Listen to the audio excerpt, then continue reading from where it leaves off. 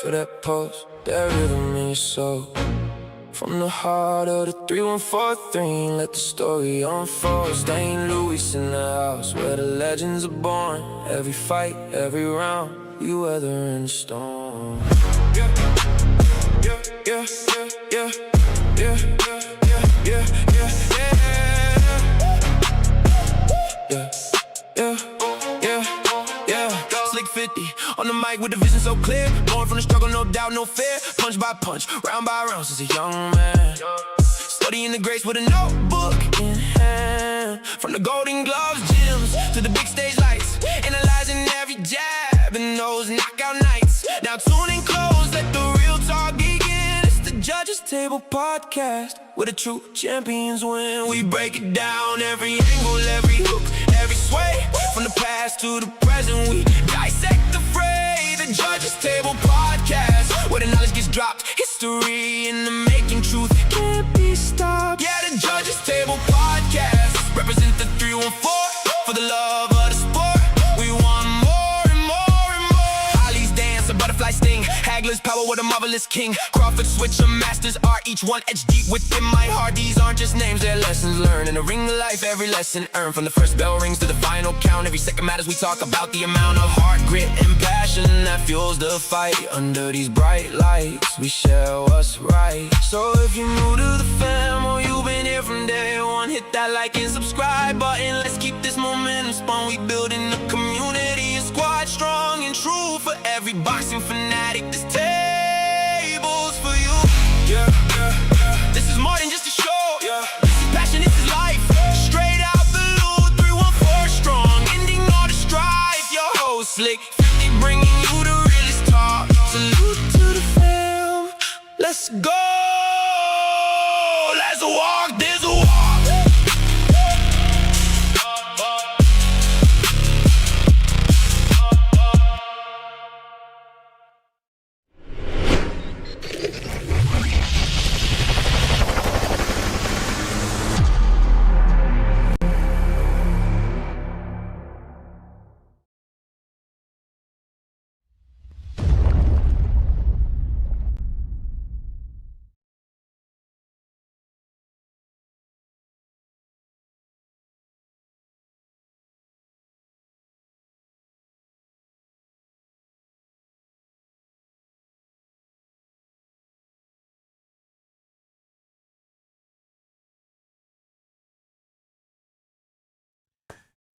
All right, man, oh man, what a turn of events. What is going on, everybody? I am your boy Slick 50 for the Judges Table Podcast. Oh, I'm so frustrated. The calls been coming through. So to everybody who wanted to touch bases earlier. I was trying to wait to the show, but I had some great conversations. My God, bro. As y'all see the title, bro, take part in this poll. Whether you're watching on a vertical stream, make sure y'all tapping that screen. If you ain't watching a vertical stream, you watch any other stream, make sure you hitting that like button, hit that subscribe button. We almost at that 3K, y'all. Let's keep it going. Well, we getting to 3K. Let's say that. You know what I'm saying? Salute to Chappelle walking up in this thing, man. I see you, man. What's going on with you? Hello, motherfucker. Yeah, man. I'm just going to jump into it. The hell with all the formalities, bro. I remember a time in boxing, bro, where this shit just was not tolerated. It was like, don't open your mouth. You get what I'm saying? Don't open your mouth, bro. E5D. Salutes to you. How you doing? But yeah, so like, don't open your mouth if you ain't about that business. Yeah, if you ain't about that business, it's like, don't open your mouth. What's the point? You dragging everybody into it. This is boxing. It's a whole new age. It's different than when I came up. We was on newspapers and things like that. But you dragging everybody into it, including me. Some would say I'm a boxing aficionado, a hardcore, whatever label you want to put on me. At the end of the day, I am a fan just like everybody else. Right? I don't like the label stuff. I mean, I know they use it, but in the I am a fan. As y'all know, when it came down to the question of should Devin Haney fight Shakur or should he fight Keyshawn? I always said Shakur might be that bag. I said, but I'd rather see the Keyshawn fight. 100%. And when I got the news that it was going to purse bid, well, first the news was they offered him $3 million. We gonna get to that. I was like, hell yeah, he gonna snatch that. Then he did. And I said, he trying to be smart. Trying is key word. Thinking that somebody's gonna overpay for that fight. And he was gonna end up with more. Turns out he's gonna get like 2.1 or something like that. Let's just say 2 million. Right? He don't like it. Now he pulls out the fight. My question, y'all, is he a duck? And I'm asking this because my mind's made up. He's a fucking duck. 100%. Salute to everybody over there on X. I see y'all, everybody following in, man. Salute to y'all over there. Really appreciate it. Real spit. He's, man, one of the biggest ducks because he's went live about this stuff. Showing, before it's going over there on Friday, this, I don't know where it was in California. Compton, California, the house they used in Friday. Where you at, Debo? Where you at? Where you at? Where you at? Where you at? Where you at? Where you at? And then you get to the nitty gritty, and it's a wrap. Last live, you was telling Devin Haney, you not in charge of the money. I don't even know why you in my DMs. Quit doing things like that. Now, we can go down this little timeline real fast of why it's pissing me off. Because, like, again, he made all these videos, belt to ass, BTA, BTA, BTA. Remember that? All these little videos chasing down, quote unquote, Devo. Get to Devo. There's one more step. You in his house. You ready. Turn down the $3 million. Then the purse bid don't go your way. But the comment you made in your last live was that Bill ain't in charge of the money. And I think what messed him up was, well, a lot of people didn't understand. And I think if y'all was hanging out during the last show that I had, I explained the deal. The last week news was the deal of Devin Haney. DHP is backed by the zone. DHP is the man's initials, the first two at least. But that was Devin Haney Promotions, which means they have backing now. They are a legit promotion. Salute to them for that. I will forever applaud that. Real talk.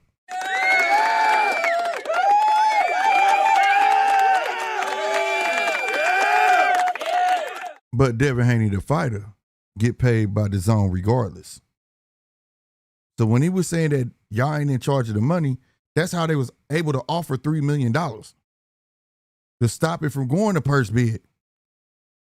When I heard that, I've told plenty of people, I don't think that Keyshawn, when he denied the $3 million, I said, I want this fight to happen, but something's telling me he's not going to take it. Because I don't know who's going to spend $15 million on a purse bid. The goal is to get the fight cheap as you can for any promoter, unless you want it that bad. Simple as that. And the part you didn't know was DHP, in conjunction with Top Rank, bought that card. Let me say it again. DHP, in conjunction, being partnered with Top Rank to buy that card. Last week I explained Devin Haney got a sweet deal because he double dipping. It didn't matter about the purse bid. He's gonna get the 75 plus whatever the zone gonna pay him. So it didn't matter to Devin. The purse bid could have been for $5 million. Devin wouldn't have gave a shit because he's still gonna get paid for Devin Haney, the fighter. You get what I'm saying? He didn't understand that. And not when he was on there talking about you ain't in charge of the money, why you keep. Yes, he is. Yes, he was, sir. And I think now he played himself. And I know, I don't know if a lot of y'all know what J-Cat is. I may explain, but I felt like, and I've said this on other channels, I feel like he's a bit of a J-Cat. And like, at the end of the day, you played yourself. Now, he didn't take it. Now, you look like the supreme duck. I remember this, the Sando Martin. I think if Devin Haney did this Sando Martin, if I remember correctly, right? But that was like low bid, and there wasn't no money in that fight. It was for Sandro Martin, though. I did feel bad for Sandro Martin, right? But that's for a whole nother conversation. But the whole point of it is, it wasn't a big enough fight where people was tripping off of it, right? Unless long as Dev gave something better, which he did. Then you had Shakur. They were saying Shakur should have took 25% or nothing because it really was nothing. There wasn't no real money on the table. It was just saying you're going to get 25%. But you come to Keyshawn, it was 25% of something. And he knew what that 25% was. It's just that's not what he was wanting. Now, here's my thing. Not here to tell people to downplay their worth. But as fans, when you do the goddamn math, you was a hot champion. When I say hot, flash in the pan. Didn't defend your championship at 135. It got taken. You go to 140, fight a fight we already seen you fight before. And then you go to 147 and become somebody's mandatory. And we've been over here talking about this for the longest, about how the fuck this was the worst than Earl. Remember they trying to put Earl number 5? They made you a Zach Mando for Dev. To the point they was backing you where they said if Dev didn't want to fight you, they had to reconcile with you to fight Shakur. That's how much they had his back. So he thought. But the point is, when you really look at it as fans, I'm not that man, ain't nobody that man. He can feel how he want to feel. But on the outside looking in, it don't even look like you deserved that shot. And for you to get that shot and not take it is asinine, bro.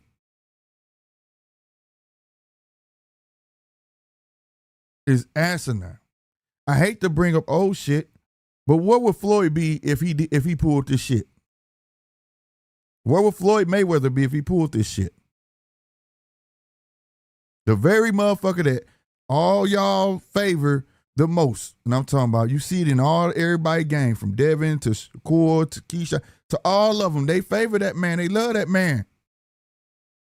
If he didn't take that fight with De La Hoya and let the Hello get the lion's share, let him do whatever fuck he want, and he just said, fuck it, hell no, man, I'm not taking that fight, where the hell would Floyd be?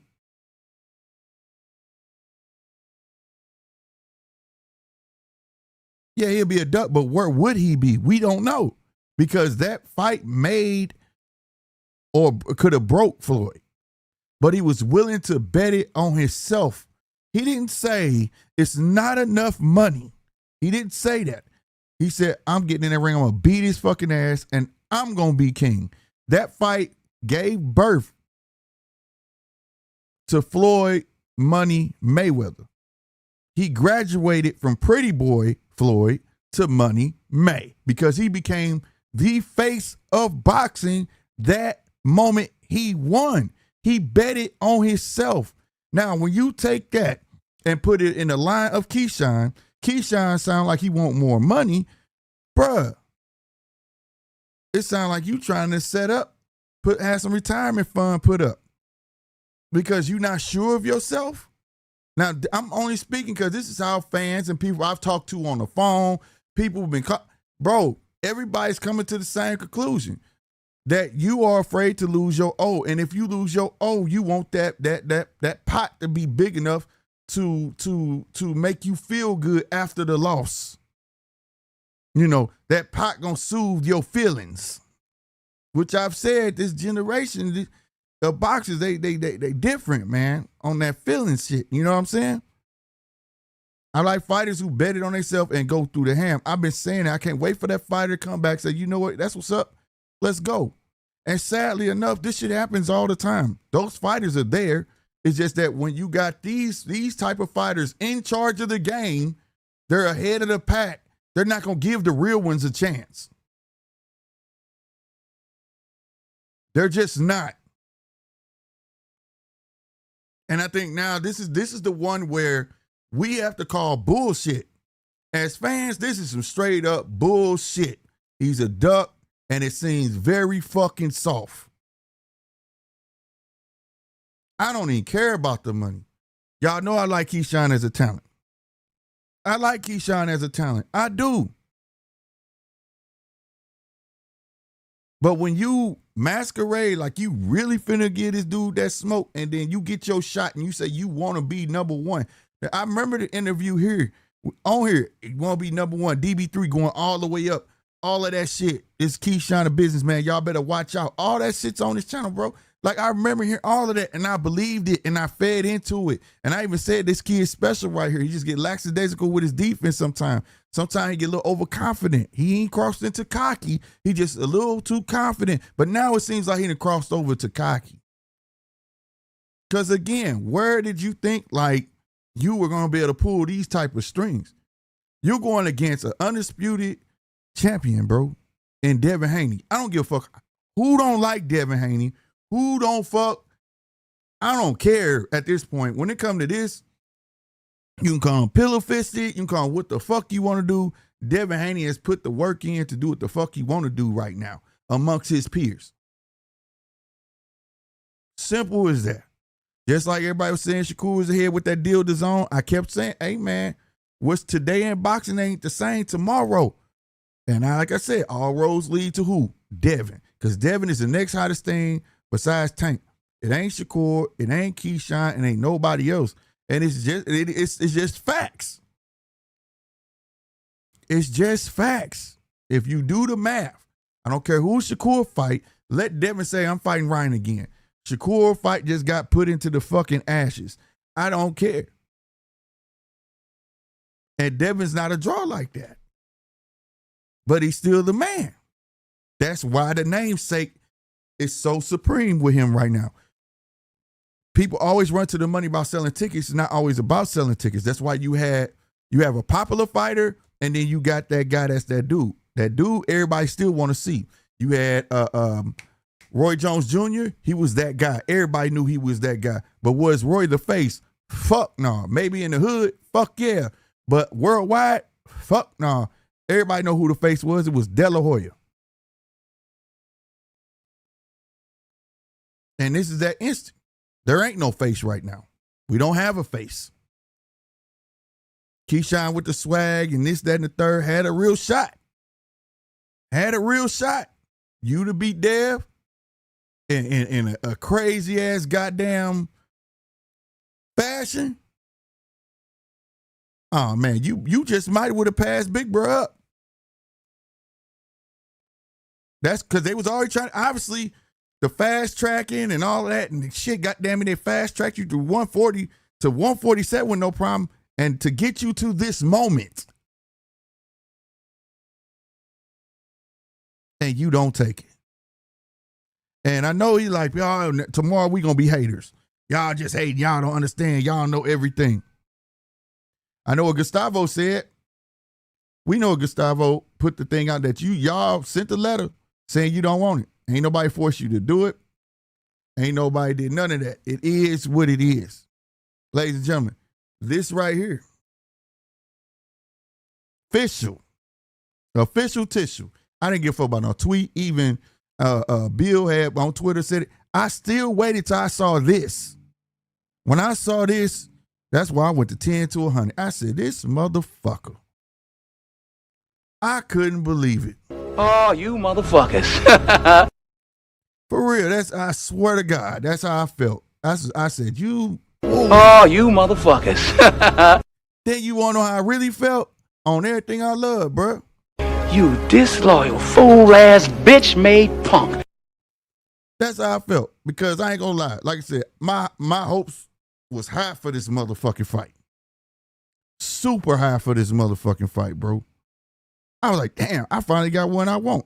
I would watch the Shakur fight, but I don't think it would have been as entertaining as these two guys on the screen. For me, it's about styles. Styles match up. It was a 50-50. Who doesn't enjoy a 50-50 fight?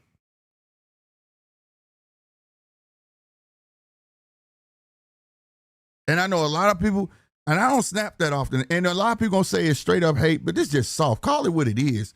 If you in your, if that's your group, call it what it is. Y'all gotta start holding y'all motherfuckers accountable. When I came up, god damn it, if somebody my age was a bitch ass, you was a bitch ass nigga.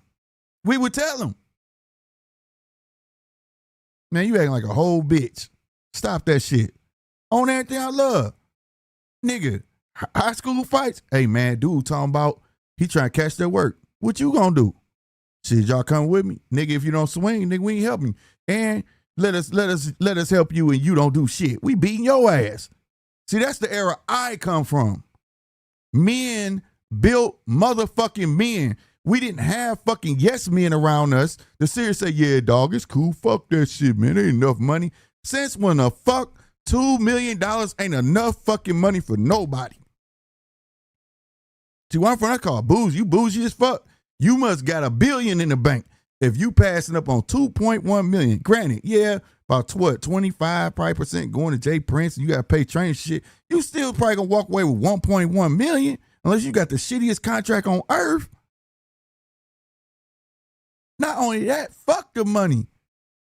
You get to beat the current man. How many times I watched Terrence Bud Crawford to get back when I say sometimes motherfuckers don't give the real motherfuckers the chance because they know. They know. And there's been plenty of fucking boxers like that they'll get waited out until they old. You understand me? Motherfuckers be calling for fucking fights, but nobody called their favorite fighter a duck. Nobody called their favorite fighter a duck. But in this fucking instance, this dude's a duck, bruh. And I'm gonna tell you what I think. I'm about to tell you what I think. I think this motherfucker gonna backtrack. I think he gonna backtrack and say, well, I'll take the 3 million. Right? Because now Devin and them need an opponent. Devin can't sit here collecting I about to say dust. He can't be sitting here just getting rusty. He needs a fight, but he needs a fight. The name is there for the taking. What I mean by the name is there for the taking, you got Devin, Shakur, Ryan, T.O. could probably climb back up into all these names that are known in his era, in his class and era. Okay? We don't compare all these fucking names. I know y'all want to put names in the pool with every fucking body. Fuck that. This class. Because you supposed to fight everybody in your class within reach to be the fucking man.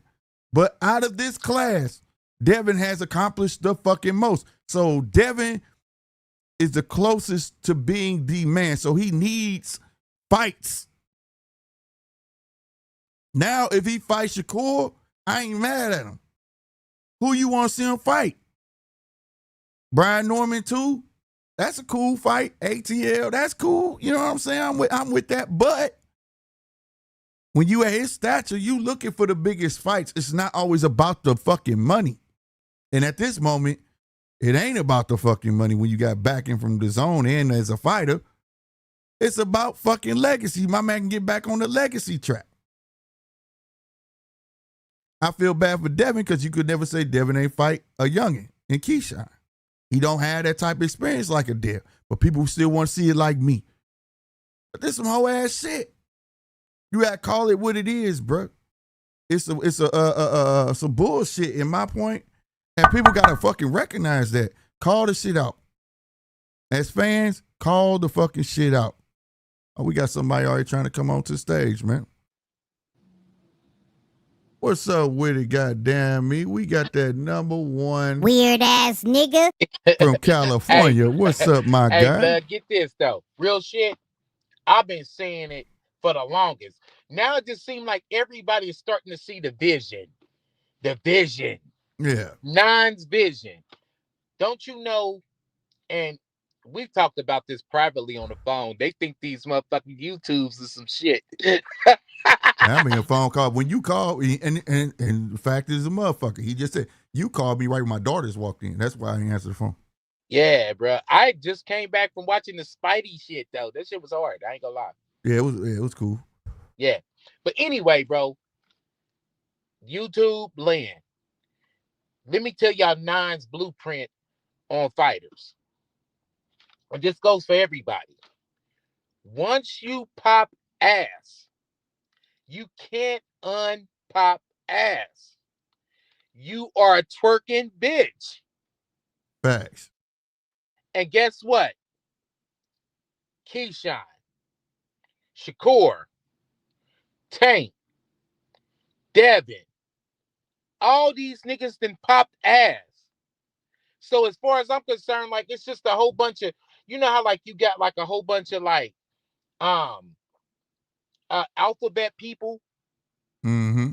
and they got like they shit going on where it's like these motherfuckers talking back at each other and all this other shit. Yeah. That's what it seemed like to me. It seemed like some whole bunch of girl shit because I don't get tough guy when I'm dealing with these niggas. I can rob these niggas. Nah, I You get know what this I'm shit. saying? And bro, I get we done that seen this that shit. shit right there. What you just said is it?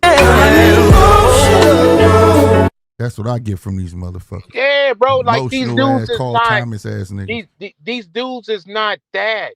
They don't move on masculine energy. You know what I'm saying? Like, Yeah. bro, like the crazy thing is you only got two niggas that really stand out, and that's gonna be Tank and Devin, because guess what? They not trying to team up. You know what I'm saying? So in 1 month's time, practically, really though, 3 weeks time, this nigga Devin done slapped the shit out of Shakur ducked him, and Keyshawn. You niggas is bitches, bro. Man, I'm gonna be real with you. I think I'm gonna be real with you. The score thing, I don't think it was a duck. I think it was a matter they couldn't satisfy both because the Man, way the fuck that, WO was on nigga. it. But Bro. because now you got now you got Shakur trying to jump back in as well. I was gonna talk about that. You know what I'm saying? But at the end of the day, the man that had his shot, Shakur got to shine for real. You get what I'm saying? He did that. Keyshawn don't have that type of shine, and this was his moment. Yeah, but guess what though? And this is something I've said before. This is another one of my broken record moments. Don't you know boxing, in conjunction with the Olympics, is on a 4-year cycle? It's on a 4-year cycle. Every 4 years, that's the crop. Just like we Mm-hmm. just got a whole nother crop of guys. Right. You know what I'm saying?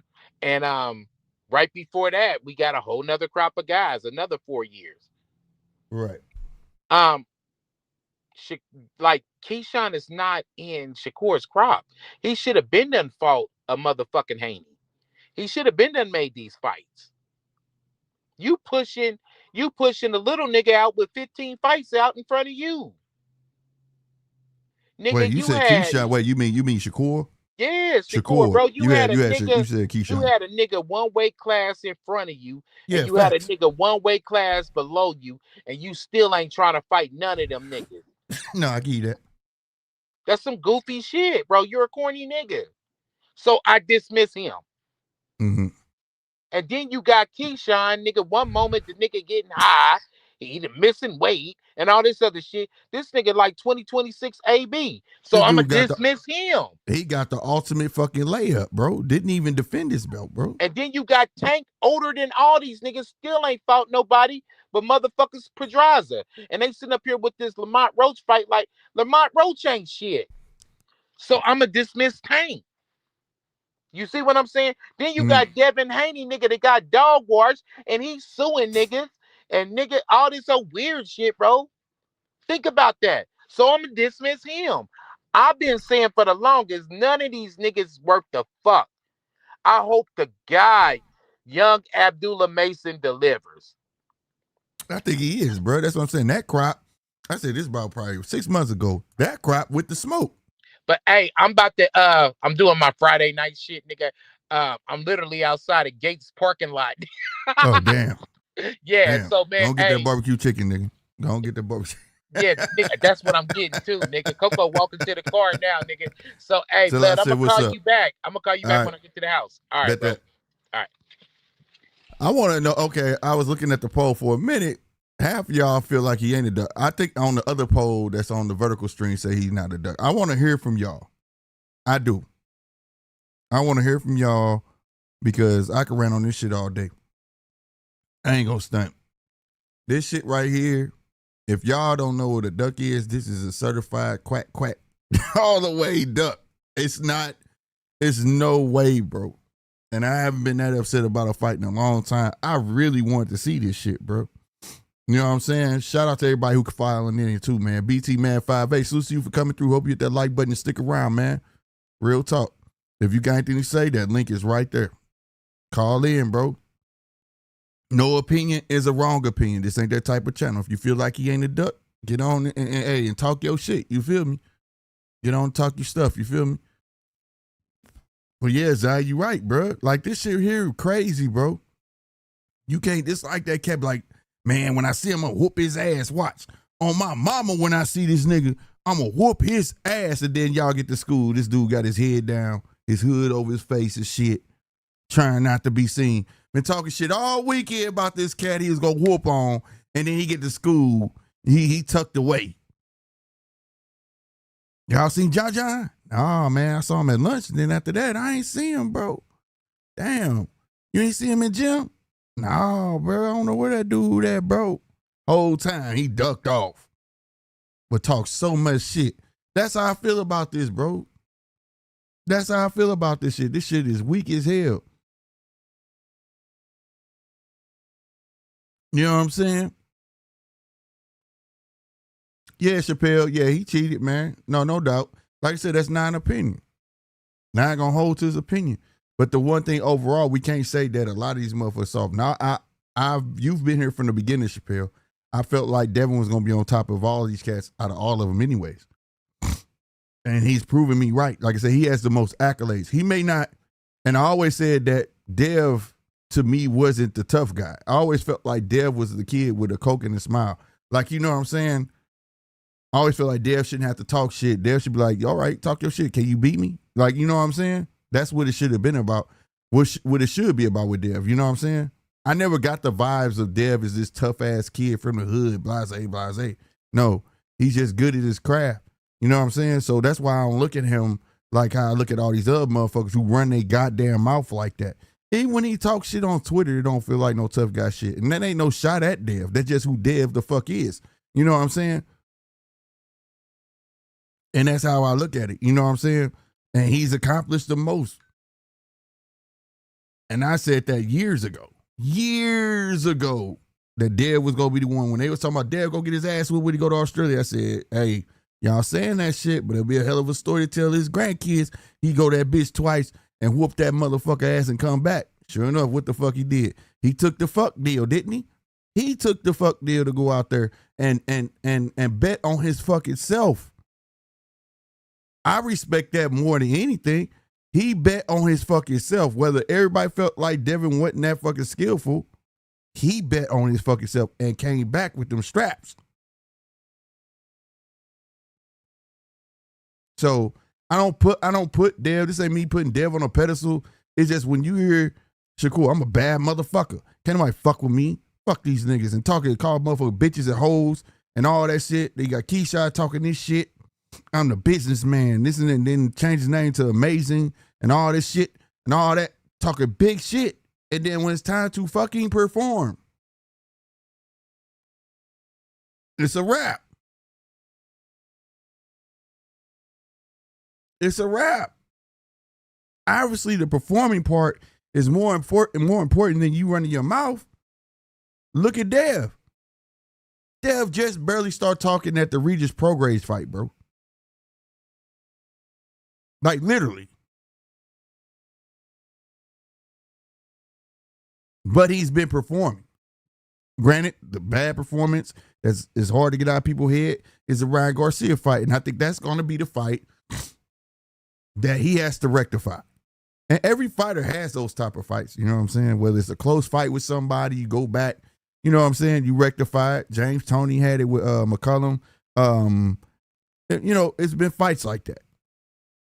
Right? Not necessarily with the cheating, but at the same time, it's going to fight that has to be rectified. But that adds to your fucking legacy, though. And I know people see what I see.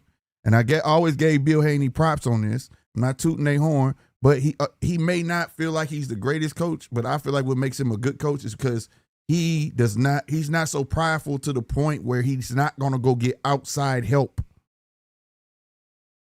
I was watching a video of Devin turning them punches over, bro. Right? The jab don't look the same. He's stepping like it's a little different. Now, where you can implement that in a fight, on a regular is a different story. But the point is, the kid trying to evolve. He ain't trying to evolve. He not bumping gums.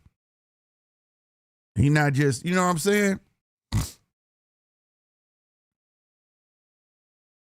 So whether you call him soft, so be it. But obviously, the tough niggas are scared to lose their O against the soft nigga. Make that make fucking sense. If Dev is so soft, why is all the tough niggas scared to lose their O to the soft nigga? Now, does that make any damn sense? Not for me.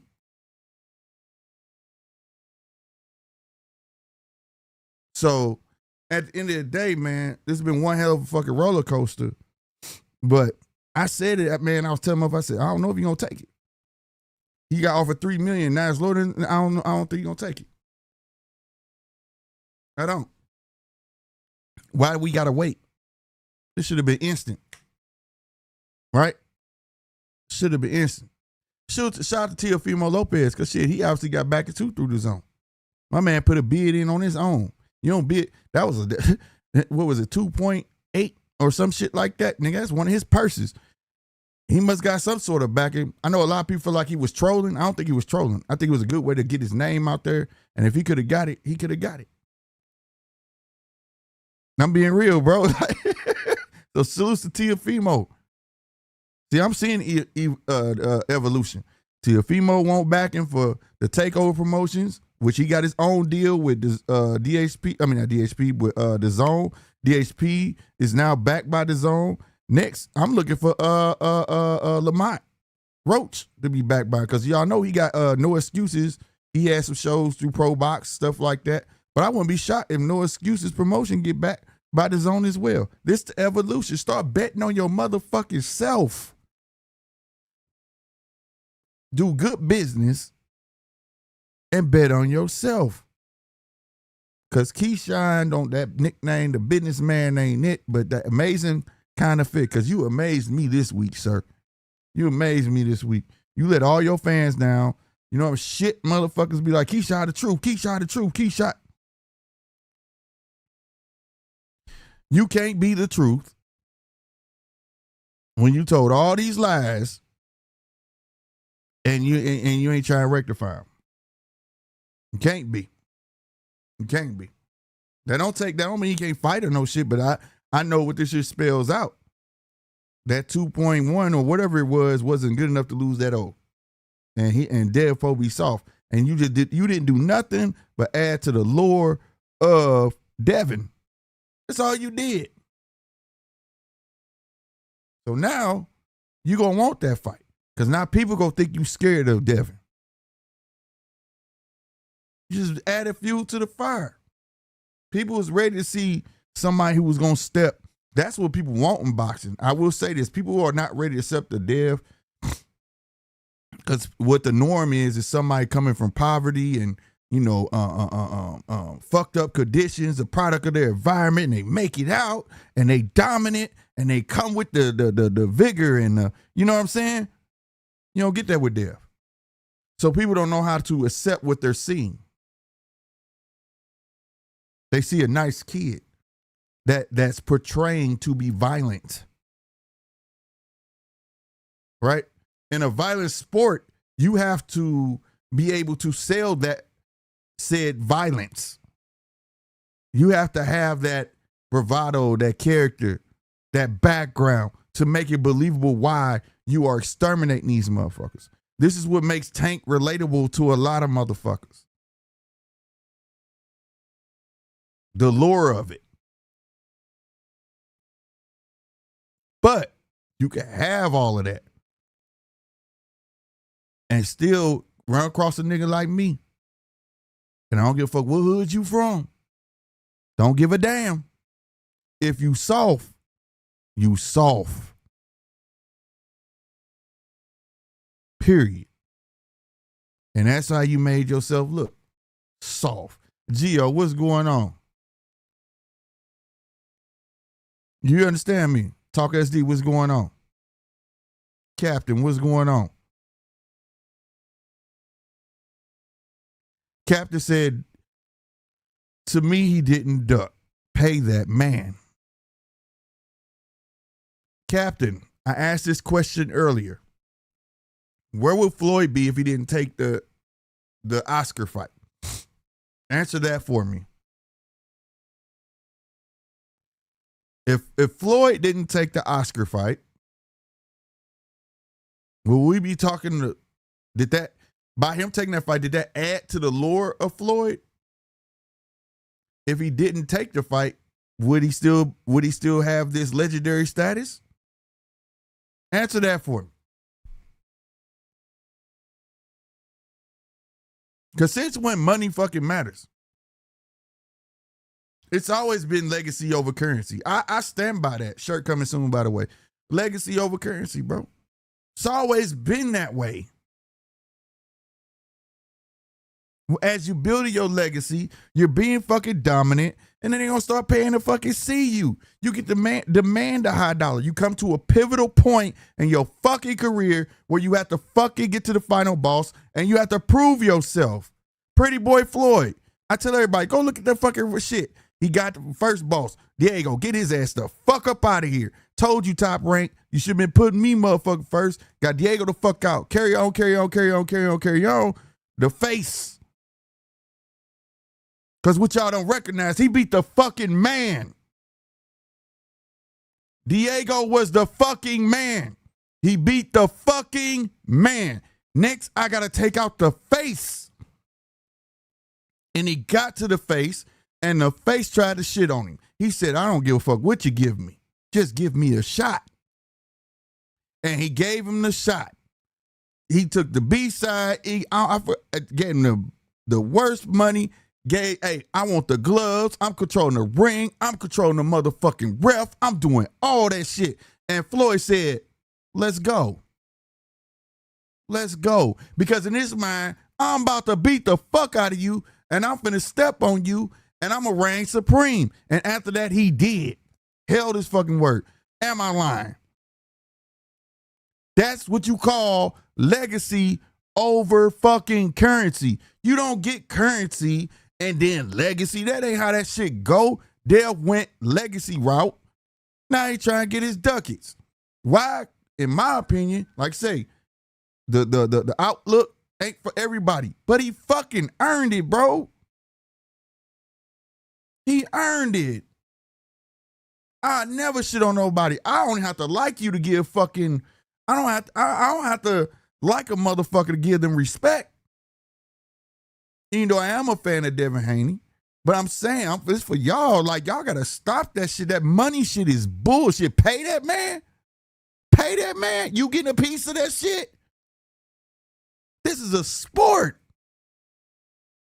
This is a fucking sport. The only sport where you get to blame the fans and make them feel bad. That's why y'all feel like that. Fuck that shit. Y'all sit there, they don't understand. I risk my life when I get in there. I think you should be the first one to understand that, sir. Duh. The fuck? Like you just getting put in there or some shit. You get to check the yes or no. I was taught about liabilities, fucking assets. If you feel like what you doing is a fucking liability, don't fucking do it. But I'll be damned you choose to do it and try to make it seem like it's my fault that you fucking doing it. Fuck that damn money. It's a sport, and I should be able to speak about the way I want to fucking speak about it. Shit, I get sick of that shit. Pay him the money, pay him the money. The fuck? Captain, what the fuck has he done to even, I'm just asking questions, because I don't care about the fucking money. But you ask me, goddamn, what has he done to even deserve that? At least T.O. was damn near undisputed, and he beat a boss. What boss has Keyshawn beat? Don't you fucking say Jermaine Ortiz, goddammit. What boss has Keyshawn beat? What belt has he fucking defended?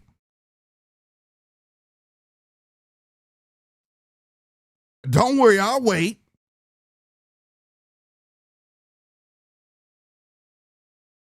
I'll wait. Somebody had faith in you. Bob gave you the walk up of the lifetime, made you champ, goddamn me. Then gave you the homecoming of homecomings. He was building your ass. He was building you. So much so, the pull with the WBO, come on, bro. Everybody know there was no way that man should have been mandatory. And for him to go on live and, what did he say on live? Shit, I woke up, now I'm 147. Hell, I didn't even say I was 147. You was a goddamn lie. You said it right after the fight. This is why I said I think he's a J-Cat. He forget what he said. I don't know, I might go to 147. Then he gonna say the next on live, the next day, shit, they say, I know I'm 147. Shit, I ain't even know I was 147. What? Stop playing, bro. But then they give you the ultimate layup. The ultimate layup. It's not like Dev said, I want to fight Keyshawn. The WBO made you Mando. How? But it was still such a good matchup. Nobody tripped off of it like that, though. Because, like I said, you made a pit stop at 140. You ain't even fought at 147. This is a layup, and you don't take it? Somebody got faith in you.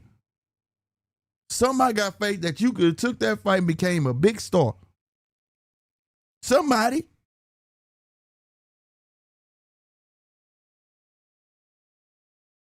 But we supposed to sit back. Man, I don't give a damn about $1. I know what I see. The hell you mean?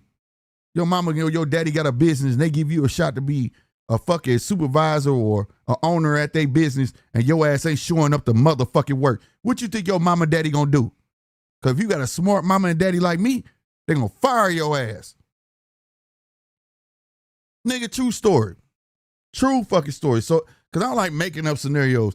I like giving real life shit. Once upon a time, Slick 50 was maintenance for M6. You understand me? And my sister was the GM. So of course I got the job. You know what I'm saying? I start fucking up. Was my sister supposed to keep me there or tell my current boss to keep me there, or was she supposed to fire me? She fired me. And I respect it. I love my sister to death. And she loved me. But she know I love her enough that I'm never going to ruin her name. It is what it is. I got fired. Right on. Everybody, man, that's fucked up. No, it's not. It was fucked up because I took it for granted. That was my dumb ass fault. And that's what Keyshawn did. You got propped up. Y'all not, and y'all talking about some motherfucking money. Fuck that damn money. God damn it, that motherfucker what he eat don't make me shit. What he eat don't make me shit. And that's a true story, I swear to God. But see, we built different. Me and my sister built different. Like you said, we learned. Y'all worry about some motherfucking money. Fuck that goddamn money. That's for him and his peoples. I want to see him eat. But how do you want him to get the fucking money if a motherfucker ain't willing to fucking perform? How you want to see him get to the promised land if he ain't willing to fucking perform? How y'all skip that? He need 3 or 4 million. What the fuck? What the fuck? So he just should have got, his first fight, should have got 3 or 4 million in, if that's the fucking case. Because really, this was his coming out. This would have been his first boss. I'm going to ask you again, what has he done to deserve it? He became champ, but he did not fucking defend it. So basically, you're paper champion. But then you go beyond that. You had 1 pit stop. You ain't fought no bosses. No bosses. You get to the boss. There's no, and let's make this clear, there's no face in boxing right now except Canelo. There's no face in that division. There's no face really. But Devin has the namesake. And as long as Devin keep doing what he doing, he will be the face. But at the end of the day, you had a chance. What? I ain't trying to hear that bullshit today. We gonna talk some truth. Talk some truth. What about Norman turning down 1.7 to fight Boots? Bruh, same logic. You know I'm telling the truth because you gotta bring up Norman. Norman shit was a little fucking different. They wanted him to be in the backyard, this and the third. But I still felt like at the end of the day, I get the business side of it, but Boots wasn't nobody. At that moment in time, Boots was hype, but two hype prospects going at it would have been nice. I'm not gonna lie. Would have been nice. And it was a layup. I'm not gonna lie. But it's not on this. Don't ever get it fucking misconstrued that Boots is on a level of a Devin Haney. Yes, he fights a little different. Yes, he's more appealing. Yes, he has the Philly backing. Yes, he looks very slick in the ring. But he's not more accomplished than Devin, bro. Don't ever think like stop playing. Boots not selling our shit by himself, so he ain't no face neither. So let's not do that, bro. Not to mention, didn't Dev call Boots out? Boots didn't stick around for that. So if you're going to tell the truth, tell the whole truth. That's all I'm saying. That's all I'm saying, bro. I'm not going to sit here and defend no money, bro. I'm not. I'm here for the sake of the sport. And this is what put black eyes on boxing. This is what make Dana sound correct. You get what I'm saying? Like, this shit weak, man. Like, now I ain't saying I want somewhere you got to force the motherfuckers to fight. No, it always should be a choice because this shit got to stick with you. We used to call it a great cloud. Because now, if Keyshawn don't fight this man and he goes to fight whoever, Joe Smo, this, and the third, blase, guess what's always going to come up? He ain't fight Devin. And I'm going to be one to say it. He ducked that Devin smoke, though. He ducked that. It happened to Floyd. It happens to the best of them, bro.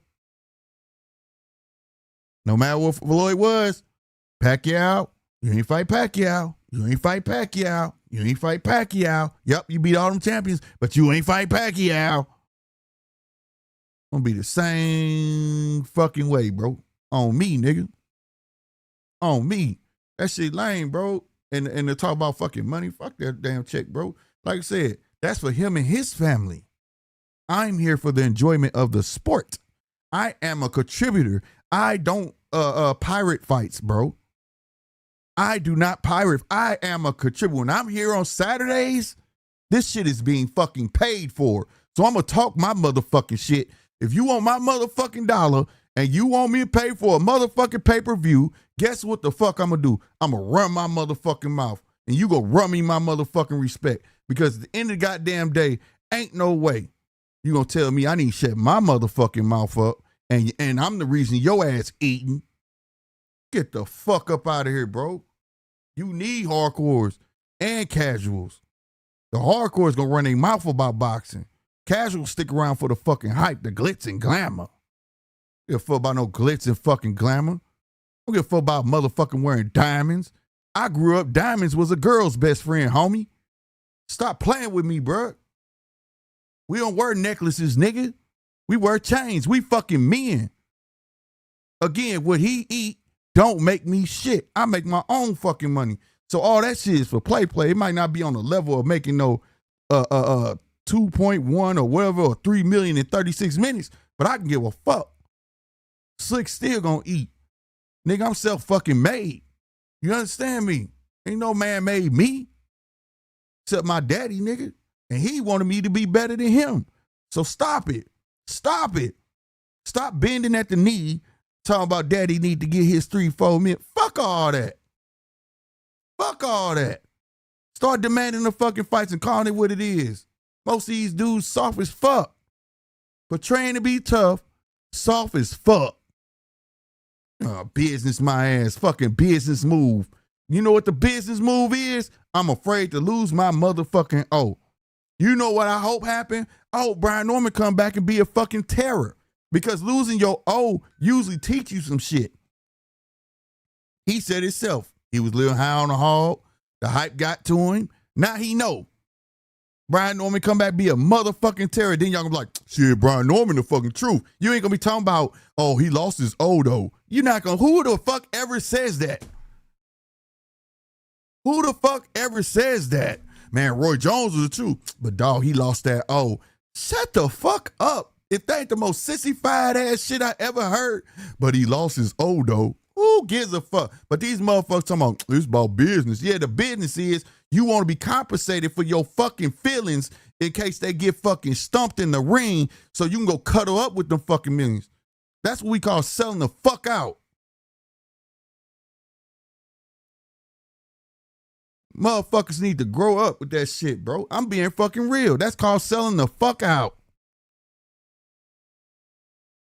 You ain't here for a good time. You here for a fucking short time. And that's a motherfucking fact. I just say it is what it is. I'm here to get my fucking money and get out. If you say that, I can fucking respect that. But when you get talking about belts and legacy, man, and you got your fucking shot, it's right here. It's literally in the palm of your fucking hand, and your ass don't take it? You don't fucking take it? See, I like the energy Ali gave, Roy gave. That energy need to come back. I don't know if y'all, one of my shits that I watch a lot, bro, is when they thought Ali was gonna lose the Foreman. And they was about to walk out that fucking tunnel. Am I right, Zai? I think it was Ali. He was gonna walk out that fucking tunnel. I got it on my phone, I could look. And that, you know what that motherfucker said? Everybody's looking sad. He said, what the fuck y'all looking sad for? Nigga, fuck George Foreman. Well, fuck y'all could at least act like you fucking happy. You understand me? See, that's called self-validation. These motherfuckers need to be stamped. That's why they always online and shit. Want to be validated by motherfuckers they don't know. See, when you self-validated, nigga, you self-stamped, nigga, I don't need nobody fucking approval. Nigga, I know who the fuck I am. Floyd knew who the fuck he was. Ali knew who the fuck he was. Roy knew who the fuck he was. James Toney still this day gonna talk his shit. You know why? Because he know who the fuck he is. When is that gonna come back? When? They didn't look for no dollar amount to validate them. Nigga, that's what I'm supposed to get because I'm him. In my day, we say that guy, I'm that guy. I know. So that pose to come with it, nigga. The fuck you mean? Fuck you mean? Stop playing, bro.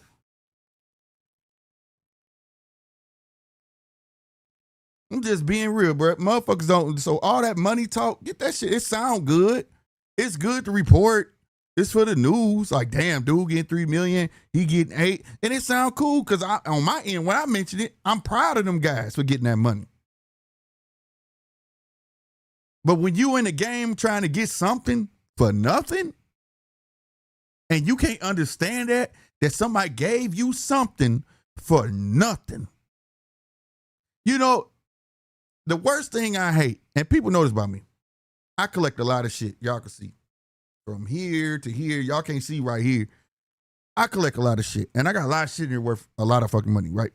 But every now and then, I clear house. And because of the way I was raised, I was taught to ask your family members and your close friends, hey, you need this, you need that. You need this, you need that. I hate when I give something to somebody and the next time I go over their house and it's trashed. It's trashed. It's towed the fuck up. It burns me up. Even though it ain't mine no more, it burned me up because you don't appreciate it. And the reason you don't appreciate it is because you got something for nothing. This is why when you get a teenager, they first car ain't supposed to be no Benz. You gonna tear that motherfucker up. You go get that motherfucker a Honda Accord.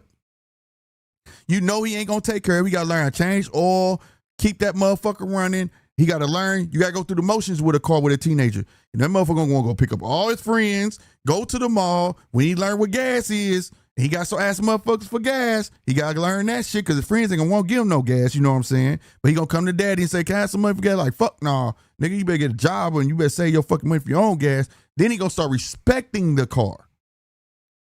Now he's going to start respecting that he got something for nothing. He going to tell his friend, fuck nah, I ain't coming to get you.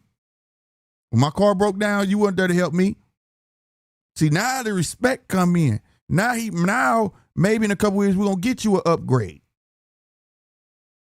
You get what I'm saying? That's what's wrong with these motherfuckers. Always getting shit for nothing. Keyshawn ain't even earned this shot. He didn't even earn it. That's the point. This is why he don't respect it. He doesn't understand the value of what was in his grasp. He couldn't see the unseeable. You understand what I'm trying to tell you? This moment, whether he believe it or not, and just think it, maybe he just thinks all about money.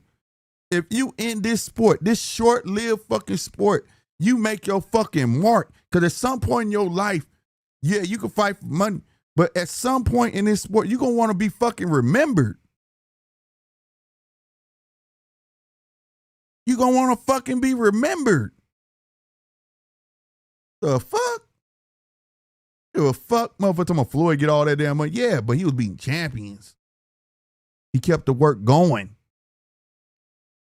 And I wasn't the biggest Floyd fan, but he was beating them damn champions. And then you fucking got this opportunity to beat Dev. The one dude in y'all class that got the most fucking accolades.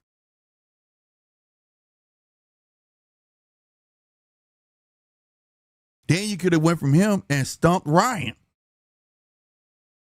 Think about the legacy you could have built. Think about it. Think about it. And y'all here talking about 3-4 fucking million. 3-4 million ain't shit to compare it to the future.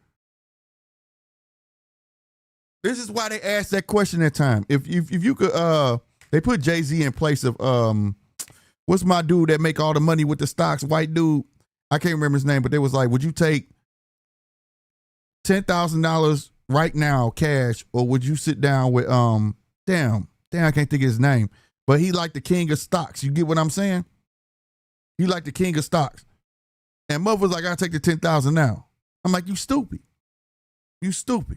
Because if you sit down with a millionaire, the goal is to just get to sit down. That's the hardest part. You get him to open up talking and shit and asking about his business, he gonna start just dropping jewels on your head.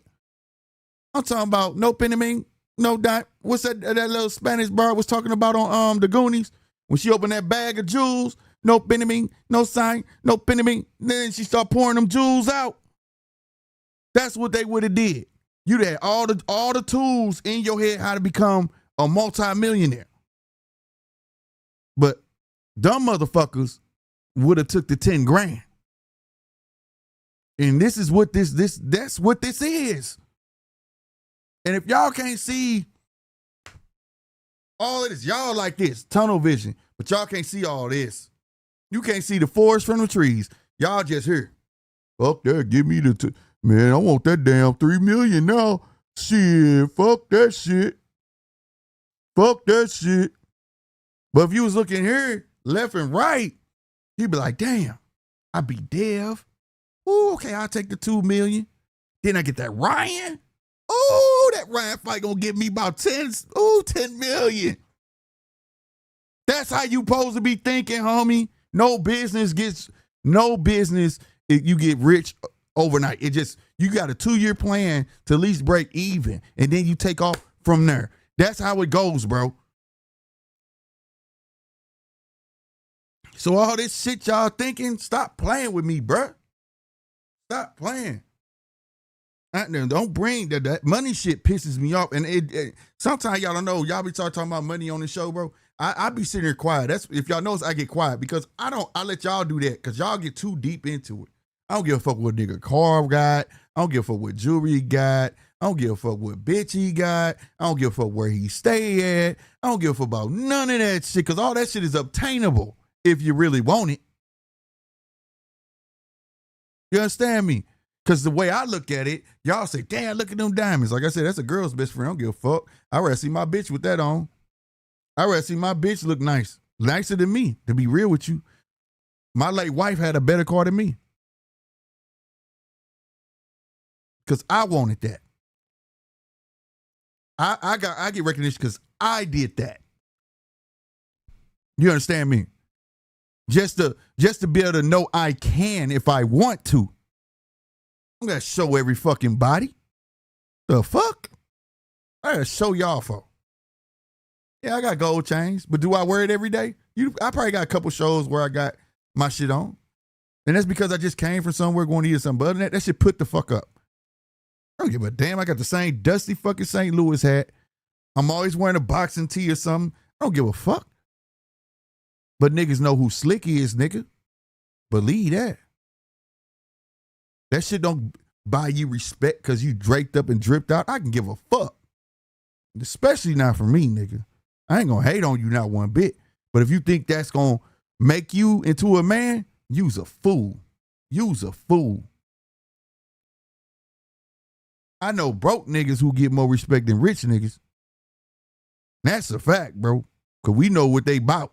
They really bout that life.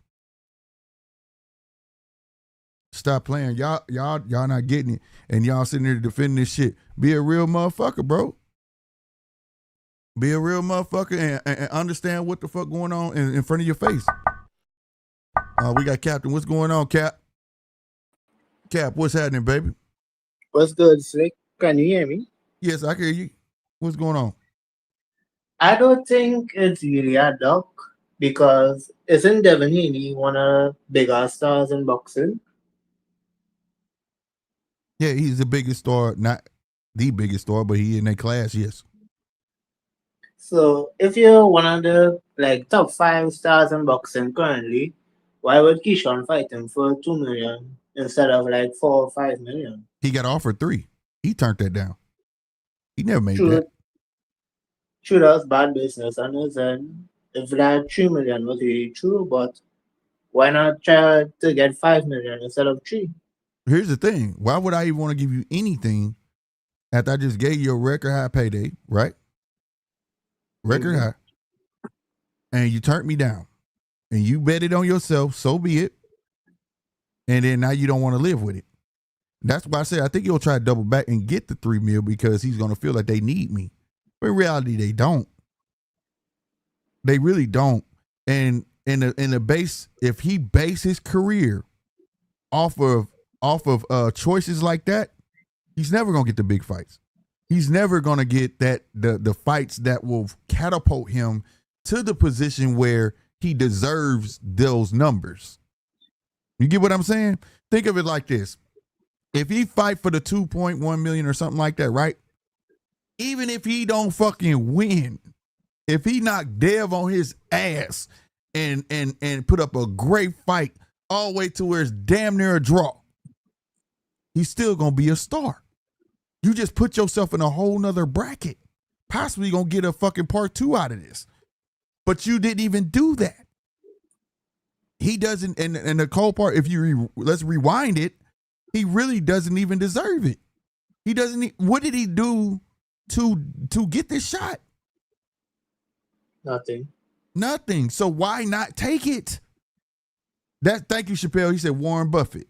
That's why I gave the analogy back in the day when I was in school. They said, would you take $10,000 right now cash or sit down with Warren Buffett? My class was like $10,000. I was like Warren Buffett because I knew who the fuck Warren Buffett was. I want to sit down with the man who's he making money in his sleep. I need to know how he's doing that. In his essence, take the 2 million, bet on yourself, beat the fuck out of Dev, and then boom. Now you could possibly have it 2 ways. Dev is the number 1 name in your class. Beat the fuck out of him. You possibly get the recognition and the fuck become a face, depending on your performance. You get what I'm saying? Yeah. You have to make the moves. Like I said, where would Floyd Mayweather be if he didn't fight De La Hoya? You know De La Hoya dictated everything, right? De La Hoya told him what he was going to give him. Floyd just accepted the shit because he knew this was his only shot. If he passed this up, he wasn't going to get this shot again. And De La Hoya would have fucked around, been a legend damn near until he turned full promoter. You get what I'm saying? I mean, not a legend. I mean, the face of boxing. So you have this shot. You have this shot. Not to mention, you got a hell of a following too. It's not like you get this shot because most motherfuckers get a shot, don't have a following, and they may win, and then they create a small following. You get what I'm saying? You already got a following. You got a bunch of people who gonna solidify you. If you want any validation, the minute you beat Dev, your whole fan base finna go crazy and tell the world ain't nobody beating Keyshawn. Your home base will be crazy. You get what I'm saying? Yeah, I think the real reason why he turned down that 3 million is because Devin allegedly was supposed to get paid, I think, 9 million. Or like 3 times what he's supposed to get. I think he's looking at like, oh, Devin is not better than me. Why is he getting paid 3 times more than what I'm supposed to get? Can't worry about that though. You can't worry about that because, like I said, the businessman posed no business, right? All that wasn't just coming from the zone. Like I said, they're co-promoting.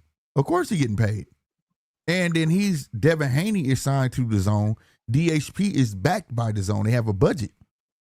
That's why they was able to offer him $3 million. DHP was offering him $3 million. You get what I'm saying? Yeah. So Devin, in a sense, is double dipping, but it's perfectly legal. The zone signed him as a fighter, and they partnered with the company to give him the backing they need. You can't get mad at that. You just got to take the chance that you get. You get what I'm saying? You got to take that chance. So what is 2 million now? That 2 million could have multiplied to 15 in a Ryan fight. Think about it. Beat Dev. Ryan beats kind of been, and you say, come on, Ryan, let's do it. You know how big that fight would have been? The lure of Keyshawn would have been in reverse. I'm saying, how does Keyshawn deserve this? Then it would have turned into, damn, this dude didn't even fight at 147. He only had one fight at 140. God damn. And went all the way up and beat Dev. Damn, people see the difference? Now he get Ryan. Then he beats Ryan? What the fuck? Now he's not a fluke. Because people view that Devin lost, right? He beats Ryan and he beat Ryan? Oh, man.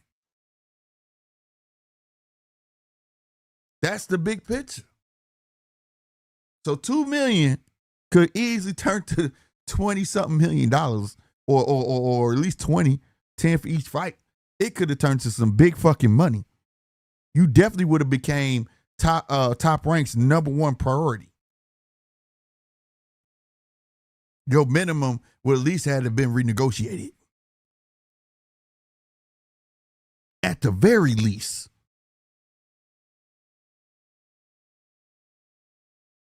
So I hope when he sees this stuff and he's like, damn, everybody turning their back on me. It ain't we turning our back on him. Is that my grandma used to say, you make made your bed, now you got to lie in it. You talked all of this stuff. You was out here like you were campaigning for this fight. You were campaigning as if Devin is running from you. Remember that? Going to look for Debo Dev. Where you at? Where you at? Where you at? Where you at? To stop DMing me, dog. Stop this, stop that. The whole energy just changed. And Cap Double said, you might be right. He might say, how he get 9? How they gonna give me 3 million? He get 9.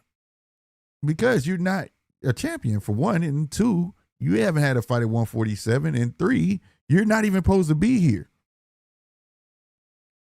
What's old girl name? Nobody's supposed to be here. That's Devin singing that shit to us. Like, you're not supposed to be here, sir. If that's any reason, that's the reason. You are a liability to Dev. Because again, usually it's the ones you think ain't gonna do shit be the one who beat you. And that's why they usually get looked over. But in this essence, this dude got, like I said, the layup of the century. and got the shot. Why did I take it? He did it, LeBron. I don't want to take the final shot. Here you go, Kyrie. But he want all the money. He want all the money and all the recognition. I'm the baddest player in the world, but you won't take the last shot. That's what they pay you for. That's what they pay you for. You hear me? You know, too, what really makes me think that he turned on the money because Devin was getting paid so much more. Then she could sign like a $15 million per fight with deal with too far. Well, you said if Dev went to Zuffa? No, then she could sign like a $15 million per fight with like Sufa or something like that. I don't know. I think it was like 10 or it might be that. Yeah, I it was at don't least keep like track. 8 figures. If he's supposed to get like per fight. So he's probably looking at Shakur like he's getting 8 figures. I'm just getting 2 million. But Shakur is a 3-time weight champion, bro. Ring champion. He's done things. You get what I'm saying? Yeah, but He's he's fought looking bosses. at Shakur. He's looking at Shakur like that's his best friend, not a 3 division. Then ask your best friend to give you a loan until you can get to his status. Because you can't get like, you can't just think I'm gonna get. I do that with my girls. I have a 9-year-old and a 13-year-old, okay? So you can only imagine the 9-year-old sees the 13-year-old doing things that the 9-year-old can't do. And my 9-year-old don't understand it. Like, why she get to do? Why she? Because you're 9. You can't put makeup and lip. You can't do certain things right now. You get what I'm saying? Yeah.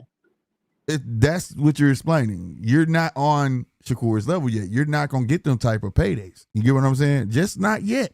You have to beat some bosses. People said Valdez was going to horse Shakur. He went there and watched Valdez. You see what I'm saying? He fought bosses. You know what I mean? Tiafimo, whether you or not, he fought somebody with namesake. Keyshawn ain't even fought nobody with namesake. That's why I said, and people, only name you probably say Jermaine, and Jermaine, no. You get what I'm saying? Everybody knew how the fight was going. And that's not taking that away from Keyshawn. But these fights, even when he became champion from, what was his name? Baranchek? I can't think of his name. Was that his name? Yeah, yeah. When he got that belt from Neverati, I think everybody in the world said it at the same time. Oh, he's food for who he fights next. And the minute Keyshawn got that fight, I said, oh yeah, Keyshawn too big for this little motherfucker. He gonna beat his ass and take that belt. Everybody knew that. Everybody. Then you get it and you don't defend it. So now you had a paper championship. Now it looks like a fluke. Then your next fight, you go to 140 and fight a guy we already seen you whoop. Then you get bumped up to, you say you go to 147. Then you want to play like you didn't say you was going to 147. But anyways, the WO makes you a mandatory. You ain't even have a fucking fight. Nor was you a champion at 140 to even warrant this mandatory. And you don't take it? They were trying to make a star. They know the sport is the welterweight is lacking stars. They were trying to make a star. They was like, Keyshawn could be next shit, man. Hey, look, this is what the fuck we're gonna do. We're gonna put him at 140 so they can't say he just skipped 140 and then he go to 147. We're gonna make him mandatory. We're gonna get a belt for his ass. That's what they were trying to do. They were trying to make a star. They wanted somebody who could hold that fucking belt, you understand me, and bring some hype to it. You know what I'm saying? Mm-hmm. That's what they were trying to do. It's laid out. His whole career path has been that way. He's been fast-tracked. You see what I'm saying? And you don't fucking take it, and you can't sit back and understand and say, well, yeah, I ain't did shit for real, but this is my moment to shine. This is the moment to shine. And you chose not to, bro. And like I say, for me, yes, I go through all the analytics for the show. But for me personally, as a fan, like I told everybody, I watched the Shakur fight. I do agree that is a hardcore type of fight. You know what I'm saying? Devin and Shakur. But that Keyshawn fight and Devin was, like I said, would have been more exciting. You get what I'm saying? For all around everyone.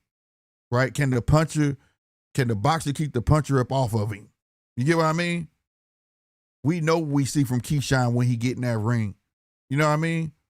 The toughness, the grit, willing to come forward, shit like that. Can Dev stay on his toes, stay behind that jab, you know, time them punches. Like that shit right there makes it a 50-50. Like, hey man, we got another good one. Shakur and Dev gonna be a jab fest. So that's for me, like it's gonna be who's willing to step, who's gonna break character to win that fight. You get what I'm saying?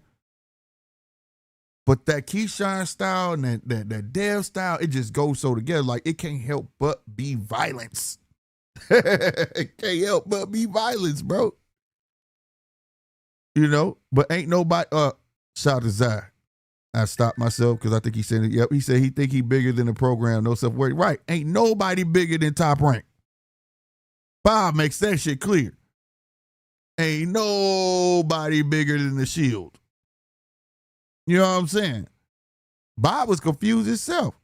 You saw Bob said that he begged for the fight. He begged for the fight. And now what? The hell going on? See, ain't no security blanket in fucking boxing, bro. If you think your promotion got your back, wrong. If your promotion had your back, you wouldn't need a fucking manager. But you gotta have a manager and people. Why? Promotion is business. So if you feel like, damn, that's all Top Rank bidded on the damn shit, god damn, I thought they would have bidded more. Fuck them. Well, guess what? You wrong. They did what the fuck they were supposed to do. They didn't have to bid on that bitch at all. And if you think that was a shitty ass bid, how much did they bid on that TO fight when Triller thought they was gonna be able to put that fight on and went for the purse bid and Bob got that motherfucker? He got it for cheap. Cheap. Plus, I don't even think Top Rank won't even pay Devin Haney all that money because he's not signed with them anymore. Right. Exactly. You know, I want to pay Devin 8 figures, even though they were like to, you know, have their boy Keyshawn at least fighting for like a 3-4 million. They're not going to pay Devin 12 million and have Keyshawn fighting for like 4 million. Then I our think- Top Rank goes through business. Yeah. But shit, Bob in a good situation now. The back, everybody with his own, it's a way better situation. Man, that boy could be a star. And it wouldn't be no fight he couldn't get at this moment unless you try and get bring Tank back. You get what I'm saying? But wouldn't be no fucking fight that boy couldn't get. The sky's the limit. He beats Dev, bro. All he had to do was put in the right order. Everybody learned it. They look up to Floyd. You beat De La Hoya, and then go get the next best thing, the next best thing, the next best thing. That's all you keep doing. The next best thing would have been Ryan. You see what I'm saying? You get you a TO, you get you a motherfucking Roach. You just go down the whole fucking list. You get what I'm saying? All big fights for him. You could have done a Pacquiao fight too. Mm-hmm. But this is the starting block. You got to take the first step, and it just looks like he don't want to take the first step unless it's enough money. And what he doesn't understand is, for people like me, I know the casual's going to scream, he deserved the money. Bro, you take that fucking initial step, bro, because that's going to set your life up. It's never been currency over legacy. It's always been legacy over currency, bro. As much as people didn't start paying attention to Floyd until he was money made, right? It's all about the money. Remember that shit, right? Throwing the money at the camera, right? But before that, he was all about legacy. I think he had the WBC that many times and dropped the belts and came back just to fight him over and take the belt, just show you he could do it. You get what I'm saying? It's about legacy. Because he was at the point where the money had to come with it. It was no debate about it. It wasn't him being greedy. He was the face. You're going to pay the face. It didn't matter who Floyd fought. The world was going to come see him. Right? 75% wanted to see him lose. 25% wanted to see him win. But either way, you were going to come see. You were going to buy it. That's the game. That's the game.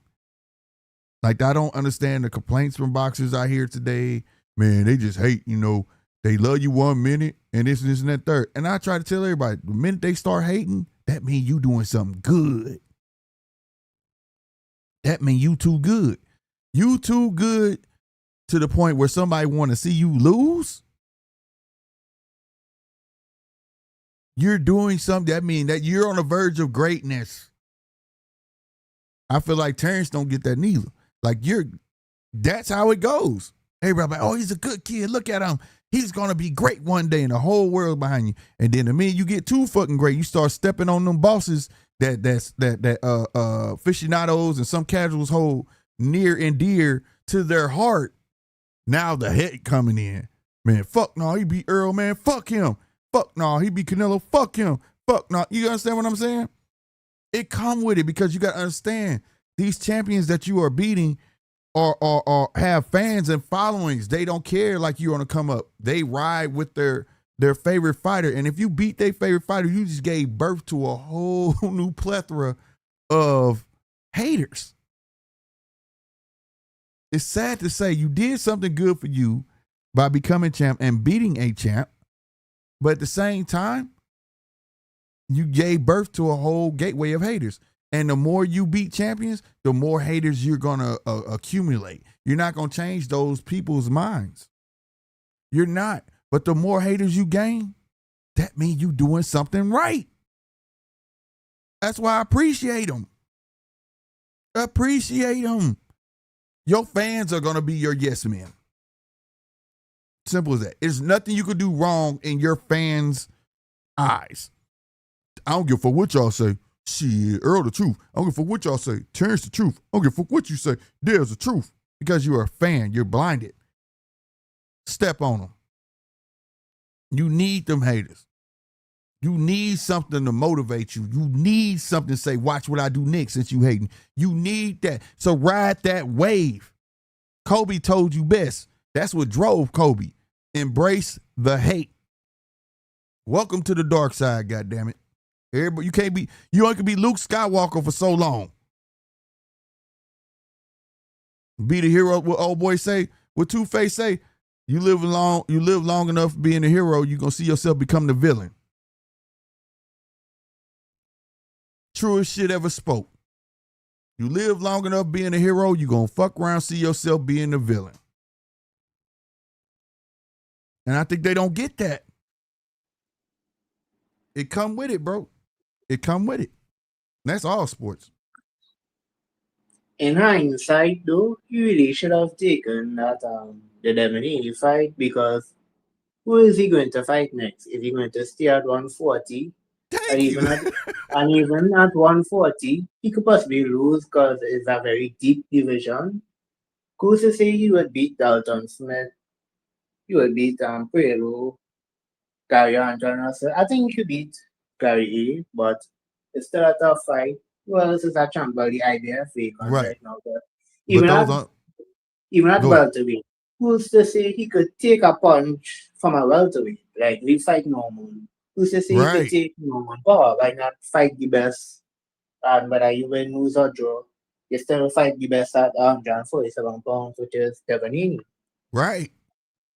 And if it's a good fight, you still, the way boxing work now, you could lose and still become a big star as long as you do a good job. You know what I'm saying? Yeah. Look at Lamont Roach. Zepeda. Yeah. Roach and Zepeda. And Zepeda. Hell, and Pitbull. Yep. So if you do good, you know what I'm saying? That's what I mean. Like, I agree with you. All them other fights don't matter now. Because when he take them, man, they gonna be like, man, he probably fighting Devin. Nobody care. Like, it's gonna have this stigma on it for a while. You know what I'm saying? Mm-hmm. So it is what you say. I believe the actual grace is you die a hero or live long enough to become a villain. Is that how it goes? Salute to you, 7967. Let me put you on the screen because I can't say your name. Is that how it go?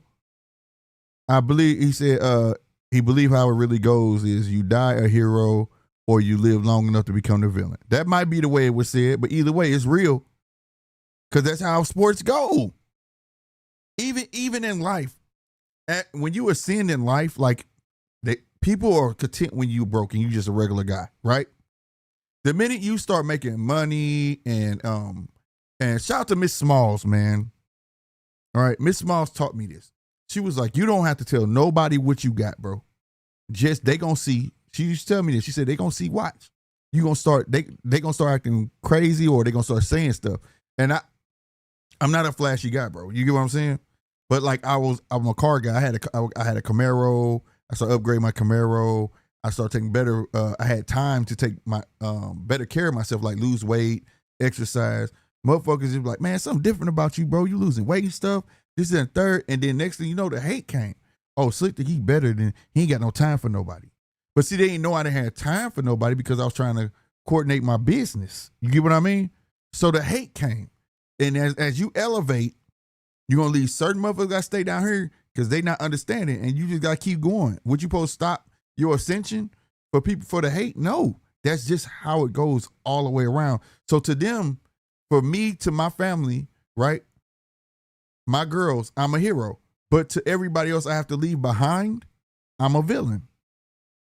They start hating me for no reason. Like, you get what I'm saying? So it's like that in all sports. And I think boxing is the one where they get used to the praise on the way to the top, because Pretty Boy Floyd got praised. I was like, who the fuck is, man, the same praise I give Abdullah Mason, not praise, the feeling I got from watching Abdullah Mason when I first saw him was the first, that's how I felt when I saw Floyd. I said, who the fuck is this little motherfucker? Who the hell is this little dude, bro? You know what I'm saying? And sure enough, he took off. Sure enough, we saw Abdullah take off. And I'm like, oh my God, this is going to be a problem. And sure enough, along the way as I'm talking, I hear people start hating. The more wins they get, the more hate came. Man, Abdullah ain't going to be shit. Oh shit, did you see Floyd glove touch the ground? Oh shit, Abdullah got dropped. But then they kept going, became champions. Now they about to be unstoppable. That's the shit I like. And they have to understand that hate. They understood the hate came with it. Floyd played into it. Floyd wanted you to hate him. Floyd don't act like that. Floyd wanted everybody, because he knew he had more haters, so I'm going to make them more mad because they want to see me lose. In a minute, you're going to see Abdullah. He's going to have his own way of dealing with it. But this shit with Keyshawn, though, yeah, bro, all the Twitter wars, all the videos you did, all the money you spent going to California making them skits, all of that shit for nothing. Great promo. But what was it for?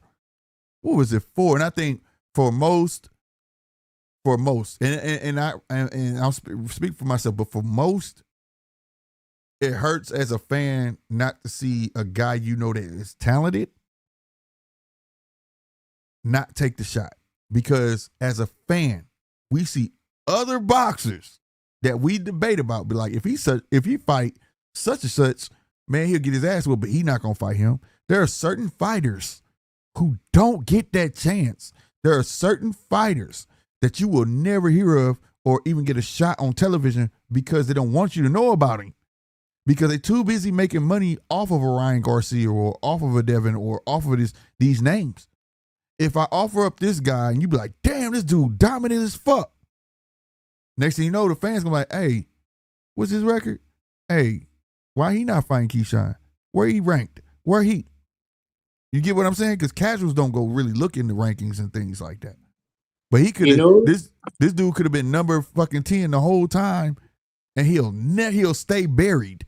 He'll stay buried. So when I see a guy with the name that don't take the shot, what the hell? You know what I mean? Motherfuckers will kill for that.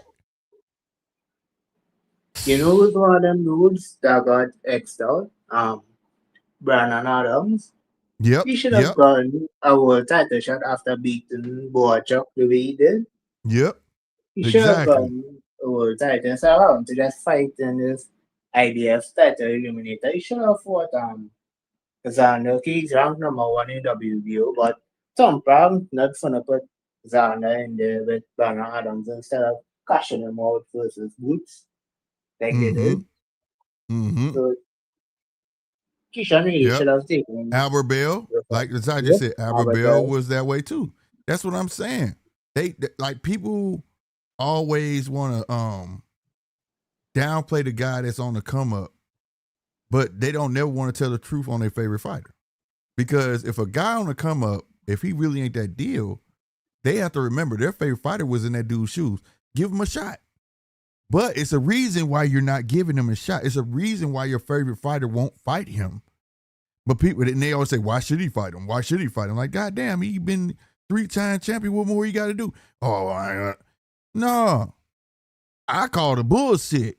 You know what I'm saying? I come in here where this is why new fans, they talk bad about the old box. They be like, shoot, when I go watch Roy, who did Roy really fight? When I watch Ali, who did really Ali fight? When I watch James, who did he really fight? What? They fought everybody. That's the point. They fought bosses and everyone. They didn't pick and choose. They didn't pick and choose. But then when you watch Abdullah Mason, y'all want to apply the same thing. Who did Abdullah fight? He fighting all these washed up dudes. And then you see he could really put that hurt on you. Now everybody like, damn, Abdullah the truth. Yeah, this is what I'm talking about. I admire fighters who gonna fight they bosses and they mandatories. Simple as that. A lot of motherfuckers ain't doing that. It's a lot of motherfuckers riding their name. It's a lot of motherfuckers that's sitting there and picking and choosing. The one thing I can't take from Dev, he got a list, don't he? And he trying his best to go down it. And this is and I have to say it this time. Cause first I poke fun at the list. You know what I'm saying? It's hilarious, how they be saying that shit. You know what I mean? But at the end of the day, he really tried to do it. Keyshawn and he tried to do it with Shakur and Keyshawn. They ass was on the list. You just made the list. And it was great promotion, but it wasn't just promotion. You see what I'm saying? And they put the names out there, and it was smart because everybody was satisfied with the names that was on the list. And he's trying to stay with the list. And you can't say nothing about Dev. Can't nobody say Dev dug nobody. Dev was trying to make the motherfucking fight. Both of these cats. Now me, I feel like, this is me personally, I'm not a fan of if it's 144, what the fuck is 3 more pounds? I'm just saying, bro. Some say it's a whole lot, and I get it. It might mess with your speed. It might mess with, but I don't know, bro. It just don't make sense to me. You know what I'm saying? It's a good fight. It'd be different if it was Shakur calling him out and really wanted that catch weight just to prove himself. But I feel like if you really gonna do it at 147. Just wait for that time. You get what I'm saying? Where you could fill out to make 147. Go up there, or just take the gamble and go bet on yourself. Not fighting at 144. Not fighting no catch weights. I'm not doing none of that shit, bro. Not me. Because you need me. No. You know what I'm saying? I have to say the yay or nay, not you. You know what I mean? So, but if it happened at 144, fine. It just better not have no weight clauses. Because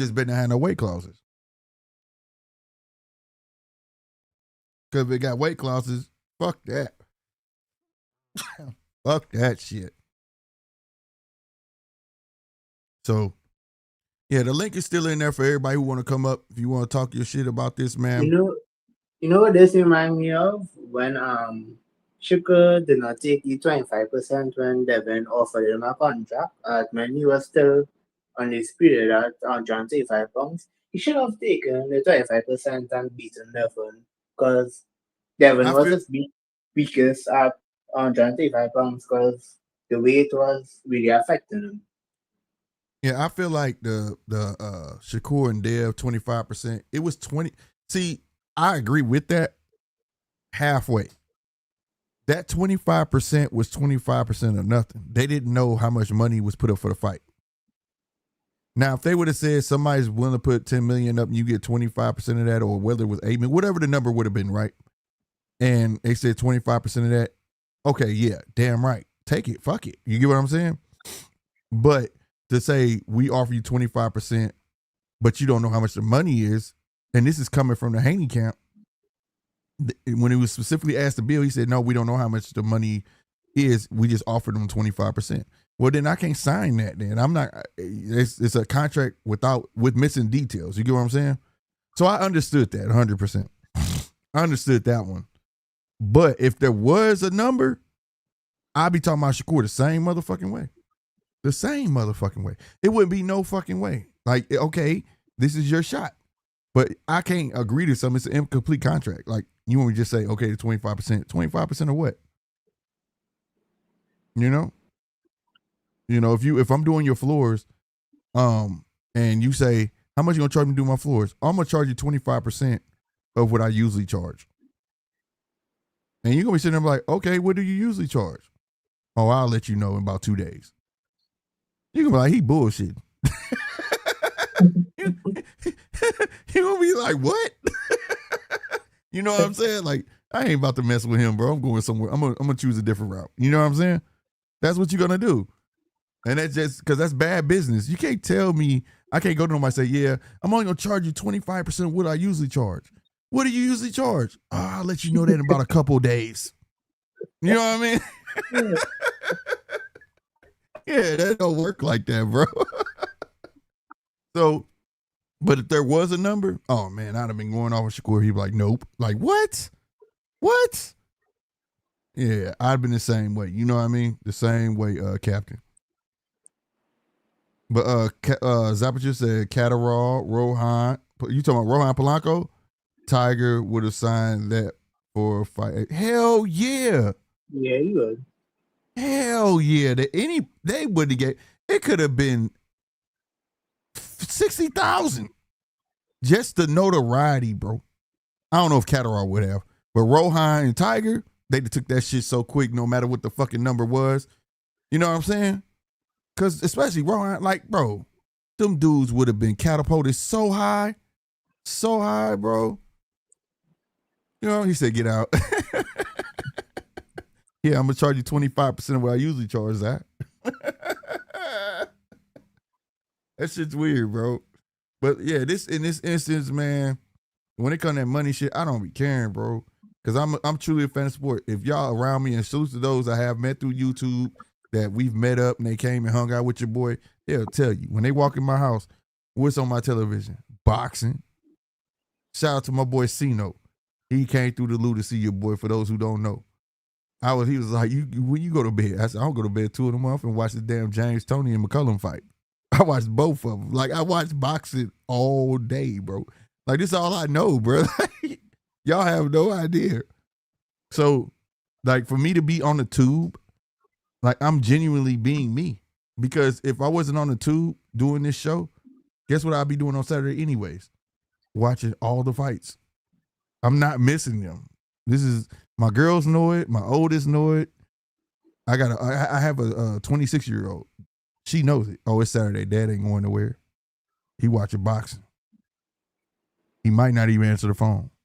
You know what I'm saying? Like, I'm watching boxing, bro. You know what I mean? It's that serious. My wife knew that. Football, Green Bay playing, and boxing. Oh, no. He not going nowhere. No, there was always a disclaimer out. Whatever you need for this weekend, I better know Friday, because Saturday, I ain't moving. And Sunday, if Green Bay playing, I'm not moving. Simple as that. But tomorrow, I expect it's going to be a lot of, I don't know when Keyshawn going to say something, but I'm pretty sure he's going to try to reverse it. Because he's getting a lot of backlash for this. But I want him to understand on some real shit. You broke a lot of hearts. Because you had a lot of people riding with you, bro. You had a lot, whether you believed it or not, you had a lot of people hyped up for this fight because it was a 50-50. Your fans was ready to back you 100%. And the most people that are angry, that's speaking out, they're not Devin fans. They're Keyshawn fans. They're genuinely like pissed of like, what the fuck? You know what I'm saying? Believe it or not, you generated so much hype for this fight. It was bananas. To the point where people that probably wasn't even watching boxing, like, who's this Keyshawn kid? I believe him. They start believing in you. And then you let them down.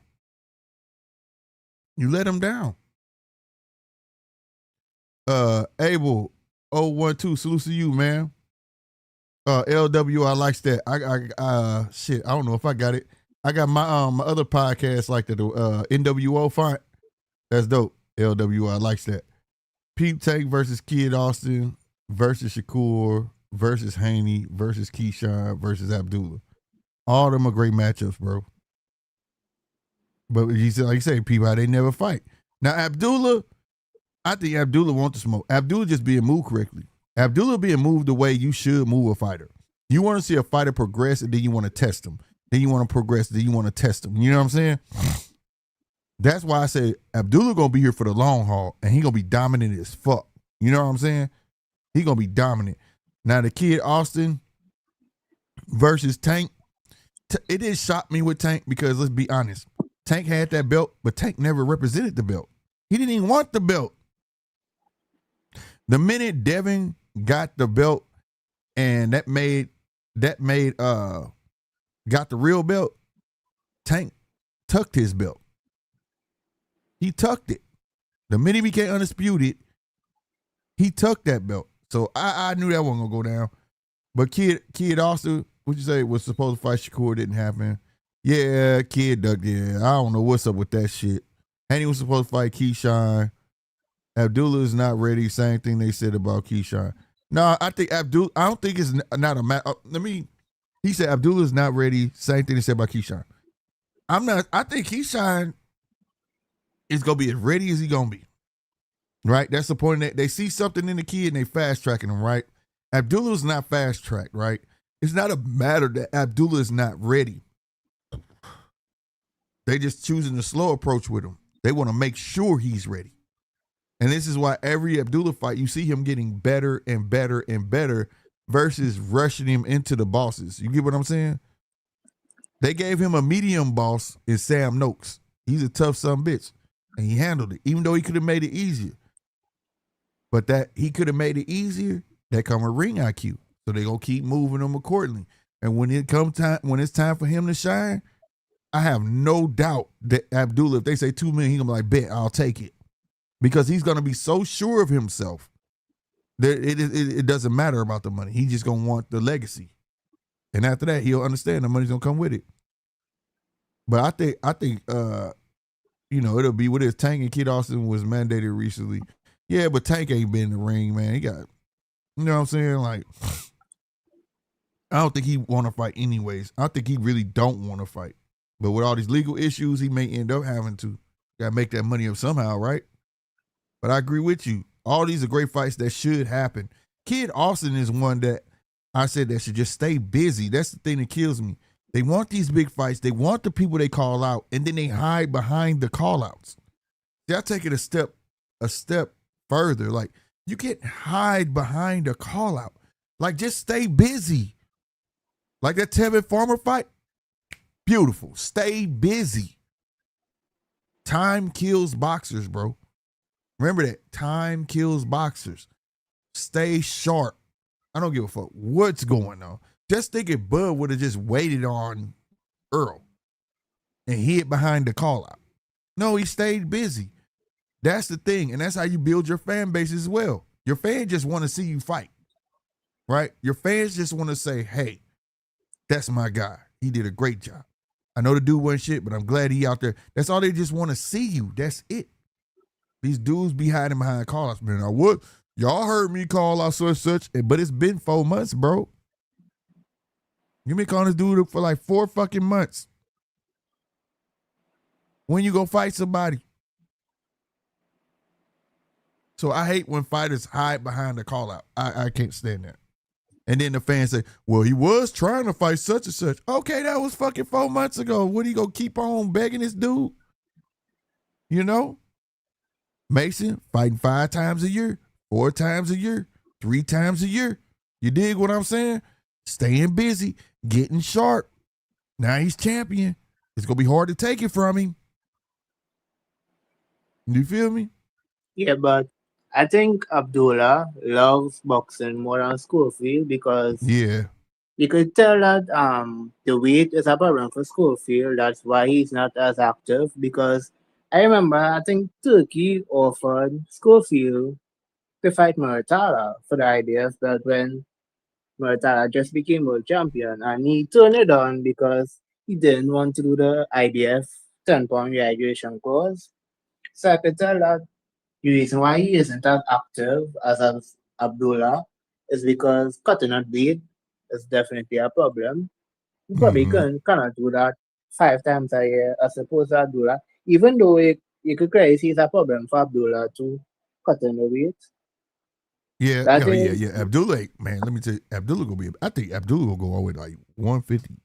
I mean, I'm sorry, 154. yeah. Cause he's a big kid. He's a big fucking kid, bro. And they just moving him accordingly, man. Until he can't make, they gonna go up. They gonna go. I just think he's gonna be a monster, bro. He's gonna be a monster. He's very short, very fast, very confident for a kid, willing to figure it out, know when to turn it up. You know, you can't teach that type of confidence and heart. You know what I'm saying?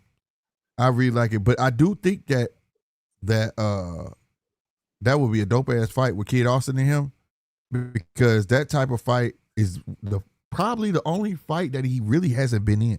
Sam Noakes will be the closest style of that fight, just a grueling fight. But I think Kid Austin would be like that Sean Porter type of grueling action. Like, can he weather that? You get what I'm saying? Yeah. And I think that would be a great fight. I do. I think that would be a great fight. Zapachito said Muratalla and been talking like they want to fight each other. If they do, that's gonna be a dope ass fight. Don't Muratalla fight tomorrow on a That Roach new I was card? wondering about that because isn't that not the co-main for Lamont Roach and Yeah, I think that's Zepeda? tomorrow. Yeah, I think But I'm that's tomorrow. isn't Conceição and Murtala both top rank fighters? Why are they fighting on a Golden Boy show? Yeah, Probably it's because two of the fights on whole. tomorrow. Is it two separate cards or one card? No, that's one card. The Roach and One card. and Murtala. That's all one card. And but there's another card, a UK card, I believe, tomorrow. I'm gonna look before I get up out of here though, for sure. Yeah, they never ready. All they want is underdogs. Resume shows that. Well, this is how I feel. The people who hide behind the call outs, they just want the main names, right? And just because you have a name does not make you the shit. It don't. Like, I like Ryan. But Ryan is not the most skillful motherfucking fighter out there. But he has a hell of a fucking following, though, so he has a lot of namesake. You get what I'm saying? But Abdul's gonna be that one that he's gonna fight. Okay, they don't want to fight me right now. I need to fight. You get what I'm saying? So he's gonna have those guys he fighting that's 9 in the rankings, 12 in the rankings, just to stay busy, or his mandatories and a voluntary, then a boss. You know, there's nothing wrong with that. That's why I said today's fans, when they reach back and look at my era, they be like, Mike Tyson fought this and this. But they say that, but they'll go look at all the bosses he beat in between that. You get what I'm saying? Everybody can't be a fucking boss. But these guys want everybody to be a boss. And a boss today is just namesake, not dominance. You know what I'm saying? You get what I'm trying to say? This is why I say Devin has the most accolades, right? And right now, he's the top tier. He's the creme de la creme. Let Tank come back. Now, he's not top tier. You know why? Because Tank inserts that feeling of dominance. He has a namesake and dominance. Manny Pacquiao. If I put their accolades on paper, Pacquiao will wash Mayweather. He will wash him. But the dominance of Floyd gave him that type of namesake. You see what I'm saying? There's always a 1 and 2. Or a 2 and a 1. One's the face and the other one's the popular. I mean, one's the popular, and one's the dominant. And that's just how it goes. You know what I mean? So right now, you know, we got we got Devin up there that's on his way of trying to be dominant. I see he's working on his punching and all of that. But if Tank came back right now, these fans don't care about accolades like that. They want to see the dominant one. They want to see the face. That guy. So that's how it goes. But like I said, man, this resume argument everybody be trying to have, sometimes you got to also look, why was the resume the way it is? That's why I speak to Abdullah. Abdullah's resume is the way it is because you could see that you can watch each fight, he's progressing. They're working on things. Same thing with Tank. Go look at Tank resume. But those fights made who Tank is. That's why Tank got a toolbox. Those fights is the reason he beat Pedraza. So, but when you got them guys who just want to fight, marquee fight, they get used to that level of fighter. And then one day, they got to fight a little old Terrence Crawford that's not supposed to be on a level, but beats the fuck out of them because they ain't used to that grit. They not used to that grime no more. They ain't used to nobody coming at them that hard. And he's coming at them that hard, pause, because he's hungry. You see what I'm saying? So, welcome to the sport of boxing where it's a bunch of variables and there's no one linear way to look at boxing. There's no definitive way to say who's better than who until they fight. It's the only way. Until they fight is the only fucking way you could say somebody's better than the next one. You can't judge by resumes because, like I say, there might be a reason. Go look at the person era that you say, oh man, he was one division champion, blase. Go look at it. They go find out who was his class. And if they had any dominance, and ask yourself, okay, these three guys are the same. Why they didn't fight? Go look it up. Then go look it up. And then sometimes you be like, oh, they was ducking, dude. Is that fighter's fault? Is it that fighter's fault why the top four wouldn't fight him? No, it's not. So you can't take that away from him. Simple as that, bro. That's why I love boxers. There's always a different lens to look. Now, there are those cases where motherfuckers just taking fights and just journeymen and don't give a fuck. They just getting paid or whatever. But the ones, bro, like don't.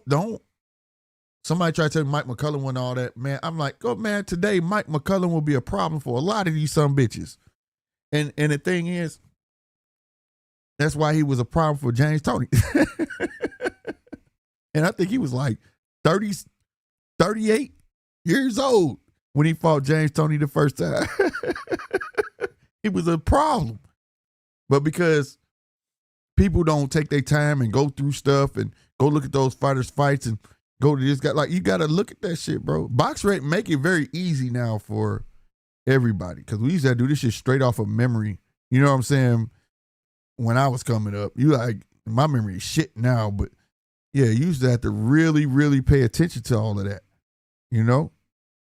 So when it comes to all of that shit, like I said, I don't care about money. The resume thing, I don't care until I go look at it, and then I got to really dissect it.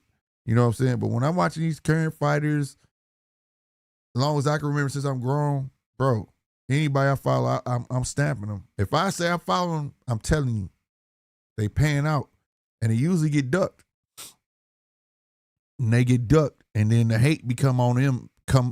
The hate gets applied to them because they're like, why do he need to fight? What? No, you don't want to see your favorite fighter get beat because that's always the one. That's the only common denominator. If y'all don't listen to nothing I say, this is the one thing should open your mind to boxing of how to view it. Your favorite boxer, I'm talking to you, your favorite boxer was that same person that you saying don't deserve to fight. Remember that. Remember that. Remember that. Your favorite fighter once upon a time was climbing the rankings and was hoping to get a shot. You remember that.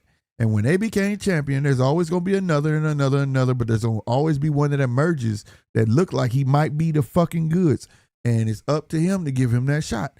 And if he don't, what you going to say? Well, why does he deserve it?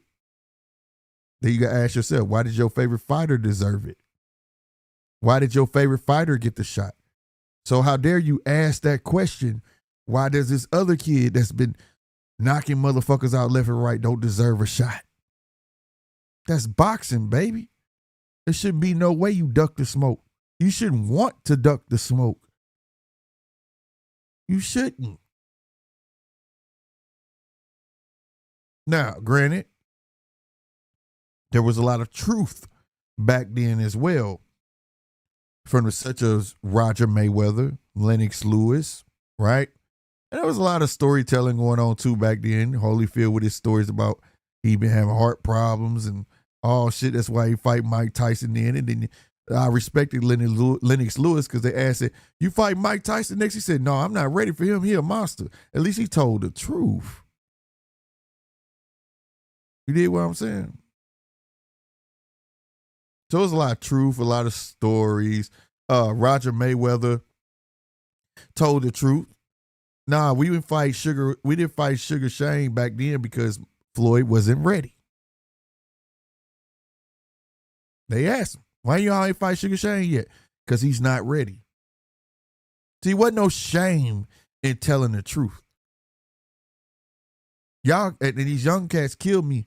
They not shamed to act stupid for the tube. They not shamed to act stupid for the gram. They not shamed to act stupid for kick. But y'all too shamed to tell the truth?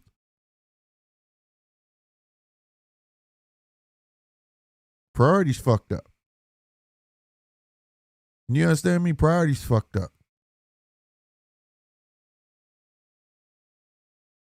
And like I say, truth set you free. Like I said, I respect the hell out of Lennox Lewis when he said that. He said, nah, I ain't ready for that. Mike Tyson's a monster. I'm good, bro. Fuck that. Mike had to force that fight. Mike forced that fight.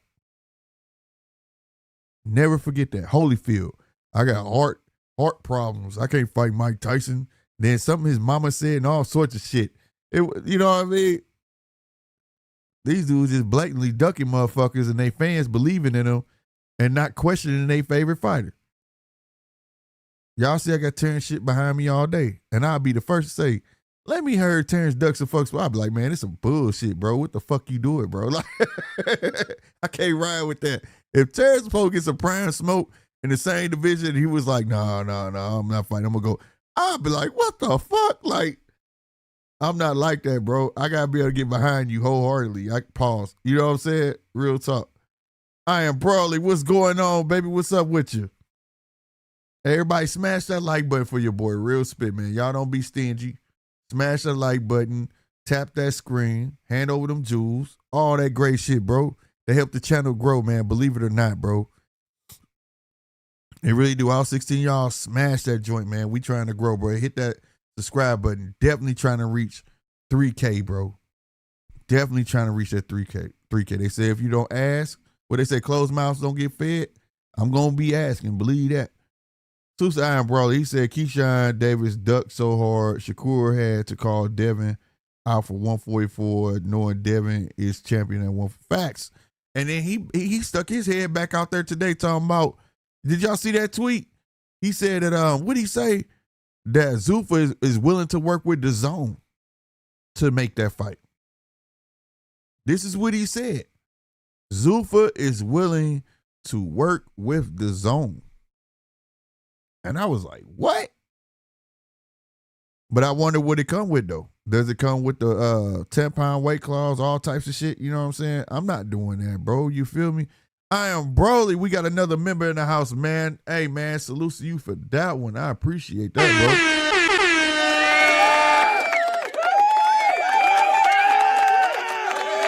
bro. Yeah. Salute to you, bro. Appreciate you, 100. But yeah, man, so, you know, I as a diehard boxing fan, I like it, but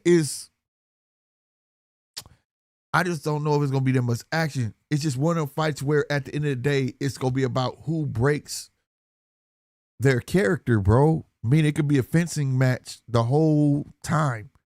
And if nobody's willing to break their character, it's going to be one of the worst fights ever.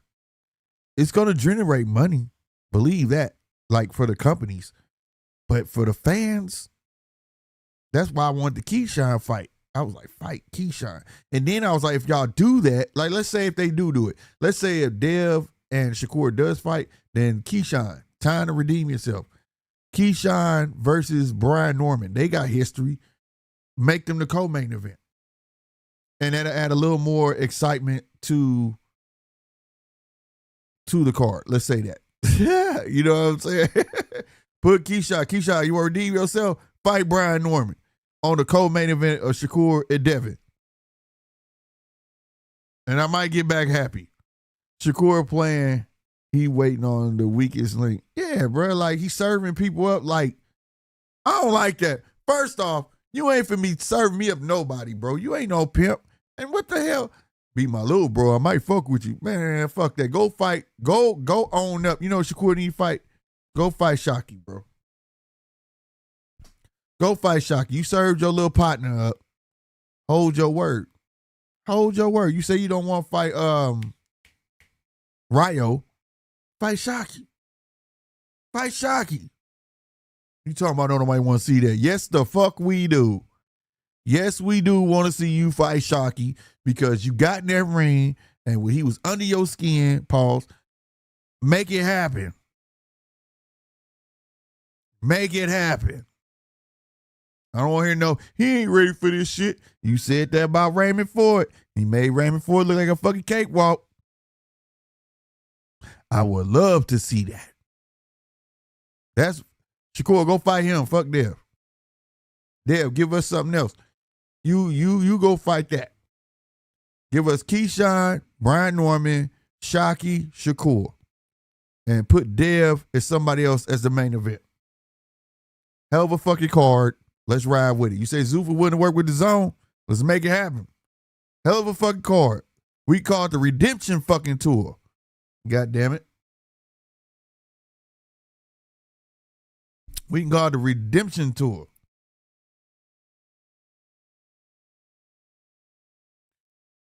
What do you think about Raymond Muratalla avoiding the Andy Cruz rematches? Well, like, I don't know if it's about avoidance. Everything don't have to be back to back. You get what I'm saying? Time will tell. If it never happened, then yeah, it's a problem. You know, I want to see Andy develop more, right? I ain't gonna lie, I do. And give him a couple more fights, you know, whatnot. I want to see him develop more. Keyshawn Davis versus Brian Norman will be better than Keyshawn versus Dev. Yeah, it's fireworks. That's fireworks. Like Keyshawn, Dev, violence. Keyshawn, Brian Norman, fireworks. I don't know if y'all watch X-Men, the cartoon, but you know when it's over, but the intro, when it's about to end, they show them running to each other. That's them. Head or that. Boy, I'm telling you, I'm with you on that shit. I'm with you on that. Fight a Zepeda fight everybody to prove you're the best. That's simple with playing. It's the simplest way you can put it. They need to stop fucking running and get active. He said he beat Andy convincingly. That's not avoiding him. Yeah, but I don't think he avoided him. Like I said, I don't think he avoided him, though. I think, like I said, let's let Andy grow a bit, get a couple more, and he start running his mouth. Because I don't hear Andy running his mouth. You know what I'm saying? I want Tiger versus Norm, B-Norm on the undercard. That'd be hard, too.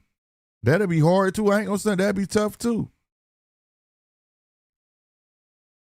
That'd be tough, too. It's a bunch of matchups out here. Everything doesn't have to be a marquee matchup, bro. We just want good fucking matchups. And I keep telling everybody, some of the best fights come from motherfuckers that you don't know. And that's the beauty of it, because that's how you get to know him. You be like, oh, he's going to be a star. Like, bro, that Tiger B. Norm will prove some shit. Tiger B. Norm will prove some shit. For one, B. Norm needs to be in there with a jabber. B. Norm, I want to see B. Norm show us he get around that jab. It actually got some head movement, step aside, you know, get your head off the line type shit. He shows a little bit in his last fight. I ain't gonna lie. He did. But can he be consistent with it? And then Tiger, when a motherfucker get to you, are you gonna fold up? Are you just gonna go backwards? Are you gonna be slick? You know, are you gonna box? They would, I think both of them would benefit off that fight, bro.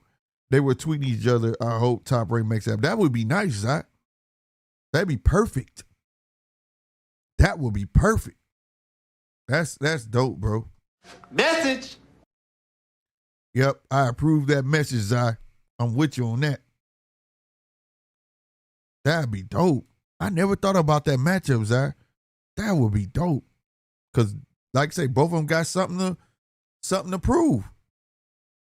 And both of them got what each other needs. Right? Both of them are each other's proving ground. Right? Tiger the boxer, B. Norman. People think he gonna have a problem with boxers. Tiger, can he handle the storm? You know what I'm saying? What happens to him when he gets touched? Pause. You get what I'm saying? I would love it. I would love it, bro. No lie. I remember Keyshawn was celebrating for Raymond Matala and Andy Cruz beat Keyshawn in the Olympics. That was weak. Yeah, I remember that shit too. That shit was weak, bro. And that man calling you his son, shaking Shakur's hand in front of you. Man, that shit was weak. $1 Trillion Dreams. He said it plain as day. Keyshawn is weak. I certify that message. He's mentally weak, bro. Boy, to sum it up, how I feel, $1 Trillion Dreams, I swear I agree with you on that shit. And that's without hate. And it's without hate. It shouldn't be called hating. If speak how you feel, bro. Like, I like Keyshawn as a boxer. But this shit right here is weak as hell. He is not thorough. He is not thorough in no book at all. Because there was no way you pass up your opportunity to shine. Like, real talk.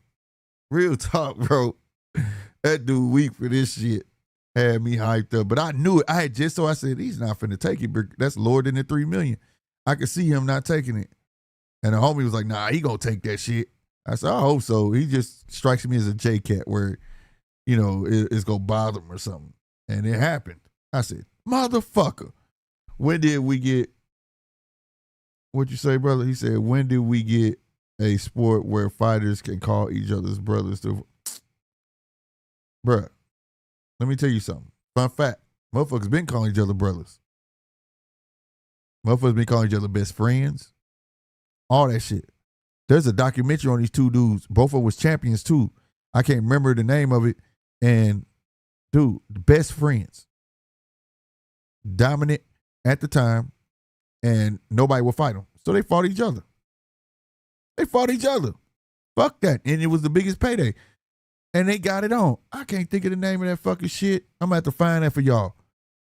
Mike Tyson has fought his friends in the ring. Because back then they're like, who am I?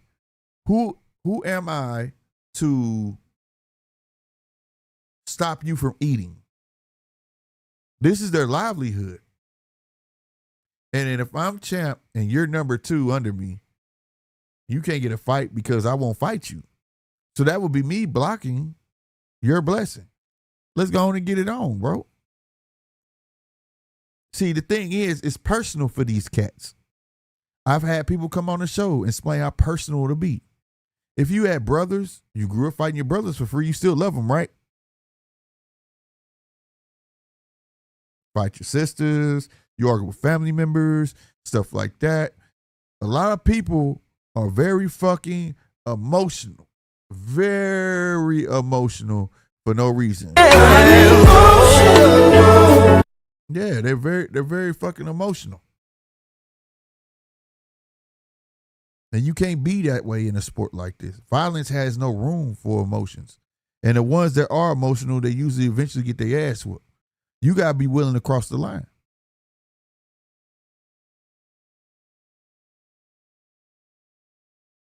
I'm just speaking from experience. So at the end of the day, if you ain't want to cross that line, maybe this ain't for you. You know what I mean? So that brother shit, I know they be like, everybody, I don't care. They call themselves brothers. They can go hang out, eat pizza together, play Nintendo, all that good shit. But when it comes to this sport, they should be able to perform. They should be able to perform. Because nobody said they got to go in there and take each other's heads off. It's a sport. You know what I'm saying? It's a sport. Bud didn't want to fight Sean.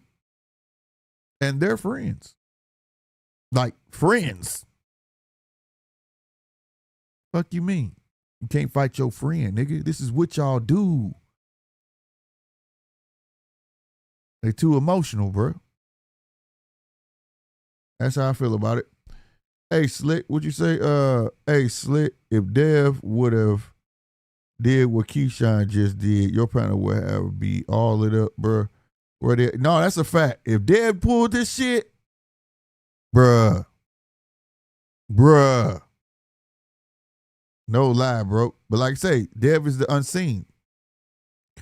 He's not the norm, and that's why they feel like they could get that off on him. Everybody want to be a bully until they get punched in the mouth. I won't fight my blood brother for no amount of money. Boss Des 48, I respect that. But me, I will. And I'm just built different because my brother gonna come to me. We already been asked this shit. Let my brother and my friends, let me withhold information. Let me withhold. Hey, man, did you know last year, bro, I got offered $1 million to fight you, bro? We finna fight for free. My brother gonna knock the shit out of me. We gonna fight for free. That's life-changing money. Me and my brother. My brother gonna look at me like, wait a minute, rewind. You telling me I was gonna get $500,000 to fight you, and you didn't tell me? Oh, we finna fight for free, bro. Because it's a sport. I don't know why people take it like I'm paying you to fight to the death. This ain't the fucking Hunger Games. This ain't the damn Hunger Games. We gonna fight to the damn death. It's 36 minutes. And if both of y'all on y'all shit, y'all know y'all that good. We know the fight shouldn't be the way y'all thinking in y'all head. It's gonna be like it's gonna be a massacre. He's gonna kill him. No. This is a sport. Should basketball players not play against their friends? Should people in football not go tackle their brother because they're on the other team? I'm not going to tackle my brother because I could hurt him. He's little. He's a quarterback and I'm a linebacker. I don't want to hurt my brother. Fuck no, you'll tackle the shit out that motherfucker because you want to win. The fuck you talking about? You going to earn your fucking keep around this motherfucker. Shit. And let somebody get off of that money. And now, if it's fighting in the street, fuck, that's a little different, bro. Because it's only ignorant motherfucker gonna offer a wide amount of money. Say, hey, go beat up this dude X, Y, and Z. Hell, that come with law stipulations right there. You trying to get me to put a hit on somebody, then after that, you want to see us fight. That's too much. And even if it wasn't, you talking in the backyard with some ropes and shit and all that stuff, bro. Like, you trying to start some shit. Man, I'm not with that. But a professional setting, man, stop playing with me. I'm in that motherfucker.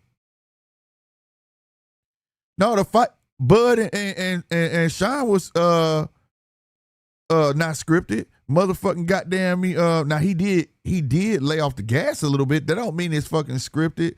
Albert Bell and Abdullah was not scripted. He left the gas a little bit, but yeah, it wasn't scripted. Mike Tyson knocked out his friend. Go on so forth. Like, are you serious? No, not scripted, because it shouldn't have to be scripted. Think of it like this, Boss Desk. If both of y'all are good at what you do, it shouldn't have to be scripted. It shouldn't have to be. The only way it has to be scripted if one really sucks. And you're going to be like, I'm not going to hurt him because he think he know what he doing, but he don't know what he doing. You know what I'm saying? Like, that's how I look at it. You feel me? That's how I look at it, Boss Des 48. Yeah, I'll fight my fucking bro. Oh, no, it's not going to be scripted. Dude, I fought my brother for free. What are you talking about? These mom has to break us up. Motherfuckers breaking furniture. We moving furniture in this bitch. You understand me? We are men. Like, we going through it. I fought friends, and they're still my buddies today. This is what men do. We got testosterone. Sometimes you gotta let that shit out. Sometimes motherfucker get on your nerves, and then you go get a fucking beer. Got in a fight with my buddy, and guess what? We both had black eyes, and we sat on the porch. Motherfucker said, "You want to go to the liquor store? Fuck it." Went and got us a beer, walking through the hood. What happened to y'all? Shit, we was fighting. So yeah, I'm from a different era, fam. I promise you, bro. Nobody's fighting to kill nobody, though. You understand me? There's a difference. It's a difference. I'm not fighting to kill you, and that doesn't make it scripted. That's just me, though. You know what I'm saying? I'm not talking about fake, bro. No, I'm talking about my real bro. You talking about fake brothers? The hell? According to local news, Wavy TV 10, the story is still developing, and Keyshawn renegotiating for more than. I bet he is. I said that earlier. Pugilism, pugilism coming through. I said that too. I said he's gonna double back and try to get that $3 million because he feels like Devin them need him, but in reality, they don't. Now, if they want to just go ahead and save the fight, I can see that. But he doesn't have any dictating terms, bro. Like all these hoops and shit is crazy, bro. Because when they really that $3 million was a gift. What has he done to earn more than that? So like that's like your job. Like you can't go to your job like I feel like I deserve 70,000 a year. I mean, because that's standard now. But I fucking deserve 100K a year, and you only been there 3 years. Nor have you progressed up the ladder, but you saying you want 100K a year? Man, they gonna throw all that shit in his face. Like I said, but I said that some pugilism though. But I did say that though. I said he gonna try to double back, get that $3 million, bro, because he feel like they need him. If WO grants a number like 30%, he might just score with advice of Haney taking 30% versus Cambosis. Stay tuned. I hope so. Hey, make it work, because I still want to see it. But now I don't know if the WO gonna change that, because that's a rule. Now that will make the WO look bad. I think what's gonna happen, because that $3 million came from the Haneys, they may double back for that or up the ante to almost $3 million, something like that, because the WO, 30%, bro.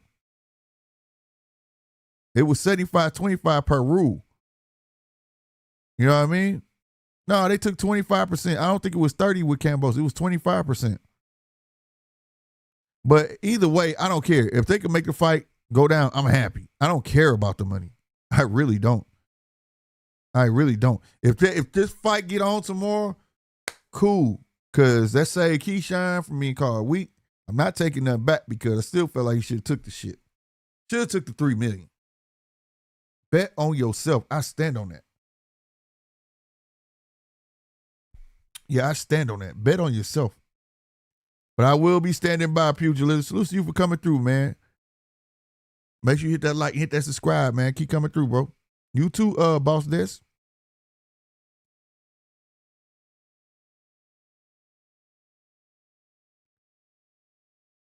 Chappelle said, I'll fight my blood brother. I have fought my real brother. That's why I'm telling you, I done it for free.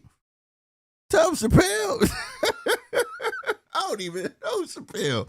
If I get an offer to fight Chappelle, we flying to Oakland. I'm calling Chappelle. Hey, man, they're giving us 3 months to train, Chappelle. But guess what's on the line? $2 million. You get $1 million and I get $1 million. Oh, fuck that bet. Like, and we gonna go eat afterwards and kick it. I'm telling you, bro. We gonna have some Versace. I'm gonna have my Versace's on, goddamn me. He can probably have his Cartiers on, hiding all black eyes and shit. We gonna be kicking it, you hear me, bro? We gonna be kicking it. Ain't no way, bro. People don't understand, like, boxing don't have to be emotional. If you emotional while you box, you definitely gonna lose, bro. Like, motherfuckers slap box in the hood for free, bro. Then it always turns to a fight because somebody got slapped too hard. Like, we do this shit, bro. We do this shit. This is a fact.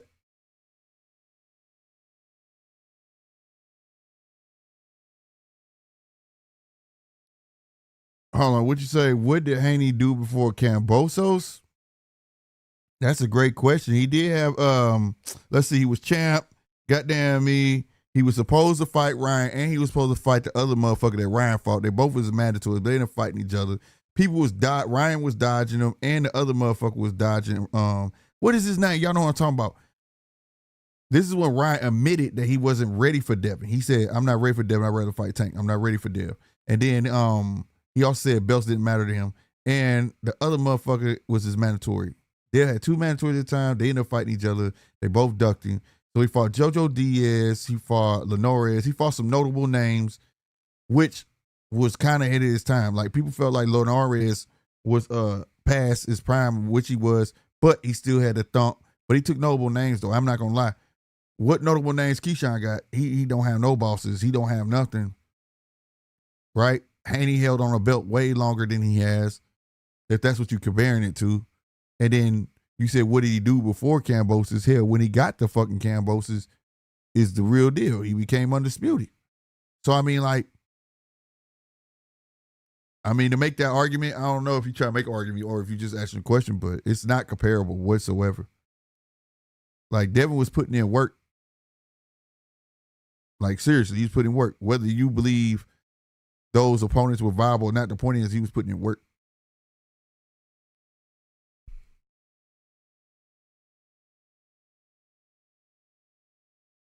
Right. Keyshawn ain't fought nobody. Like, that's what I'm saying. He had notable names that he was getting it in with. And he was getting ducked by his peers. And that's a fact. He was getting ducked by his peers. And I just call it down the middle. There's exceptions to the rule. Why is there exceptions to the rule?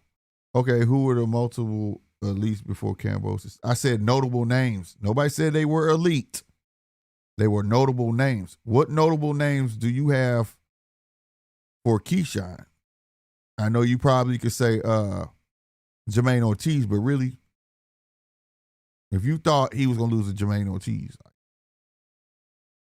I'm just being honest. You know what I'm saying? Yeah, Jojo Diaz, what'd you say? Diaz, Linares, Gamboa. Right. And he had taught it right. That's what I'm saying. He was beating notable names. None of them were elite, though. Like, none of them were final bosses or no say. But the thing is, he was active. He was active.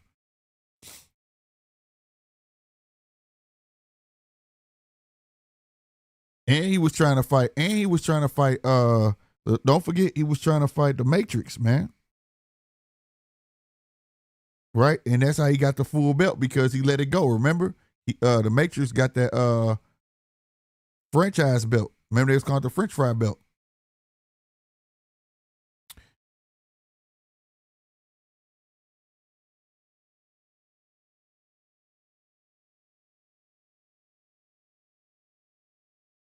Hold on. Pugilism said, I'll make sure I'm reading this right, bro. Diaz, Linares, Gamboa, credible names. But again, if the WBO grants more than 25% for a key, are you going to demand Haney to walk away after that and reject? No. Why would I do that? First off, I don't give a damn if they give. Now, I'm going to talk about a little bit of money now, because I don't think you know the full news. You do know DHP is backed by DAZN, and that entity is separate from Devin. Devin is signed as a boxer to DAZN. So he's double dipping. He's getting paid regardless. It doesn't matter if they made that shit 50-50. Devin's still going to end up with more than Keyshawn anyways if we playing a money game. But I don't see them bending the rule. Like, why would the WBO bend the rule when they did him a solid already by making him a mando when he shouldn't even be a mandatory? Like, why are we not asking that? What did he do to deserve this fight?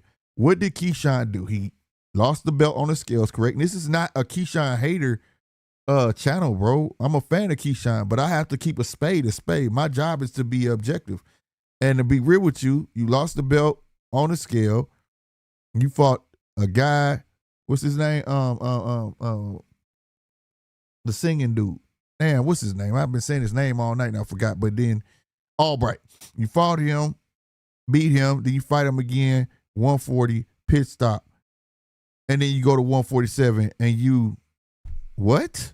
Like, you wasn't even a champ at 140. I can see if you was champ at 140 and then like petition to go up or some shit, but you didn't do that. So my question is, why would they do that though? Like, but they, either way, they gave it to you but you expect him to give you more? This is the this is the type of entitlement I'm talking about. It don't make sense. You shouldn't even be getting this fight. And if you take this fight and if you win, you're larger than life, bro. Like, I don't understand why people can't see the big picture. Everything comes down to $1. That shit don't mean nothing. Straight up. $2 million, bro. You get $2 million, he's still gonna walk away at least $1 million in his pocket after paying everybody. What? And you got the opportunity to beat the man, current man, beat him. Now yesterday's price ain't today's price. You get what I'm saying? If boxing was really like this the entire time, boxing would have been fell off. This is the shit that make boxing fall off. Because, like I said, where will Floyd be? Where will Ali be? They for not taking them short-changing ass fights that define their career. Where? I'm just saying, bro. Like, it's not making sense. Look at it from that angle. It's not always about the dollar. You know, but I don't understand the question, will I demand Devin? Hell no, I want both of them to fight each other. Why would I demand Haney to walk away? You can't demand him to walk away. Did you catch it? The business, like I said, Keyshawn wasn't keeping track of his business because it wasn't just Top Rank that bid it on that purse. It was DHP and Top Rank that bid it on that purse bid. It's a little different when you're a real promotion company. And like I said, salutes to Dev for that because I mean, they gave him shit at 19 when he created DHP. And that's when everybody started giving him hell. He trying to be his own promoter. It's been working. It is what it is. He had a couple fights at one time. You know what I'm saying? He had Amari Jones. I know that for a fact. And somebody else he had. You know, whatever. But he been primarily his own fighter on his own promotion. But now he got funding, backing. And him as Devin Haney is signed separately. Like, what? Hell of a deal. I think Keyshawn didn't understand that. So it was going to be a DHP card in conjunction with Top Rank.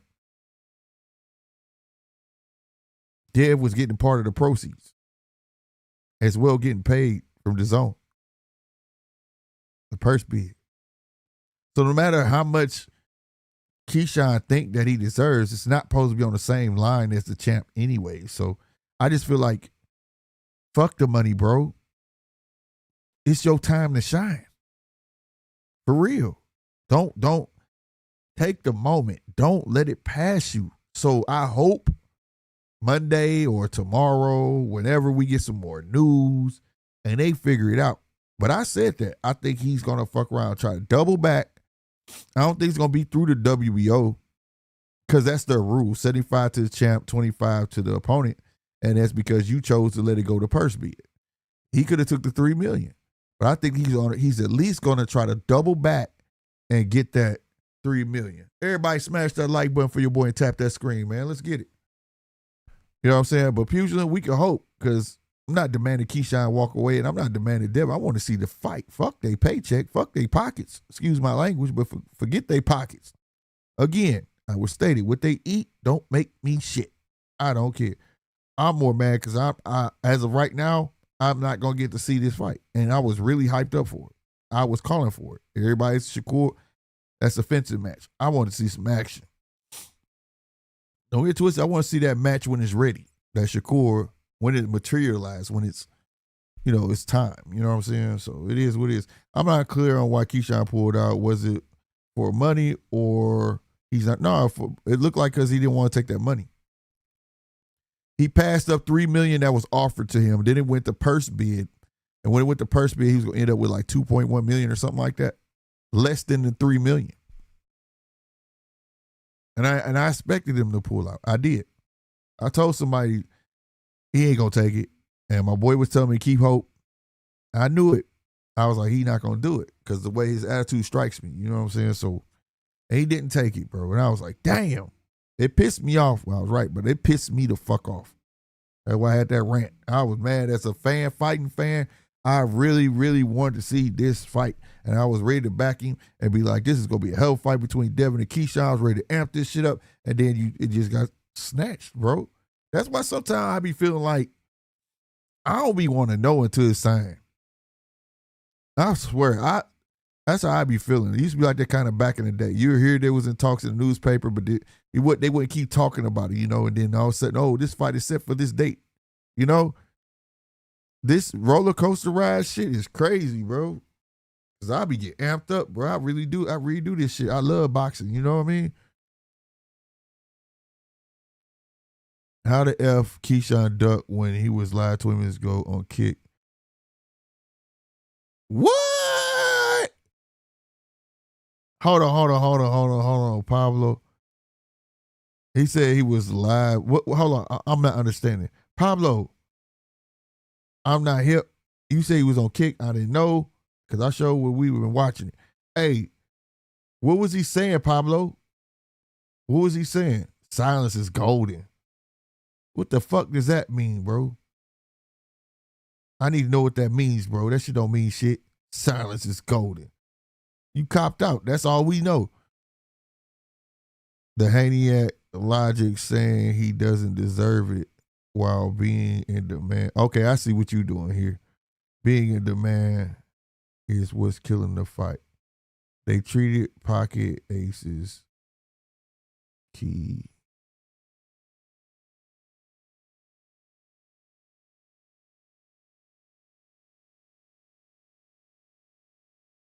I'm not understanding what you talking about, bro. The Haney logic. What the hell is that? Haney logic.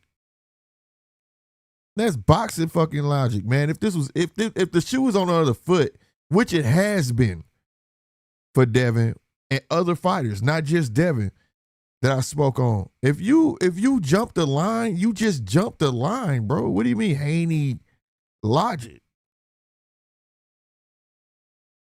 And you came at the end, pugilism, when I also said, even though he jumped the line, people still want to see this fight, including me. So I'm not understanding your logic. You're not making no sense. And you're all about the money, obviously, and I can give a fuck about the money. My thing is, you're not looking at the grown man part of the picture. If you want to be the man, you're going to jump through some hoops. I'll ask you this, pugilism. If Floyd didn't take that fight with motherfucking De La Hoya, where would Floyd be? See, you got a kid approach and a grown man approach to things. You think a person like me, when you think you winning, you already lost. You already lost. If I at 3 million bet.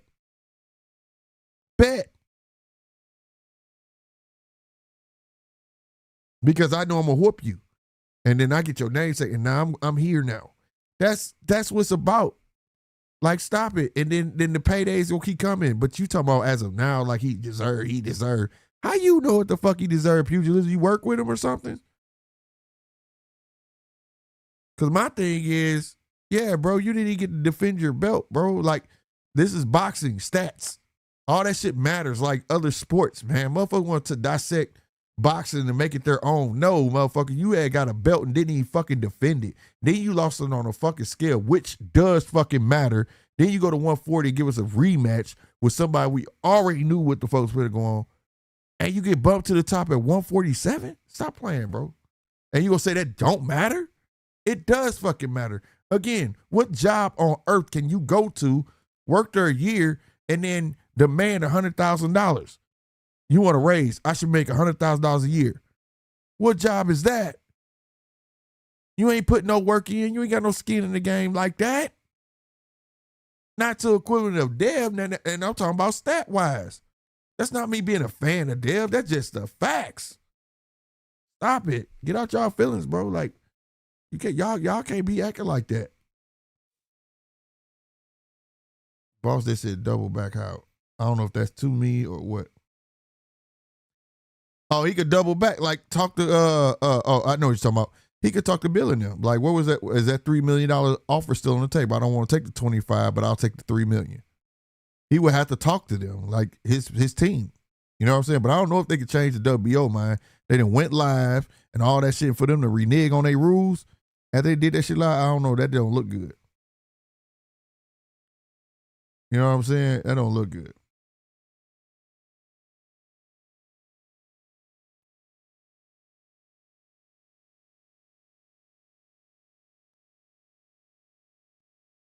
He hasn't earned it in boxing eyes, bro.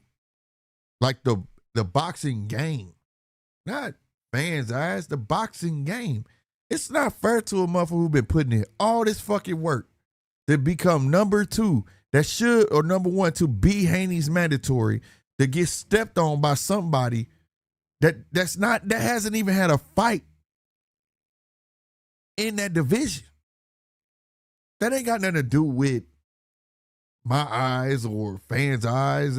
No, the problem is Keyshawn fans feel like he does deserve it because you're a fan of Keyshawn and you're blinded. If you look at the sport overall, this is why we have rankings and things like that. But then on the other hand, if it was Keyshawn getting stepped on, you would say the W and shit because he earned it. But he didn't. Make it make sense. I'm just saying, where's the real logic, bro?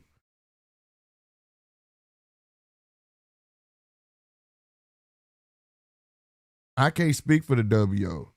He said WO granted him more than 25% because it won't hurt Haney pockets, right?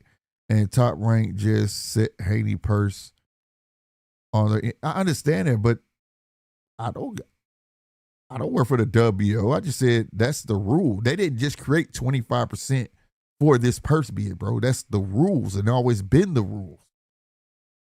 So I don't know what you get for that. I can't tell you what's hurting that man's pockets. You asking me some impossible shit.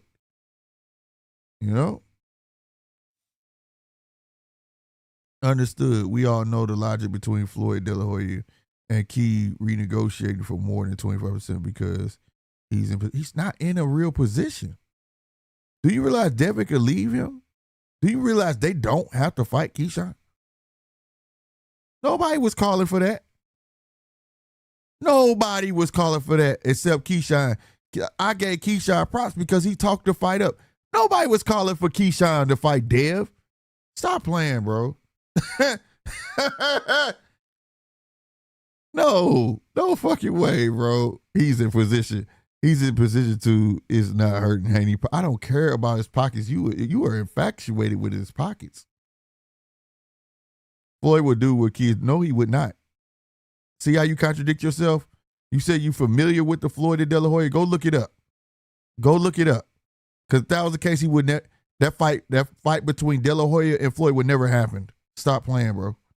You just contradicted yourself, bro. WO renege on rules already. They unsealed envelope. Stop it, bro. That was a formality. You know that was a formality pugilism, bro. That wasn't even really that sealed envelope shit or like motherfucking Now you know what? I think it really does take merit when it's not on screen, when it was like all put it in a hat and shit like that, and the shit can't fall and the person can't see what's what. But since it was live and they had directly gave it to Gustavo, they directly gave it to him. So it's not like he got to see who shit was what.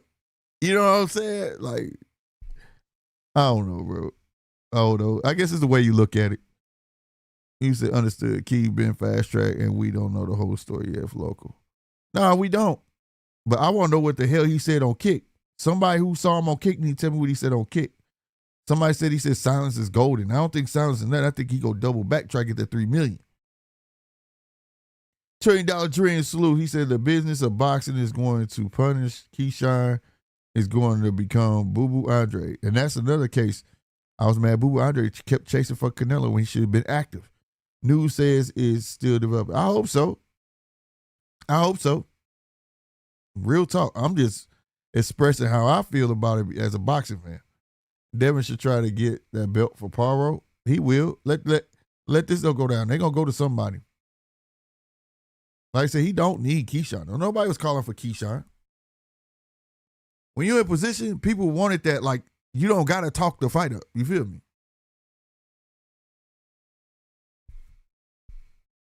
Jay Prince Top Rank pulls some strings to Keyshawn in the number one spot. Everybody knows the W. Yes, right. The world according to Bob belt. That's what that is. And the WA belongs to PBC. LOL, they're going to go. We say LOL, and there you go. You say Haney can leave for what reason if his pocket's not affected? Leave? What are you talking about? You must be talking to somebody else. I said he doesn't need this fight. That ain't leaving nothing. He good. Like I said, so I'm saying, like, they're both got money, bro. Like, the hell? What I'm saying is, I bet you Haney get a fight before fucking Keyshawn would. That's all I'm saying, bro. Haney don't need him. What would cause Haney to leave then? Nothing at this point, right? The fight's not on. There's nothing to leave. You keep saying the fight is on. The fight is not on. This says it here. Let me put it back. I guess I got to put it back. I hope I didn't delete it. Where is it at? Because I guess you say you looking at the news, right? If you blow your screen up, you see this? You see that? Like, I need to know that you see that, sir?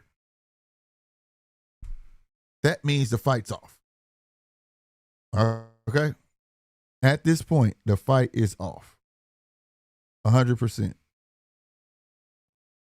100%. You see this WO welterweight participant Keyshawn Davis written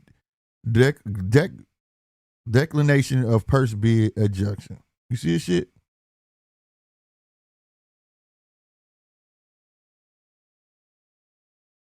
It says it right here at the top. July 31st, 2026, the World Boxing Organization, better known as the WBO, hereby confirms that it has received formal written notice from Mr. Joshua Dubin and escrow duly authorizing legal representative of WBO mandatory challenger Keyshawn Davis, advising that Mr. Davis will not accept the 25% purse split. See that? Fight off. And at the end, it says, will not participate in the ordered championship contest against WBO welterweight world champion Devin Haney. So there's no fight to walk away from. That's why I'm not understanding what you're saying. At the moment, there is nothing to walk away from. There is no fight. There's nothing. There's nothing, bro. At the moment. And I hope we get some news that is back on. It's not up to the see. You keep putting it on the WBO. It'll have to be that $3 million came from the Haney side. It's gonna have to be a deal with them. WBO is not gonna bank that. They're not gonna do that. It's gonna have to be a deal between them, DHP and Top Rank. It's not going, and I'm not saying it can't happen, right? Just because the purse bid didn't go through doesn't mean they can't strike a deal on their own. I'm not saying that, but you keep saying like the WBO is paying them. The WBO ain't paying no motherfucking body. The WBO just is inserting their rules because of that championship belt. Now they're not involved. They can still strike a deal. You feel me? So all this take a WBO renegotiating, they ain't got to do that shit. They don't even have to involve the WBO. He could talk to the Haneys. Had that same dude that wrote that letter talk to the Haneys. You feel me? Why not?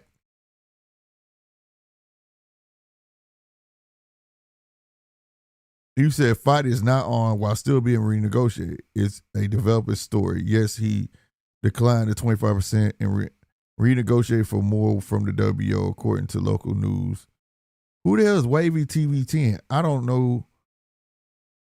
And you said local news? Where? Give me a link. Because local news sound like a real TV station. Or are you talking about somebody's YouTube channel? Because the WBO ain't put shit out talking about we're renegotiating. Because why would they do that? That's dumb. Their job is just to handle the purse bid. They don't handle the fucking money. Their position on their percentages is the position they take. Now, it doesn't make sense to go back through that For what reason you're going to go ask Gustavo? You're still the mandatory at the moment. If you could bank a deal with the Haneys, why not do that? That's stupid. Like, that's too many hurdles to jump. You want me to go beg the WO to change their percentage. For what? For what? Just go back to the Haneys and be like, man, I thought I was going to get some more money, man.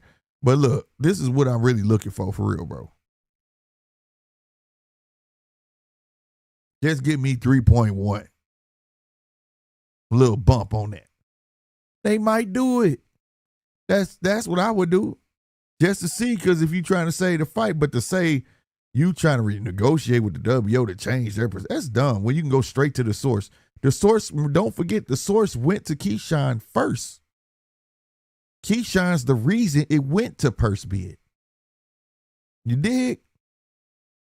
So why didn't he negotiate the percentage with the WO before that? It's not making no sense. So I don't know what's up with this Wavy TV. Matter of fact, I'm finna look that shit up because I don't know what you on. I don't know if you spitting facts.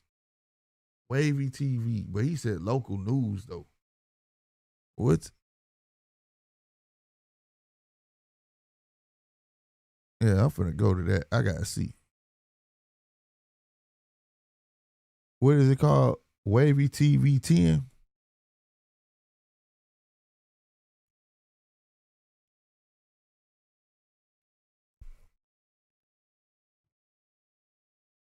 All right, let's see. Wavy TV 10 is NBC. Oh, okay, that's dope.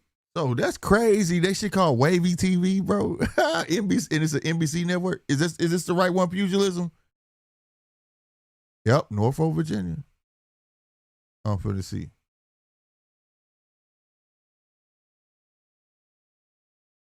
Now, is the news that you saw, is that on? That's crazy. It's called Wavy TV, bro. That's kind of dope, actually. You still there, Pugilism? Yes, NBC Network. That's dope. That's dope, Pugilism. I thought it was a YouTube channel, fam, and I read it said NBC Network. I'm like, what? Wavy TV. That's hard, bro. But is it on here though? Is it on?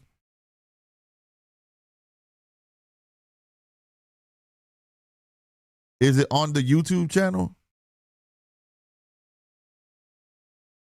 I want to know. Statement from President Hanfield, Virginia Beach, police pool dry.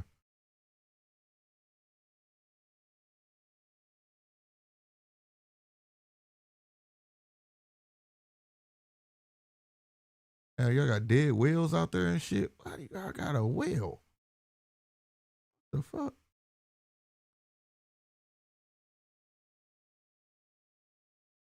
It's on that link. What link? Did you put a link in the chat? If you can, put the link in the chat to it. Go copy it and then come paste it. Cause I want to see it. I want to post. We can listen to it on the show. We can listen to it on the show. Just put the link in the chat, bro. Cause I'm on here. I don't see it. I promise you. I see y'all having problems with Venezuelans. All this other shit.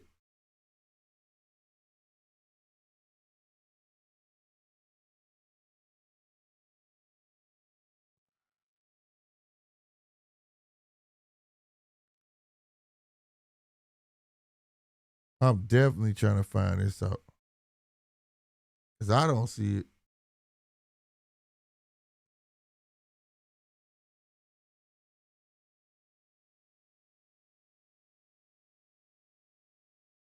Yeah, I don't see it. Hold on. I'm going to try to search it. I'm going to just type Keyshawn.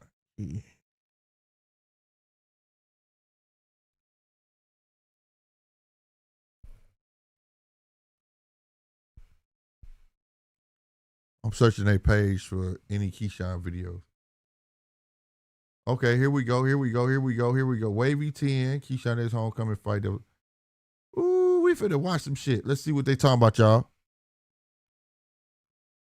Hold on, let me pull it up. Shout out to Pugilism.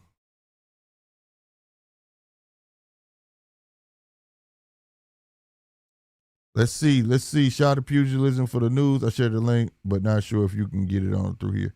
Yeah, I don't see the link, but it's okay. I found it. I found the pugilism. We finna share it. Suits him for the news. But it's still weird. They say they're going through with the WO, but we gonna see that's weird when they just negotiate with the person. Let me get the screen right.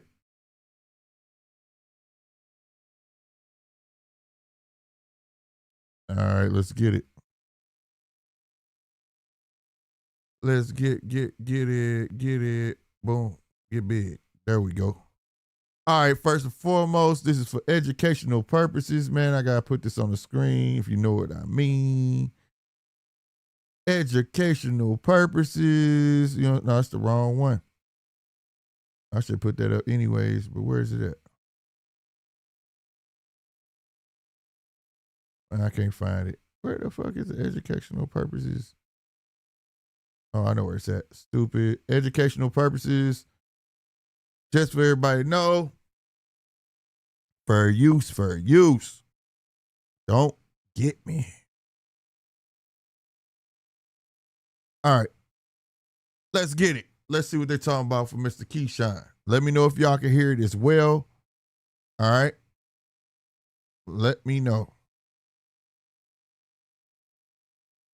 Developing boxing news this afternoon in regards to Keyshawn Davis and Devin Haney. After Top Rank won the purse bid for the scheduled fight between the two that would have been for the WBO Welterweight World Championship, the WBO making an official statement tonight that Davis has declined the purse and subsequently is not accepting the fight terms at this point in time. Top Rank's bid came in at $8.5 million.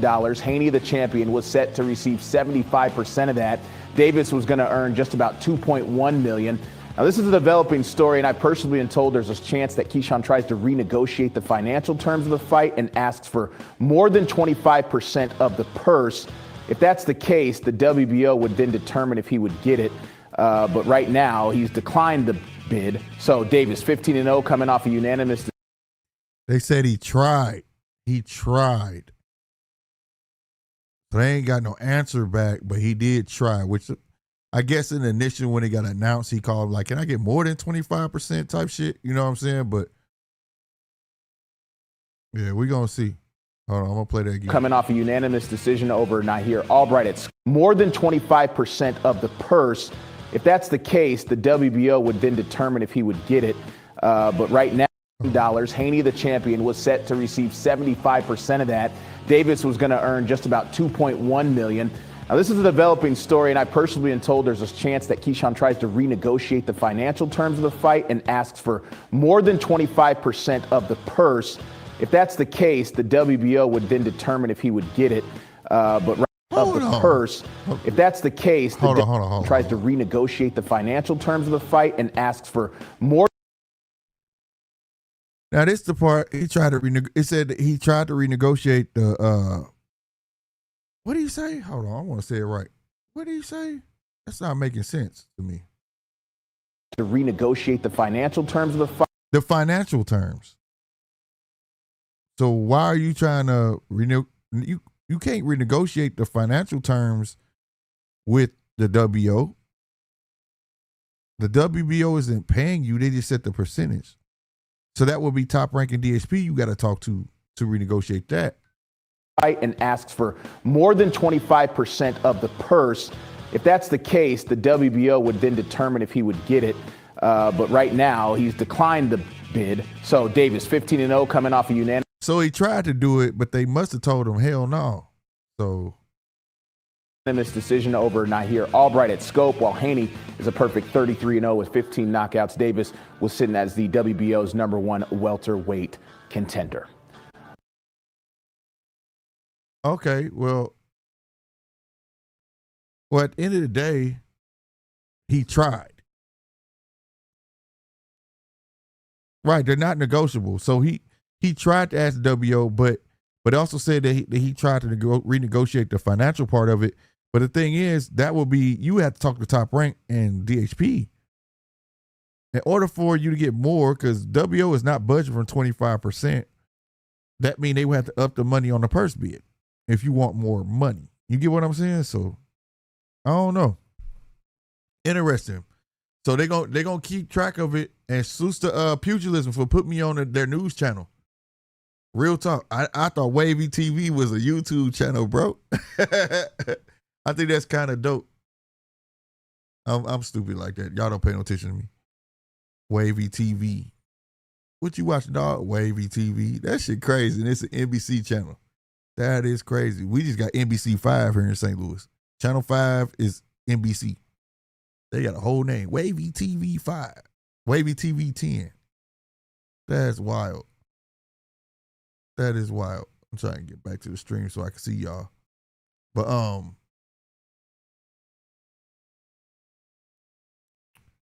gonna read these comments too. Once we load them back up. Who's everybody, man? Hey, smash the like button, smash the like button, smash that like button. Straight up. Let's get that mug going. Let's get it moving, bro. I don't know why the hell it put me back. It shouldn't did that. There we go. There we go. We good. All right, let's get to these comments, bro. Keyshawn playing hardball. He trying to do something. I think he gonna try to like I said, renegotiate. But I think he got to talk to Bill and Top Rank. Like, y'all gotta give me more money, man. So hopefully it ain't dead. You know what I'm saying? It's dead for the WO, but they could restrike a new deal. You get what I'm saying? It's happened before.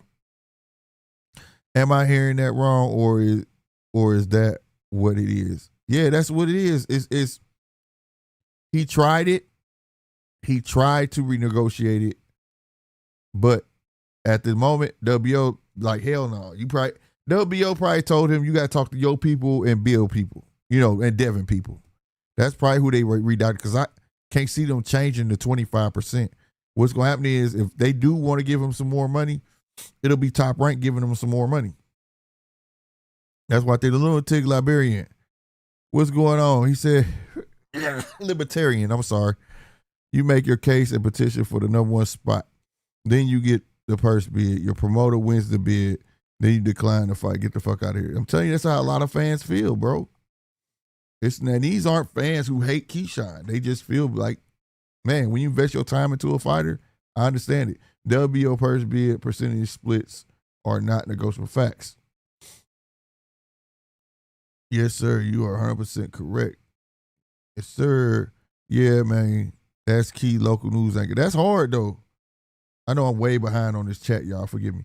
All right, thank you. That's all we agree on that we want. Yeah, we want the damn fight. I'm not against the fight, bro. I want the fight. It's just that shit, bro. The bigger picture there, bro. Because now if they can't come to terms, it's down to tubes, bro. Sometimes you just got to snatch it while it's there. You know what I mean? Top Rank is going to sue Keyshawn, then probably drop him from the promotion. Hey, they ain't going to sue him, but they can shelf. Bob Good is shelving people. Ask Tiafimo. What's Keyshawn's biggest purse been? Sounds like he outpricing himself. I don't know, to be honest with you. I don't be looking up how much they get paid, but it's easy. Just Google how much did he get paid in his last fight. It'll pop up. The bout is dead because Keyshawn rejected it, meaning the contract is reset. Right, reset. So they can renegotiate. If Devin and them are willing, that's the whole thing. They have to be willing to. You know what I'm saying? And now this is me basing it off my own attitude. I already offered you $3 million. You played yourself. Now you're gonna come back. If I do, you might get 2.8. Should have took the 3. That was generous. You know what I'm saying? So I just feel like, at the end of the day, it is what it is. But I feel like they can renegotiate. But as of right now, he's a duck, bro. This was a situation, like I said, this fight was about more than the money. If he beat Dev, he's on a whole nother plane. You know what I'm saying? He's not out of the stratosphere yet, but he's on a whole nother plane. You feel me? Where you can actually say yesterday's price is not today's price. Building that legacy and the money will come. That's what I'm talking about. I don't care how much they're getting paid. I don't care. And that's why I say he ducking. That legacy part, you don't get shots like this. Like I say, there are plenty of motherfuckers who duck other motherfuckers that never get that shot. And for you to be put above the guy who actually deserves that mandatory and you don't take it, that's disrespectful in my book. Like, for real, for real. Punch, what's happening with you? He said, yo, I am disappointed. Keyshawn out here playing duck, duck, goose. Yep. People said, understood. These are big egos. Haney said, so he don't got to chase the dollar. Right. Because he built that legacy. You get what I'm saying? That's right. Exactly. Key feel he don't have to chase the dollar, which he got to chase the status, not the dollar. He has to chase the status that Haney has, and that he's the key to the money. ATL home of AT&T will jump out the roof if they lock up. Man, that's fire, bro. That fight happened, bro. Oh my God, that's gonna be a fire fight, bro. And I'm still hoping it does, that they can come to some terms. But for him to think, oh, they need me, they don't. I'm being real with you, they don't. There's plenty of UK fighters between American fighters that Dev gonna go get a fight with. And everybody ain't gotta like it. But guess what? Dev still gonna get paid what he negotiated with his own. So it don't matter. You know what I mean? This is a bad look for Keyshawn turning down a career high payday. Boss Desk, do you know how much somebody here, Mark, Susan Mark, he wanted to know how much was Keyshawn's last payday. If you have that info, please put it in the chat. This isn't a duck. This is Keyshawn overpricing himself. It's still a duck. That's a way out. That's a way out. You know what I'm saying? Yeah, he played himself to me. Important. When Keyshawn rejected the contract, he rejected to be the mandatory challenge. So Devin Haney is forced to fight him. No, that's a fact. But the thing is, the fight is on. That's what I'm saying. But they still can make the fight. Because a mandatory still hasn't been appointed to him. You get what I'm saying? They don't need him, but do we really want to settle for less? No, we don't. That's why I say I hope the fight still gets made, pugilism. And also a mandatory hasn't been appointed to him, so it's open season. You feel me? It's open season.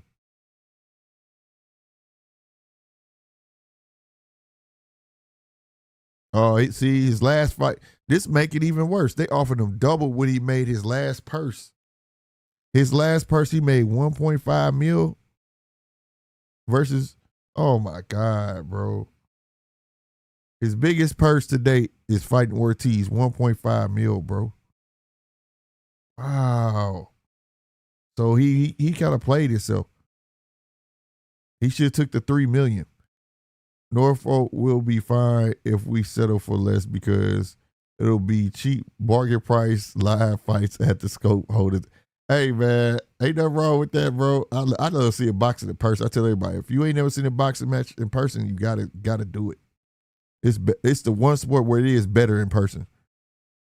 Basketball better in person too. I don't like football in person. Too many commercials. Too much stopping. You know what I'm saying? 1 and 1.2 million for his last fight. Okay, his last fight was 1.2. So his biggest payday was 1.5 with Ortiz. And this one 1.2. That's what I'm saying, bro. Damn, now I see why he did, man. He kicking himself in the ass. He really thought he was going to end up, I think he thought top rank was going to be higher than that. And that 25% probably was going to be more than double. But that double is still nice. 3 million. Your high is 1.5. Oh, no. Devin is aiming for undisputed, so Keyshawn will have to get a belt to fight him. We see this fight in like 2028.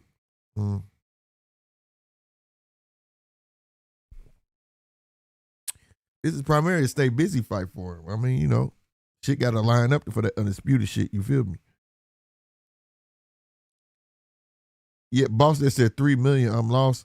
Yeah, the initial offer was 3 million from the Haneys. He turned it down, and that's why I went to purse bid.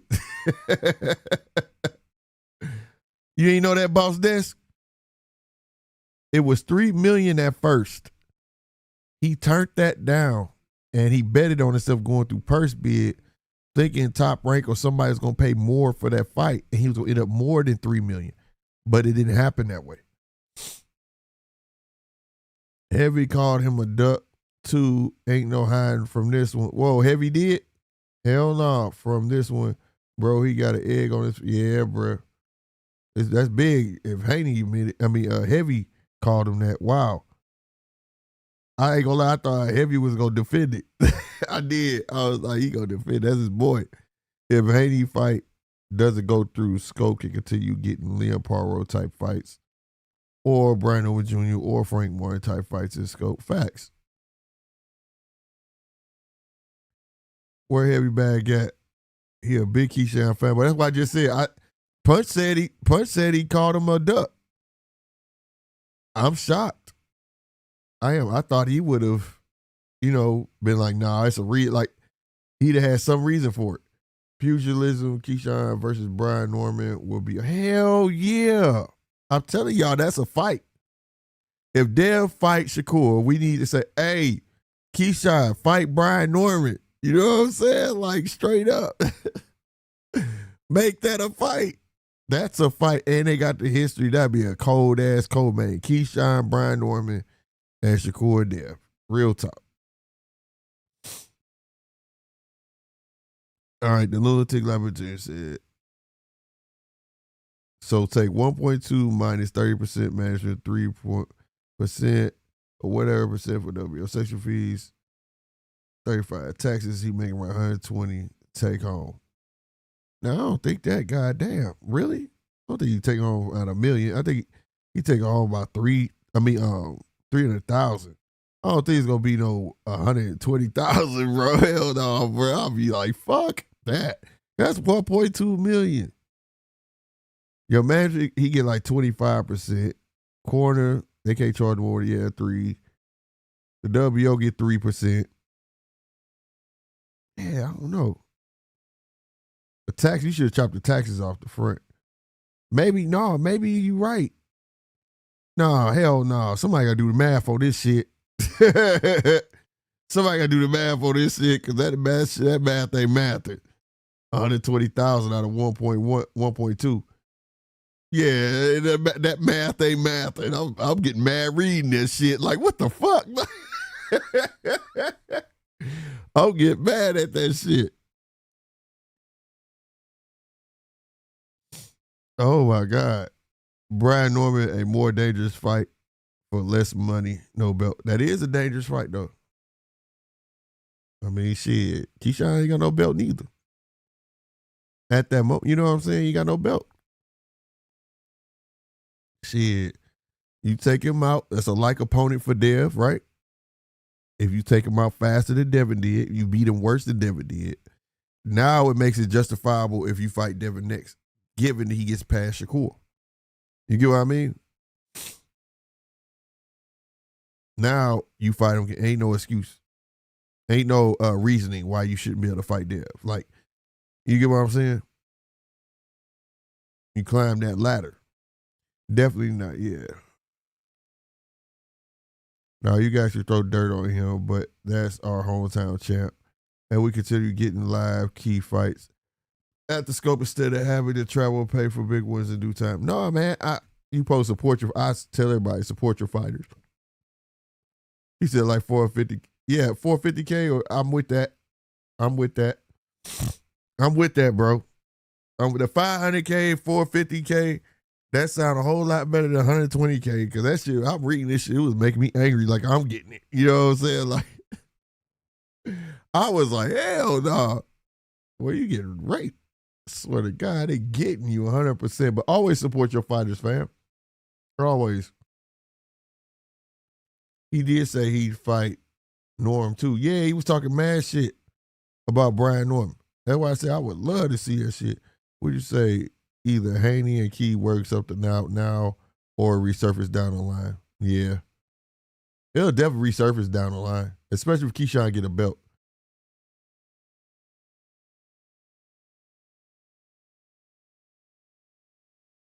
Real talk.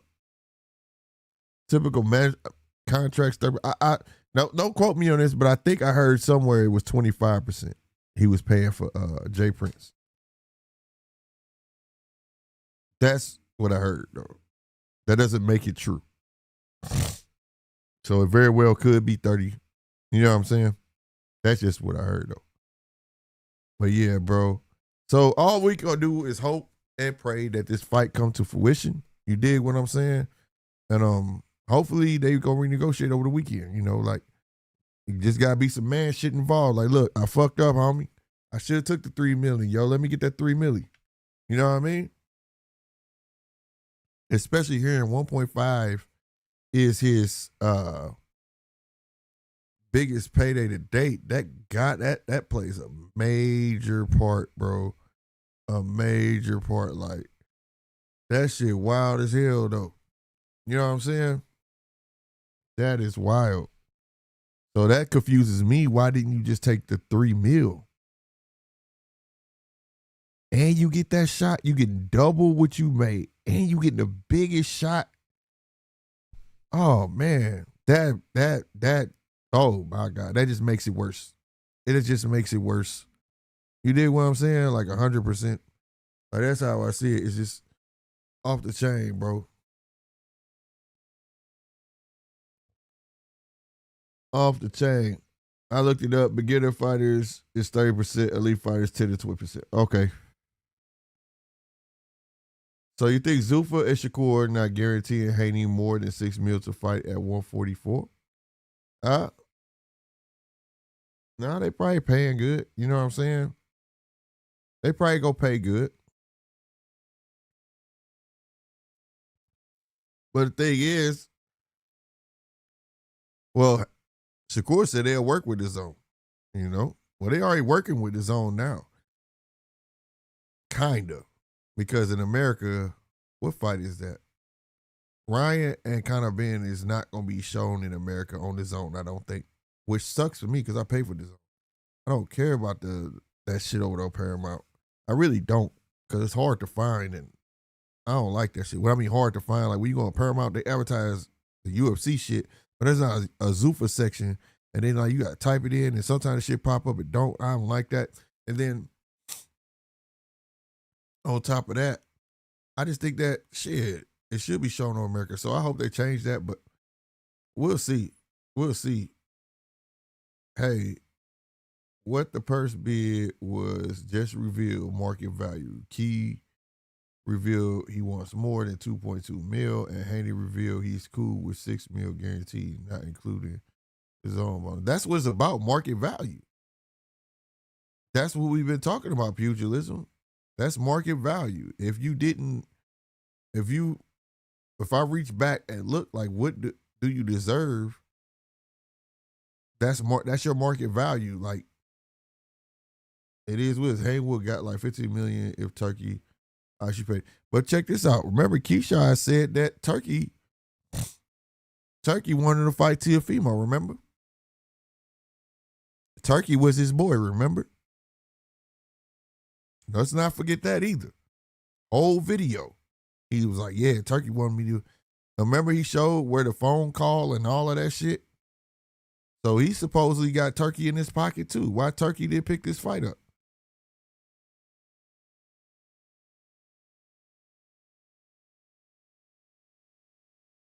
You know what I mean? 482K is what Keyshawn would get. That's better than that 120 though. Salute to you for pulling it up. But that definitely is better than that 120K you was talking about. That's realistic right there, especially after the taxes. You know taxes gonna get you, bro. They gonna chop a meal down to like $750 off the rip. You know what I mean? Off the rip. So that's realistic right there. I can work with that, homie. I can work with that. Haney will have got like 50 million. Yeah. Why the hell is Keyshawn ducking Haney? That was his shot. See, that's what I was saying. That was his shot at stardom. That's what it's about. The shot. It's not about the money. The shot to stardom. is what I've been talking about. Salute to Adam Hurley, man. I know you late, man, but that's exactly what I've been talking about. That is his shot at stardom. Yeah, without personal banks behind fighters can continue to sandbag, undercalling the books and pricing themselves out. Facts. Who knows what depths he has? You talking about Keyshawn? I hope he's not. If you talking about Keyshawn, I hope he ain't. That's the worst, bro. Because that type of money, bro, man, that's if you even if after everything you pay, you get that 480-something thousand. You buy you a crib, a dope ass crib, put that money up, make that money go get an Roth IRA, shit like that, have your money flipping every year, and keep you a cool you know what I'm saying? You get your starter house. I say get a starter house. Cool little 3-bedroom crib for you and your gal and your kid. You know what I'm saying? A nice area. You know what I mean? And then you know, throw a couple $100 and a Roth IRAs. Then you can rent your house out next payday. Like, you gotta elevate somehow, bro. You get you somebody to play the stock. It's a way, bro. That's enough money. That's not like it ain't no money. But I hope he's not in debt with. That's crazy, bro. That's crazy, bro. And then you could borrow. You could borrow against banks. Banks will let you borrow against your next payday, though. They will do that. They'll give you a line of credit. But that line of credit usually is so much money where your payday is coming through, they just snatching the whole thing. But you still got that line of credit, though. I know somebody got that shit, bro. That shit dope. That's where I'm trying to get. Where I got my money in the bank, but I applied for a loan and I got all this money and I'm spending the money from the loan and just make payments on the loan. And I'm winning on both ends, bro. That shit is so dope. You know what I mean? Why is my so blown out? But yeah, I hope he don't. Shit like that make me sad, bro. Like, see these guys making this money and then they get in debt like that. That shit trash. Dude, I looked it up from the 2.2 million he would have took home $700K. Yeah.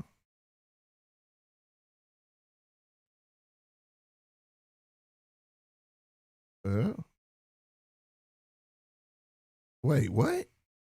Really? Dude, people are in construction working harder than him in camp, and he's complaining about money. Facts. People got real jobs. Ain't gonna never see that type of money. And he gets to make that in 36 minutes or less. Think about that. Think about that. They making it about the money when they don't have a true star power. Yeah. It's the safety net. If Key got debts, he earning zero now. He fucked. I hope he ain't got no debt. I don't wish that on no man. You make that type of money, you gotta get all that money. That shit ass, bro. Turkey is trying to create that pyramid scheme at Zuffa, paying fighters UFC wages. Yeah, I don't like that shit. I gotta wait to see what's going on with Ali Act, but shout out to Nico Ali Walsh, because without him, this should be ass right now, bro. Nobody's really standing up with him on the fight this except the manager of Nico Ali Walsh or somebody else. You know, they holding it down, bro. So I'm keeping track of that. You know what I mean? It'll be tough for Turkey to overstep large scale, though. Yeah, because overspend large scale, though. But, you know, Turkey not a promoter, though. So Turkey will have to go through somebody. That's why he got Dana and them to be the promoter. But they're not in conjunction with no belts, right? So they couldn't bid on that fight if they wanted to. You know what I mean? That's the question. Like, how are they gonna get people championships and they haven't even filled out for no paperwork with the WO or WA, or you get what I mean?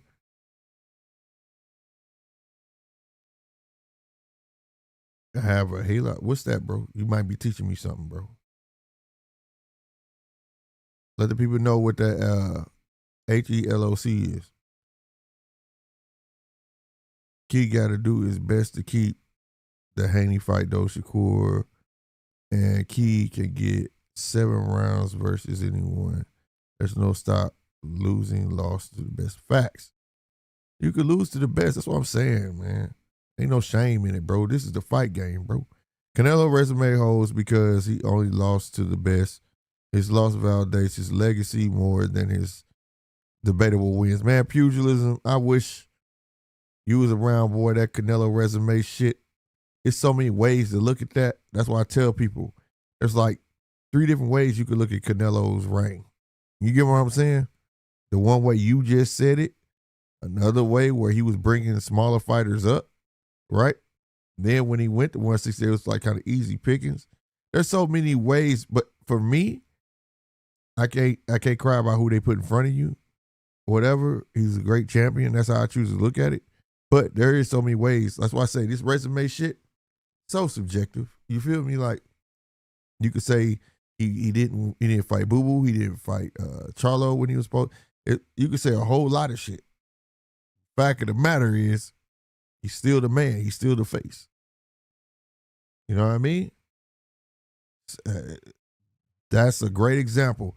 I want to say about 2 years ago, everybody was talking about his. I'm like, bruh, them resume debates. My God, that's why it will always be a debate because there's more than one way to look at somebody's resume. There's always a who, what, and why.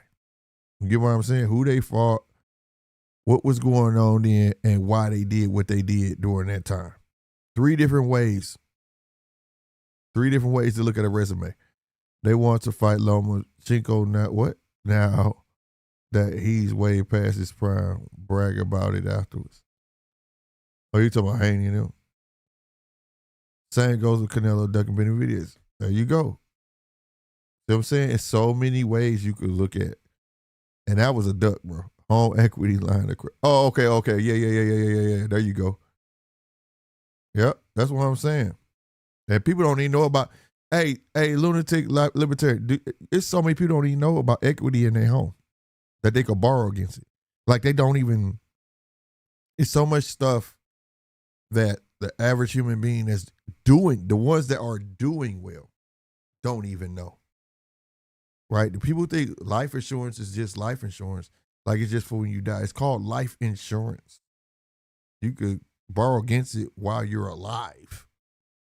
Like it's so much stuff people don't know. They think it would be called death insurance. Like it's called term insurance when you just get money after you die. But life insurance is something totally different. Like same thing with the home equity line of credit. Like, bro, it's a lot of things that people don't, bro. Salute to you for bringing that up, bro.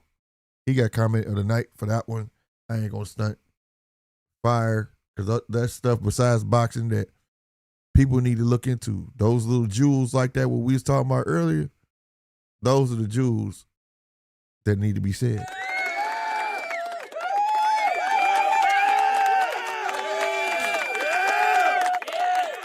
Y'all should look into that. Good life insurance, you can borrow against it, home equity. A lot of people be sitting on fucking tons of money and be sitting there like, man, I don't know what I'm going to do. I don't know what I'm going to do. And don't know what you bought your house for is worth more now. Go get a line of credit through your bank. You know what I'm saying? Credit unions get it to you faster. Your life insurance, if you got real life insurance policy or find out if you got a term, because you got to watch them life insurance motherfuckers. They'll sell you some life insurance, but really you bought term life insurance. You know what I'm saying? That pays out after you die. But if you got life insurance, you could borrow against that shit. You know what I mean? This is how rich people stay rich, bro. They don't spend their money. They go get loans.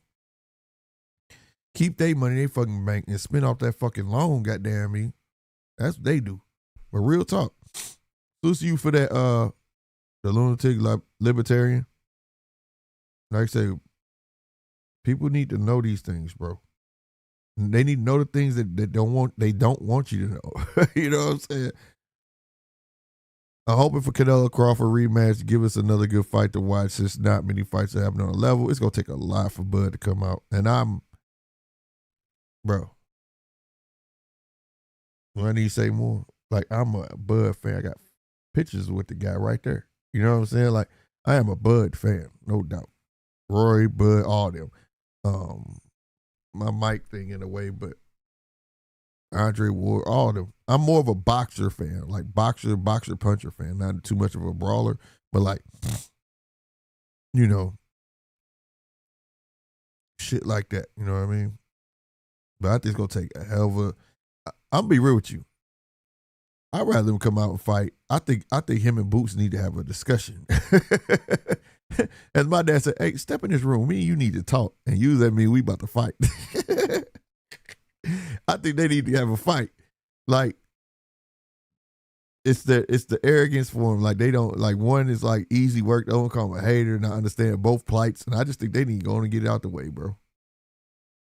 Go on, get it out the way. I think Bud wins that fight. But at the end of the day, they need to get it on. You feel me? Here you go. Another perspective. Canelo moved guys up, but Canelo also moved up and fought the best. That's true. See a different perspective. He moved guys up, but then when he went up, he was the smaller fighter. Right? That's true. But at the same time, still, some of them guys he was fighting was suspect, bro. Like, who the fuck was John Ryder? Nobody knew who that dude was. But that's why I said his resume, boy, you can go at it with a lot of shit. What do you think about anyway giving Bam Rodriguez to February? Because he saw something. Hey, man, I thought that shit was weak as fuck. Now, I'm going to be real. How you get that man an ultimatum? You know why? Because Bam looked as sluggish with that weight on him, right? He wasn't moving like he normally moves. He was like, yeah, we finna make this shit. You know, either it works. It's a two-way street.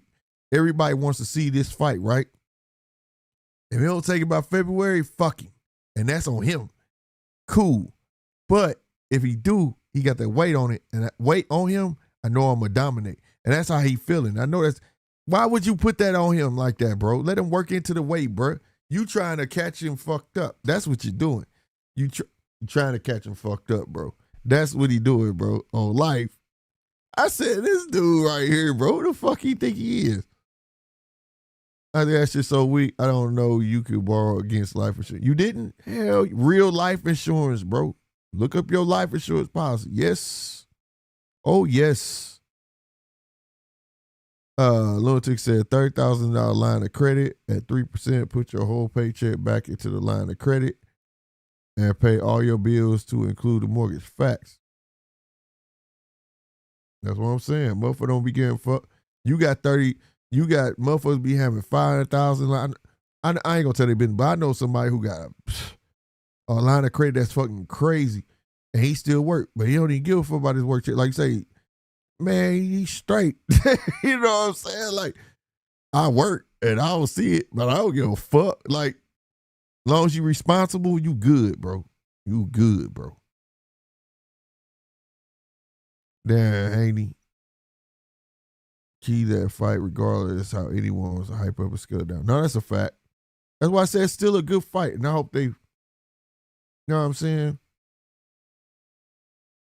I hope they get it together. Still got set 3 circle for ATL, LOL, but it's tough going against the Ring Magazine, Fight Hype, not act. They only gonna report like how I'm reporting. They hear it like I hear it. You get what I'm saying? So, but like I tell everybody, boxing today is not tomorrow's boxing.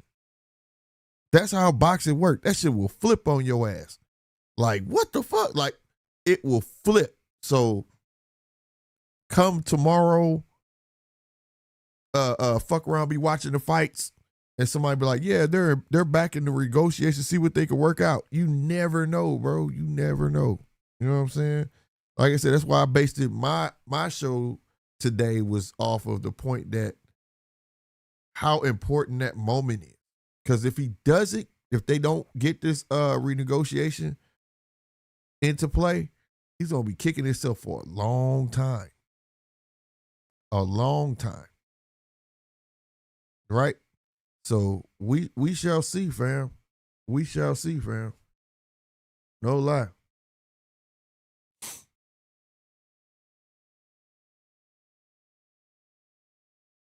I hope Bud stay retired. Boost would be bad for his health. I don't think so, boss. I'm gonna be real with you. Either gonna be a close fight or Bud's taking it, bro. Too many holes.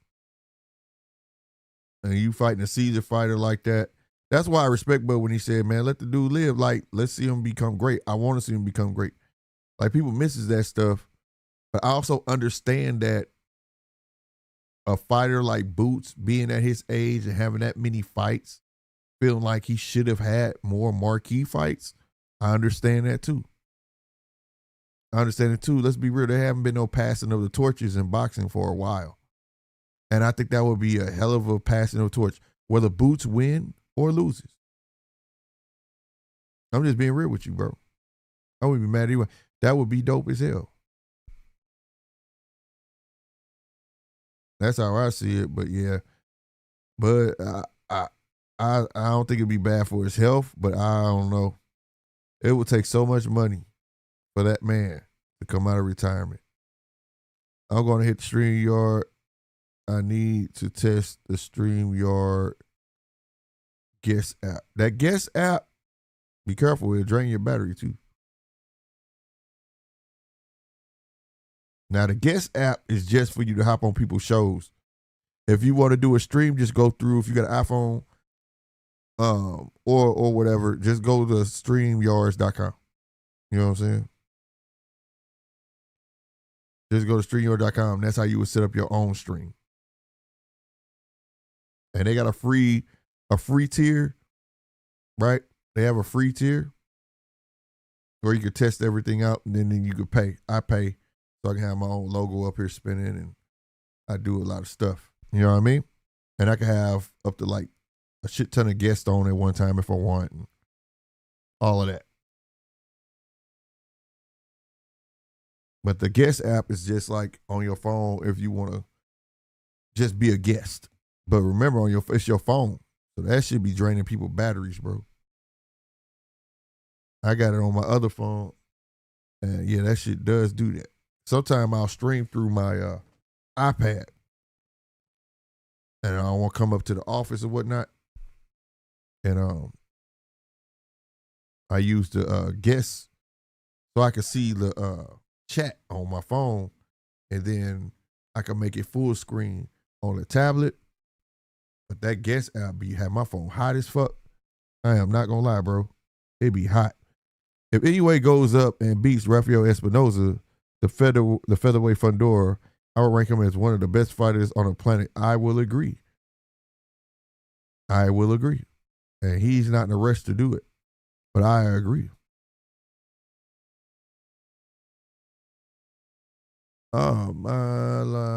Let's see something. Oh, somebody at the door? Hello, the tech. What's happening, baby? Hey, how's it going? Can you hear me? Yes, sir. Yes, sir. Oh, shoot. Yeah, I can hear you. I got you. Okay, I wanted to test this out. I got another podcast that I'm doing, and I had some audio issues, and I just want to make sure this is good. So, yeah, we'll be talking about Keyshawn Davis, man. I don't know what this man doing. He had Coach Ron come into his camp for this last fight. Thought he was going to do a little bit better as far as his discipline, but it seems like he's still not disciplined in what he's making moves with. And I don't know why you would be advised not to actually take this fight. Right. I don't know advise him neither, especially now I'm learning that, like I told you, I don't be following money like that, but to learn it's double your biggest payday. You get what I'm saying? I don't understand that. So when they offered that $3 million, that was like a gimme. Like, yeah, I'll take that. You know what I'm saying? And the opportunity outweighs the money, to be real with you. You know what I'm saying? Well, let's take Devin Haney, for example. This man took less money to go fight Kambosos in Australia, went to Australia, beat him, became, WBC lightweight champ, and was like, okay, now we in it. Now we going to be the A side of the negotiation table. Right. But right. they took the sacrifice, and then they went and made their moves after the fact and capitalized. Yeah, and it was 25%. He took 25% and had to go all the way over there. Not only that, it was a guaranteed rematch where he had to go back over there again. Mm-hmm. You know and what I'm saying? Kambosos made for that fight? Kambosos made some stupid money for that fight. Yeah, he made hella cake on that fight, man, and on both. And the thing is, like I say, no matter how you look at Dev, he may not have that poverty story where he's coming from, this and the third. But he betting on himself to pull through these fucking fights, and it's working. You get what I'm saying?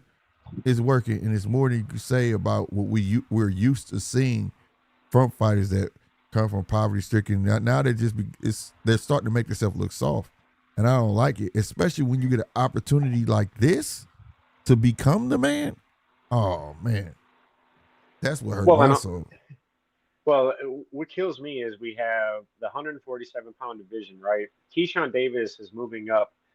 I mean, from 35 to 40, now to 47. I don't even want to see Devin Haney versus these smaller fighters like Shakur. I want to see the rematch with Ryan Garcia for unification, WBC, WBO World Championship unification. Do it in Vegas, do it in New York. I mean, if they did it in New York, maybe it would make up for both of their performances that they had on that New York card. Yeah. That would be fire. But I definitely want to see that too. That's what I'm saying, man. He don't need, it's not, Keyshawn don't understand he's not needed at the moment. They could, like say, Ryan, it's other options out there. Him to go get these pelts. And whatever the case may be. The 147-pound division is wide open. The 160-pound division, wide open. Yep. The 154-pound division, even with boots, it's wide open. Yep. It's wide open. So these fighters never had the passing of the torch fights where, we didn't get Boots versus Terrence Crawford at 147. Right. We didn't get, the legacy fights to where the older fighter passes down the legacy. Right. We didn't get Caballero versus Usyk. Yep. So you didn't get Caballero versus Usyk. You didn't get Bud Crawford versus Danny Garcia at 140. It's been so many of those type of fights that's, you get what I'm saying? Yeah. Well, and I'm not mad at fighters trying to make the most money. It is prize fighting, but yet again, you still have to earn that shot.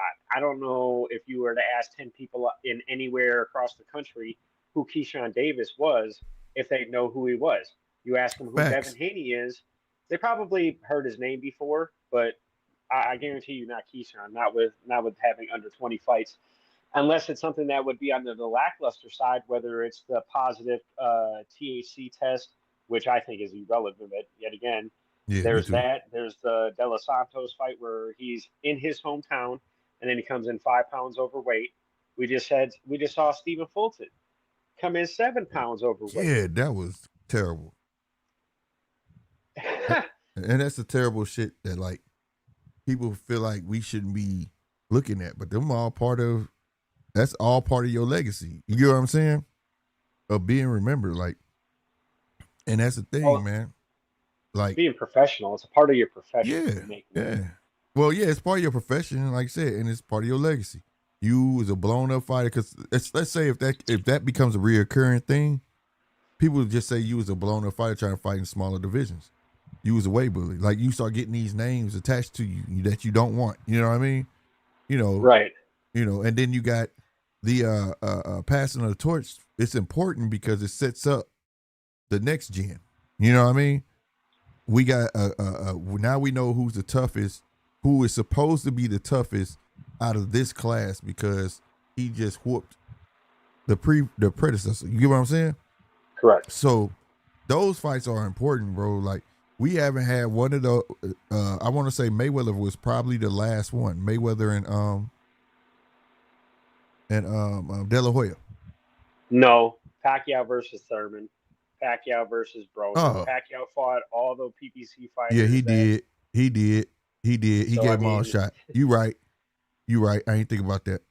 Because he went to PBC because he couldn't get the Crawford fight. Because he couldn't get the Crawford. He didn't want to fight Crawford, so he went to the other side. You're right. Obviously, it was a little bit of an easier task for him. But yet again, I mean, and he was willing to fight Spence. Like, Pacquiao was willing to fight Spence. And what happened to that fight? Spence got injured. Yep. So you're right. It was Pacquiao. That was the last. And after that, everybody just chasing checks. You know what I'm saying? It's all out of order. You know what I mean? I mean, how many people thought that Pacquiao at 40 would be fighting Keith Thurman or Adrian Broner? Facts. Right. And still have a little bit left. Well, put Thurman on his ass. Yeah, hell yeah. I remember that fight like yesterday. He said there was like, oh, the little man with the T-Rex arms ain't gonna beat me. You remember that shit? He got sat down, and then he disappeared for like 3 years. Like, what the fuck? Well, and then okay, so Tim Tszyu just fought Earl Spence. Tim Tszyu went 17 or was it 18, 19 rounds with Fundora. Thurman couldn't even last 6, 7. Yeah. So and then saying that because Tim Tszyu took those hard fights versus Fundora and Murtazalia, which were both boogeymen. You know, people thought that because Mendoza knocked on Fundora, you know, he's a little bit susceptible. But I mean, to say that Murtazalia was an easy fight, I mean, come on, nobody wanted to fight that man. No, nobody wanted to fight him, especially if you fed into his style. You know what I'm saying? And Tim did. He just fed into his style. You know what I'm saying? He's not as nimble. You know what I mean? But like, I do give Tim props when he fought Earl, man, because he could have decimated Earl, bro. And he would have been looked at as a bigger star off of it, because that's how boxing is. What have you done for me lately type shit. You know what I'm saying? And he just, he could have fucking railroaded Earl, bro. The way he was beating on Earl, I felt bad watching that shit. Like, damn, he is really beating the shit out of him. My first impression of Tim Tszyu was when he fought Harrison, and then I actually bought ringside tickets for Fundora versus Thurman. Oh, and word. then it ended up being Fundora versus Tim Tszyu. So I sat next to Tim Tszyu's promotional team at that fight. Dope. I remember me, my brother-in-law, my son went to that fight. I sat right behind Omar Figueroa Jr. I had Ugas to my left. I remember when Sam came and looked, and he's like, "Who is these 3 regular motherfuckers sitting in these seats?" Because it was like $3,000 a ticket. Damn. And I mean, Tim Tszyu was beating the shit out of Fundora in that fight. If you was the ringside and listening to them punches land on Fundora, the sound between the two was. And this was the like first 10, one. This was the first fight, 10 right? to 1. Yeah. It's like 10 to 1. You would hear the sound of Tim's punch versus Fundora's. That's what I'm saying, man. If you ain't never been to a fight in person, I swear it's the shit. It's the shit, bro. Well, Rolly got stopped by Cruz in that fight. I mean, that main card was 4 world title fights. I saw Laura knock out Zarafa with that straight left hand. Yeah. And Laura's one of my favorite fighters too. I thought he beat Canelo. Yeah, everybody I know feel like he beat Canelo. But ain't it amazing, like, this late in his career, he like really stepping on shit, knocking motherfuckers out? I think he would have knocked out Janibek. You think he would have knocked out Janibek? I think he would have knocked out Janibek. Wow, I don't know. That would have been a tough ass fucking fight. Laura is too technically sound. Janibek is too long and lanky, and with the timing of Laura, even at his, advanced age, and he really, when he hit Zarafa, I was like, holy shit! Yeah. And the arena went silent. How hard that punch landed and put him down, and we knew he wasn't getting up. Yeah, but also they got signed because Laura don't be stepping on shit like really fucking knocking motherfuckers out. You know what I'm saying? I'm like, he stopped everybody at 160. He stopped everybody at 160. Everybody he has fought at 160 pounds, he has knocked them out. Right. I'm like, what the fuck going on, bro? Like, when did this take off? You know what I'm saying? Like, this dude, I know him from moving around and shit and jabbing, you know what I'm saying? But no. But maybe the 10 years of split decision losses and all that garbage, them shitty ass decisions he got, he was like, well, screw it. I'm not letting any more of my fights go the distance. Right. Yeah, he did stop his last opponent, yeah. But I mean, shit, at his age, he doing damn good for what he doing. I'm like, what the hell going on? Where was this at, man? Why you just not starting this shit? But that Janibek fight would have been damn so interesting. And also, I don't know, they still ain't said what the hell he tested positive for. It doesn't matter. I'm a very big proponent of zero supplementation. And when I mean zero, I mean absolute zero. It is all natural diet. So a little bit of background on me: when I was, 40 in 2023, I dropped 40 pounds to go fight in the Golden Gloves. That was my life goal. That's dope. So I went and did that. Went from 204 to 164, went and fought expert novice. I got a bye the first round, came home with a silver. So, and I ain't mad Okay. about it. But yet again, it's you don't need supplementation if you understand what you get from real food. You Right, don't need right, that. right. I think everybody juicing, bro. Oh, that's I an had a absolute fact. I had a whole thing about this shit last show. I'm like, everybody fucking juicing. I don't care if you motherfucker drinking a fucking Monster or these supplements and all that shit is cheating to me, bro. Anything that's helping you, you cheating. I don't care because I'm like you. It should be all natural, bro. I don't get that. You taking melatonin to get better sleep. You should know. Fuck that. I don't want you doing nothing. And then with these mother with USADA and all them having these thresholds now. If you got just point this in your system, it's fine. Or this, you know what I'm saying? Like, no, Oh, I've you had the debates. I've had the debates where people have justified the levels. I've had the debates where people are like, nah, when you get older, this, that, and the other. And I'm like, hey, either you're going to allow enhancement or you're not going to allow enhancement. facts.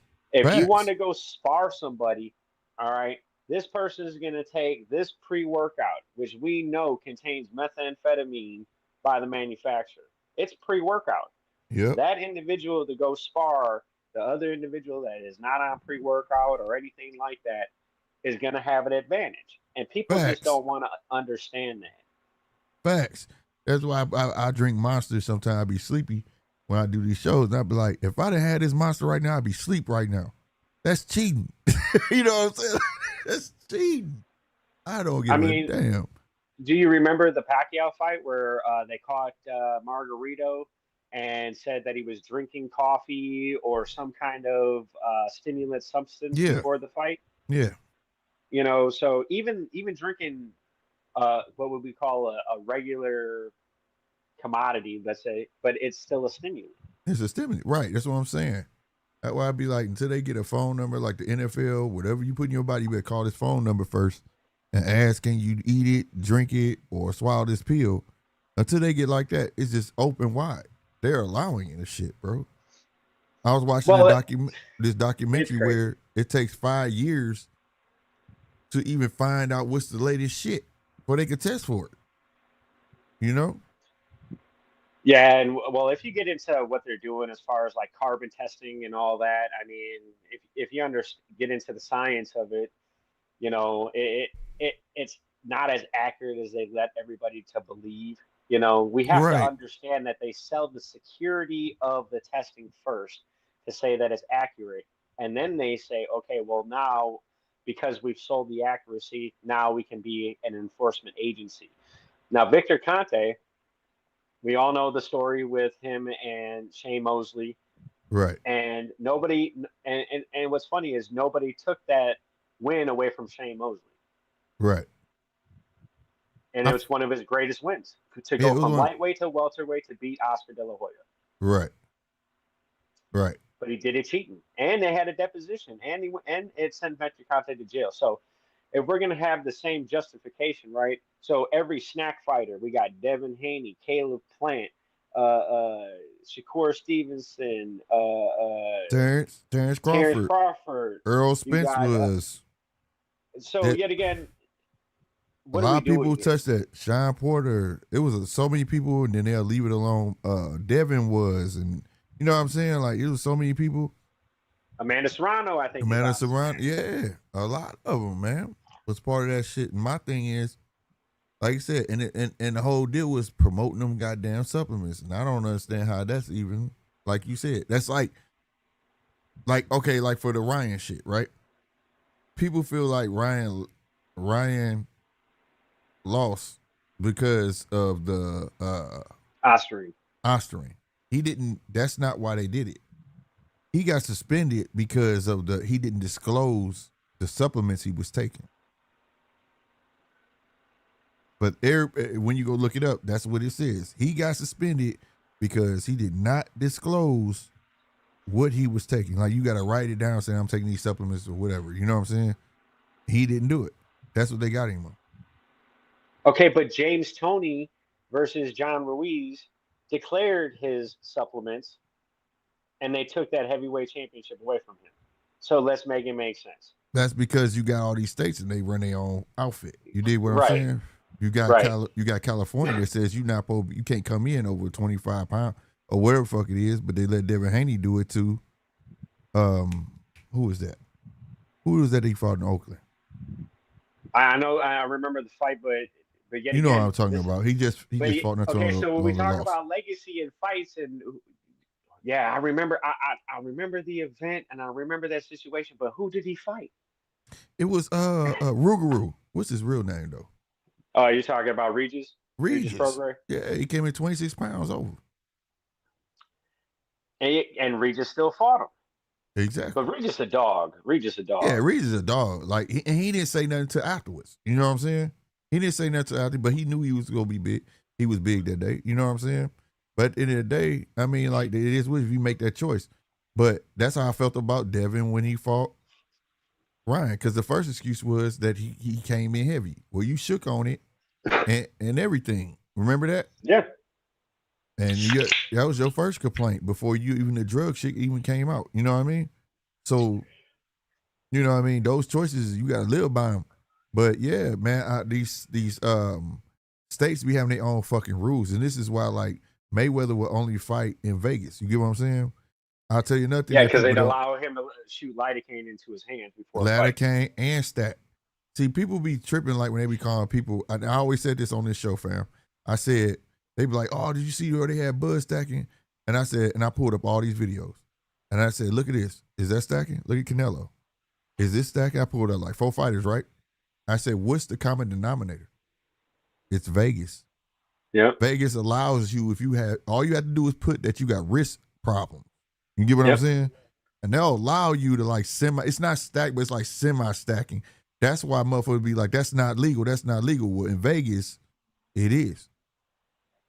Well, California I think that Robert Garcia had a very good explanation about the rules from California to Vegas to New York, whether you're fighting in Ohio, Chicago, Omaha, Nebraska, it doesn't matter. The state commission allows what you're able to do. Now, I never quite understood. You have the sanctioning bodies, then you have the state commissions, but yet again, the sanctioning body is not the commission. It's whatever. It gets real murky when we talk about how boxing's actually ran. And I'm not as well versed as I'd like to be in it, so I'm not going to step in that realm too much. I know what the professionals have told me that I've talked to, so it gets real murky when you don't have a unified rule system. But yet again, they have the unified rule system already in place. Now, whether the state's going to abide by that is different as well.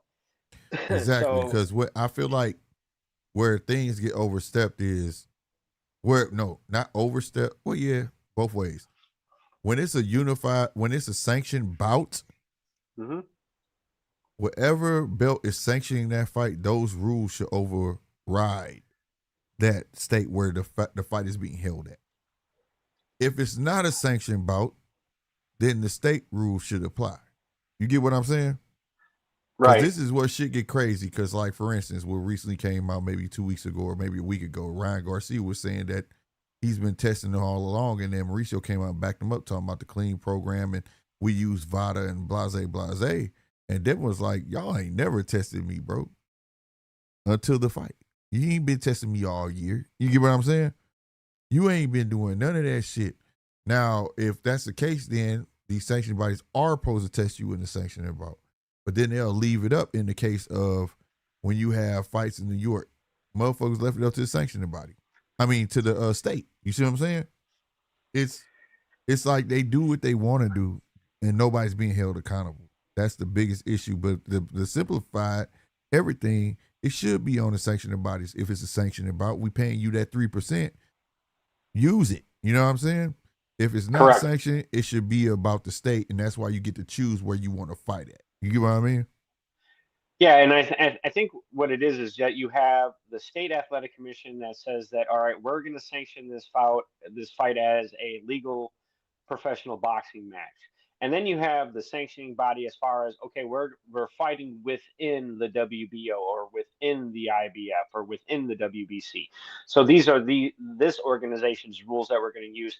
We're in the IBF, you can't weigh 10 pounds over the next day of the fight for rehydration, regardless of who the fuck you are. I love Right. that rule. I do too.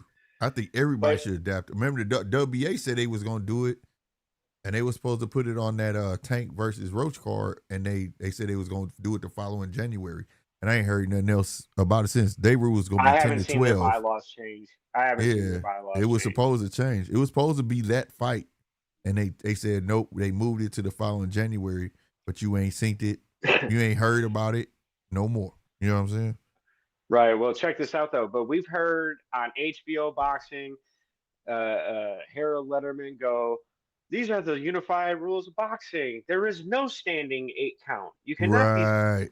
Okay, so if there's no standing 8 count, why the fuck do we always see the standing 8 count?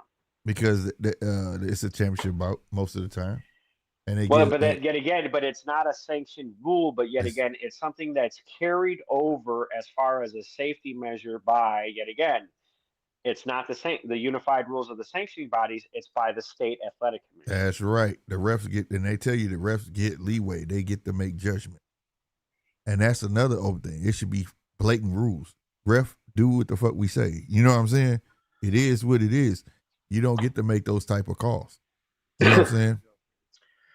Well, and the referee situation, I've always thought referees were controversial. I always thought that, especially in Las Vegas, referees were controversial. Yeah. I thought it was controversial that we can see referees around the world, and they're actually tied to a state athletic commission. They're tied to Nevada. They're tied to California, but they'll referee fights all around the planet. Yep. They get requested to do it. Yep. But then, okay, so are they? But they're paid by the state, but then they're also paid by the sanctioning bodies, WBO, IBF, because they wear the badge. Yep. You know. Yep. They And get a then percentage. it's like, yes, and they get a percentage of the purse. It's in the contract. You can look these up on WBA, WBC's website. They're blank forms. You can go download, go look at them if you think that we're lying. But it's crazy how you'll see them react a certain way when they're in there with certain fighters versus other fighters. You know, I love Tony Weeks for the first Corrales versus Castillo fight, and I think that's where he got his claim to fame. But yet again, when we saw the Badu Jack fight where his head's completely split open, why isn't that fight stopped? Like, come on, man. Exactly. And it's the same thing with Floyd. I forgot that ref that Floyd always used, man. He looked like a what do you call Kenny him? Bayless. Kenny Bayless, yeah. He with the hands out. He reminded me of one of them people that work at the funeral home and shit. And he always used him, bro, but he would save Mayweather sometimes. He would piss me off. Like, he wouldn't let you stay on him, and you know what I'm saying? And rough him up whatsoever. And Floyd loved that. He kept Kenny Bayless on the fight, bro. It was either Kenny Bayless or Joe Cortez. Now, people think that Joe Cortez is a great referee. I absolutely hate Joe Cortez. No, he just did a fight not too long ago where I was like, what the fuck are you doing, dude? Like, yeah, he do some shit. Man, what fight was that? It was just recent, too. It was a stoppage that was not supposed to be stopped. Damn, I can't remember. But yeah, he be making some bad. No, Joe Cortez, man. No. Joe Cortez been retired for a while. Joe Cortez was that dude. I'm fair, but I'm firm. Hold on. I'm going to see if I can look it up. Okay. Kenny Bayless was like, I expect you to obey my rules at all times. Yeah. Protect yourselves at all times. It's another Cortez. It's another Cortez. Somebody going to say, no, hey, Boss Dick, what's the other Cortez? I think he's like Puerto Rican or something like that. And it was a fight probably about, I want to say last month or something like that. And he stopped it. And they even questioned him about it. I gotta look him up. I'm gonna try to find him. But yeah, it might not be a Cortez. Maybe I just got mixed up. But no, on everything, he stopped the fight. And he's a good ref, but he be having the moments too as well, where like he just have lapse in judgment for some fucking reason. You know what I mean? That's gonna bother me now. I hate when I do shit like this. Now you gotta fact check yourself. Yeah, I do this shit all the time, bro. Like I have to figure out. I have to. It's gonna bother me. Well, that's the problem with society. When you're bombarded with so much information, it's hard to keep everything It straight. is for real. No lie. But yeah, it's been going a while. But it's one thing about boxing that everything is left for what is it interpretation. So like you Oh, give the perception and interpretation. yeah Absolutely. yeah you give the boxers, you give the refs too much leeway. You give, you know what I'm saying, the sanctioning bodies got too much leeway. You give the states too much leeway. And then when it's time to points, find out who's to blame and this and the third. It's like everybody like, I don't know. It's like that Spider-Man meme where they just pointing at each other like, it ain't me. You know what I'm saying? Well, I mean, you can take the Patrick Day fight in Chicago. Chicago didn't have fights for how many years, and then that was Matchroom's very first United States card. Mm-hmm. And then there's a death on the card on television. Yeah. Who was that? That That's was Patrick Day. Patrick Day. But he was fighting I don't remember his opponent. It kid was a from guy Ohio, wasn't it? I don't remember his opponent's name. He lost to that tall motherfucker too. And I ain't seen them since. Zai Pacino not in the chat. He know, but that motherfucker remember everything. But yeah, I remember that. It was a kid from Ohio, bro. And he didn't fight for a minute after that. Hold on. All right.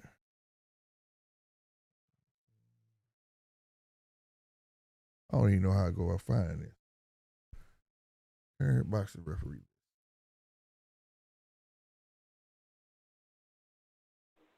Well, one thing you notice about these referees and these judges is that they're family based and there's legacy there.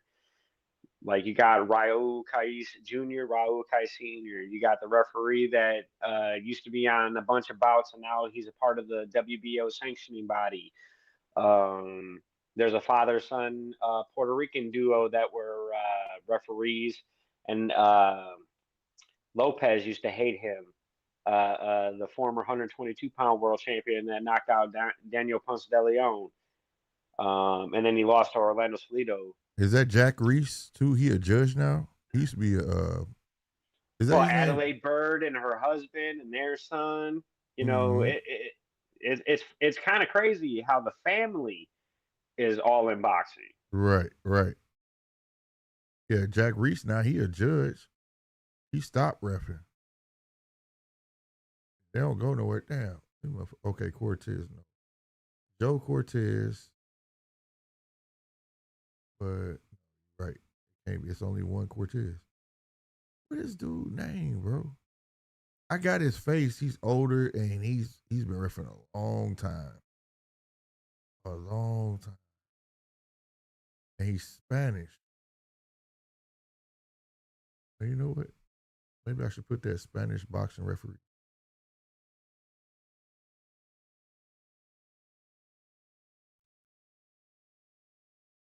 No, I think referees got gassed up after Judge Mills Lane became famous for "Let's Get It On." Yeah, let's get it on. And then you had Joe Cortez, "I'm fair but I'm firm." Yep. Then you had Kenny Bayless, do his. What was my guy with the it was another one. He had no slogan, but he would let you get your ass whooped. Yeah, Mills Lane. Damn, what's the other rep? Man, I'm so blank right now. He had red hair. Like, oh my God, y'all know who I'm talking about. He does not ref no more. But he used to let you get, he was like pure violence. Like, let you get your ass. Oh, I know who you're talking about. He's very famous in New York. Yeah, he's Mustache, famous as fuck. red hair. Yes, he will let you get your ass. He looked like a character off some fucking cartoon. I promise you, man. I know who you're talking about. What is his name? It's an Italian name too, I think. Oh, somebody help us out, man. Now, Ray Corona. It's going. I was just talking about him not too long ago. I was like, bring his ass back, so that way we ain't got to worry about these stoppages. He makes Smoker, Steve Smoker. Steve Smoker. He will let you get your ass whooped. He gonna make sure it was worth stopping. Referee, the fighters referee. He would let you fight. He would let you fight. Yeah, he would curse you out. All right, motherfuckers. He'd slap your arms. hey, fight this shit out. They paid to come see y'all. He would be on it. Yep. Hey, and I guarantee you wasn't no early stoppages with him. Because you, if he had to jump in, you was getting your ass whooped. He made sure of it. Yeah, that's just crazy how referees. Mark said, "How can you be famous. Spanish and have red hair?" No. That's not the same guy I'm talking Look about. at Mark. Canelo. He's a ginger. He's Spanish. Yeah. You're right. Yeah, it's possible. You sure right. You're right. I mean, shit. Look at I don't know how many portions of the world the Spanish conquered, from the Caribbean Facts. islands all the way through South America, through the Shit. Caribbean, like I think Central America, I think it Mexico. stopped. It stopped when they got to Brazil, didn't it? I mean, everybody speaks fucking Spanish. Yeah, or they couldn't. Portuguese. That's why have them speak Portuguese still, and the rest Spanish. They couldn't conquer Brazil. I think that's where it stopped.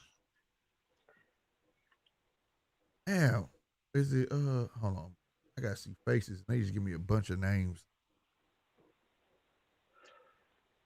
But I'm gonna have to find this dude because I promise you, he just got caught in some controversy. He got no hair on the top. He got hair on the sides. And There's all kinds of them, man. There's all kinds of but them. yeah, he's now like he's known for stopping fights way ahead of time. Didn't need to fucking be stopped. Like, what the fuck are you doing? What was you looking at? You know, I can't think of the ref, my most hated ref though. If DJ was on here, he'll tell you his goddamn name. I can't stand that son bitch. He ref a lot of fights, but he's like want to be the star. He'll like break you up for no fucking reason, and then he take like 10 minutes to explain shit to you, and it's like what the That's fuck? Joe Cortez, bro. That's Joe Cortez. Is it? Hey. I want to be fair. I want to be fair. I want to be fair. He'd I be think we talking grabbing about your the same gloves and motherfucker. hey, get out of there, get out of there, and then touching the fighter's gloves. Yeah. Like Okay, that's Joe Cortez. Yeah. Okay. Yeah, but no. Okay. I got the faces mixed up. This is exactly who I'm seeing in my head right now. Joe Cortez, but it's another motherfucker that looked like him, I guess. That I got him mixed up with. This I just typed Joe Cortez, swear to God. This is who I'm seeing in my head, but he's retired. Yeah, from in 2012. But no, this dude name is Mark. Do you remember the ref me and DJ be talking about, Mark Wynn? He be in here. I can't stand this motherfucker. You remember a fight he ref? He's a white dude. He's a white guy, bro. And he be in a lot of fucking matches. He was in one of them matches last weekend. And I was shocked he stayed the fuck out the way. Thomas Taylor. That some bitch. His ass be in the way of the cameras. His ass be just itching to stop them. And he always got to tell motherfuckers something at least 6 times a damn fight. Like, let them fucking fight. Just get the hell out the way. Thomas Taylor. That's him. That's his name. Thanks, Boss Deck. You be paying attention too, huh? Unless you hate him too, huh? He get on my nerves. I be like, and he reffed last weekend. And I was like, hell yeah, you said this motherfucker not reading the chat. I was trying to look it up on the computer, bro. I got like 4 screens in front of me, man. But thank you for and that. that's Yeah. the rabbit holes of boxing that you can go down. We started talking about Keyshawn Davis, and then it runs all the way up to the referees. And you can go I down love rabbit boxing, holes bro. with boxing. You Yeah, know? referees make or break a fight, man. You be like, what the fuck? Man, he was winning, and you gonna do this dumb shit? Like, or sometime like the benefit that they be giving ain't warranted, but damn, you gonna stop it 1 second on the fucking clock. You could let him ride that out. You know what I'm saying? And then told him, you don't show me shit the next round. I'm stopping this motherfucker. I heard so many refs. I got an argument with a guy who was like, refs can't go to the corner to you. I said, yes, the fuck they can. They'll put a time limit. They be like, hey, you don't show me shit in the next minute, I'm stopping this motherfucker. You know what I'm saying? They'll say that shit. A ref could say that. Now, and you can take classic fights and look at how the referee acted. And I'll still bring up that Tony Weeks with Castillo versus Corrales 1. Mm-hmm. One of the greatest ways you can ref a fight, especially when you have tactical boxing and inside fighting, that it goes hand in hand each round. Diego Corrales would step back on his jab, come back on the inside. He wasn't in there, trying to do too much. When they got clinched up, he'd break them, Mhm. but he'd give verbal commands, Right. and that's what made that fight great. Not only both the fighters, but the referee. Right. He didn't stop it when Corrales got dropped the first time. He didn't stop him when he got dropped the second time. And he didn't disqualify him when he spit out his mouthpiece. Right. Right. Right. Right. And then Corrales comes back with the greatest comeback ever within the round that I've ever seen in my life. That was a shit. Hey, you better go get it. You better fucking get inside on him now. He told you better go get it. Shit, it's a wrap. You don't. But then you look at Goosen, right? And what happened to his career after that fight? How many people went to him because he used to train Casamayor, and then he trained that beat Corrales, and then he trained Corrales to beat Casamayor, and then he that's what everybody Corrales said. He back known after for that. the Mayweather loss and all this other shit. Yeah, it's like he he know everybody's secrets. Like you can get him this way. I remember Ryan pointed that shit out. You know for this shit. That motherfucker a little fruity for me, man. I don't know. He might know a little bit too many secrets about some fighters. Hey, you ain't lying, man. This motherfucker damn near no age. I'm like, this dude got a whole Botox kit at home, bro. This dude face, bro. No change, bro. But he got ties with PBC and shit. You know it, right? No, but if you go to the Tengusen gym, them motherfuckers don't play down there. The Tengusen gym don't play. I got you, but yeah, they got long ties. One of them is married to the sister of the Goosens or some shit over there, Tim Brown or something like that. Like they all linked together. Well, his brother was the promoter of Andre Ward until he died. Right. Because he wasn't getting out that contract until he died. He had Andre hemmed up. Him and a couple other people. Man, when you look at when you look at how many sanctioning bodies, right? Like if you look at the IBU or the WBU, those were sanctioning bodies that carry world titles. James Toney had one. Vinny Pazzarenzo had one. Yeah. Mickey Ward had one. I was saying that too. Fall apart. Yep, I was saying that too. That was a while ago. I was like, y'all think it's just these belts? It's way more belts out there. You know what I'm saying? I was telling them, like, you got to watch boxing, like, worldwide. You know what I'm saying? Like, and it ain't just for them. It's for everybody, or whatnot. And the example I was using was what was that? Oh, my God. I used the IBO. Bivol. Right. That's what IBO title. That's what I was going to say. It was Bivol and Better Beef. I said, y'all didn't realize they were saying 4 belt, but he had 5. It was 5 belts, bro. You know what I'm saying? And nobody paid attention to that or whatever. You know what I mean? Or whatnot. It's just the IBO is more recognized like UK and shit like that. Africa. They honor the fuck out of it. You know what I'm saying? America's the only IBO one that is don't. biggest in Africa as far as I know. Yeah. Like they got regional IBO titles in Africa. Like you can be the South African champ, you can be the Ugandan champ of the IBO. And I asked people, do you think the IBO is a real world title? Like, oh man, it ain't a real world title. I was like, okay, so when Bernard Hopkins beat Antonio Tarver, was that for a real world title? And they're like, huh? And I'm like, he beat him for the IBO world title that made him a 175-pound world champion. The same thing with the which one was that? That was the IBF or something like that they made popular during the 90s. Which one of them belts was that? Or was it the WBO? One of them belts they slapped on like 2 fighters that had it and it made it popular. I don't know, but I know the WBO didn't become a world championship until like the early 90s to mid 90s. Yeah, it probably was WBO. A couple motherfuckers like you put on the right fighter, and that's why they do that shit now, bro. They want to get that belt. Like for instance, they didn't want to take that belt. Tank didn't want the belt. Tank stated, "I don't want the belt," and they upgraded his ass anyways. You know what I'm saying? Because he's a citing fighter. These motherfucking sanctioned bodies don't care to have their belts on people who aren't going to generate money. They want their belt on somebody who's popular and who's going to generate that fucking money. Okay, well, when we talk about Rolly versus Tank, right? Tank has, I think, only fought for WBA titles. Right. So he only fights within the WBA. Well, at the time, Rolly only fought under the WBA, and that's why he was only calling out Tank. And I think that's another thing that people don't really understand. And Shakur coming out and saying he'll never fight for a WBC world title ever again Yeah, means he he'll wrong never for that. be undisputed. Yeah, He'll never be undisputed. and that's why I say some of these kids need PR.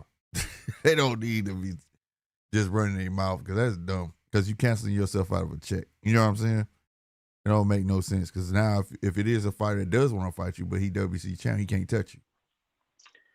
I don't know. Ever since Mauricio took over, you can see it through Canelo where they create titles. Hell yeah. And the you franchise, understand that they created that title so they can collect more sanctioning fees. Yeah. But they're a nonprofit organization. Yeah. So make it make sense. I mean, Yeah, I think my opinion, I think the IBF is probably one of the most based sanctioning bodies. They're one of the longest lasting sanctioning bodies, and I think they have some of the best rules or bylaws. I think because if you're not going to fight your number one contender, what does the IBF do? They strip your ass They right take your away. shit. They take your shit. Fuck what you talking about. You can come back and get it, but you about to lose for ain't no champion recess. Fuck you. It is what it is. This belt for the move, and I like that shit too. A lot of people don't, but it keep it the reason for it is to keep you active. You know what I'm saying? Well, and that's kind of the reasons why when Boots went to 154, I was like, hey, bro, you the IBF 147-pound champion. They'll give you a streamlined Murtazaliev. Right. And he didn't want it. He did not want that shit. Hell no. No. That's why I said. And they were like, well, nobody's going to pay for the fight. And it's like, it doesn't matter who pays for the fight. You going to be the next world champ. There you go. That's right. That's your introduction. And he didn't take it. That's why I say Boots still kind of a work in progress. Like, he's still a kid, bro. In for his boxing time. Like, all them fights, we didn't get to see all them goddamn fights. He's still working his way up the ladder as well. He's a special talent. But I just think people want to put way more on him than what it is. I like Boots. I do. And I know what I'm looking at. But if you rush him too fucking fast, then you're going to ruin the goods. You know what I'm saying? And I think Eddie doing the right thing. When Eddie be talking, I think Eddie's the one who's telling the truth. Where he's saying that I want him to do this, I want him to do that. Because he knows there's some killers out there. He knows in his heart of hearts, if he did make that fucking Terrence fight, he knew that was going to be, even when they would ask him, yeah, he wants that shit and I'm trying to make it, but it's going to be a hell of a fight. He not one time said Boots beats his ass. It was always, I think he might edge it out. You know what I'm saying? I think Terrence stops Boots. That's why I said I think Terrence is just, the experience is gonna play on him, bro. Like, and that's what you're talking about, the experience, because you're talking about a 39-year-old man versus a 30-year-old man. Terrence was never the dude that was for the spotlight. He was always that quiet, humble, and right. He was matter of fact to Jose Benavidez Jr. saying, worry about your fight before you not make it to your fight. Facts. Earl Spence Jr. Oh, you gonna stop me? Let's put $1 million on it. Fuck that 100,000. Yeah, like he wanted to smoke. And it's been based ever since. So it's just that he's my prime example of, not just because he's one of my favorite fighters, but he's the guy that wasn't supposed to be where he's at. He's one of the guys that you want to make a little bit of money off of on the undercard, things like that, because he's not from a major city. He doesn't have nothing you can really build a story around. We call them fish. I'm from the Midwest, and there's a lot of Midwest fighters that get did like that. You know what I mean? But the thing is, he was a diamond in the rough, and they didn't understand what the fuck they had. And people tend to forget, he wasn't after Earl first. That's just when everybody started noticing him. He was trying to get Pacquiao. And Bob was not trying to give him Pacquiao. Because he would have destroyed Pacquiao. Exactly, because Pacquiao was the what you call that shit? The breadwinner? Cash cow. The cash cow breadwinner. Yeah. And then the only thing people quote was like, there's money I spent on Terrence, I could have bought this. Yeah, because he had a $4 million minimum, but at the same goddamn time, you should have just gave him fucking Pacquiao. You'd have had a whole new star in your hand. If he would have beat Pacquiao, which would have been his coming out party, Terrence would have been seen in a whole different light. But they didn't want to pay Terrence. Yeah, but yet again, then you're sacrificing Pacquiao's $25 million guarantee per fight, and saying that it belongs to Terrence then. Yeah, but you got the future. He younger Well, than Terrence Pacquiao. Terrence did the smart thing by taking the steady money all the time. Yeah, hell Never yeah. That never 4 going to million. Yeah. PBC and taking that, oh, we're gonna pay you this upfront money, but then there's gonna be stipend payments and there's gonna be Yeah. this and all that fuckery. You're gonna be on the shelf for a year and maybe we can get a Mm-hmm. fight for you. But yet again, he just took the steady money, went to 147 after becoming undisputed at 140. And yeah, he beat pick'em fighters, you could say. But yet again, who's in the division? Yeah, 140, he ran through that motherfucker, but he Danny was supposed to be that fight. He would have knocked out Danny Garcia. Danny was supposed, because Danny was doing some damage back then. That's where he really built his fame for at 140. But Danny was supposed to fight, but Danny got up out of that division before he can get there. And Danny, but then Danny went to 147, got a WBC title, right? And then what happened with him? He lost. He lost. Yep.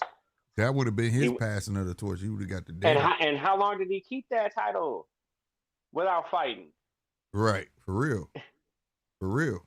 That used to be the biggest thing, how these motherfuckers would sit on these belts and ain't nobody doing nothing about it, man. That shit used to burn me, bro. Like, how long you gonna let these dudes hold on to this shit? Yeah, I didn't. But that's where you lose respect to the PBC, because now you're saying, oh, we holding all the belts, but you got to come over here. And then you got Charlo Vert fighting Castellano. Barely got to draw the first fight. Stopped in the second fight because Castellano was too macho for his own good and got stopped. And really, that first fight, Charlo lost, because anytime somebody hits you and you sit on that bottom rope like you falling, that's a knockdown. Mm-hmm. And they did not count that shit as a knockdown. But yet again, okay, but you had all these people that were all gassed up on PBC too. Oh yeah, he's the best. Yeah. You got to come to this side of the street and all this other stuff. And I kind of respect it, because you look at what PBC was doing. They went from network to network to network to network to network to network.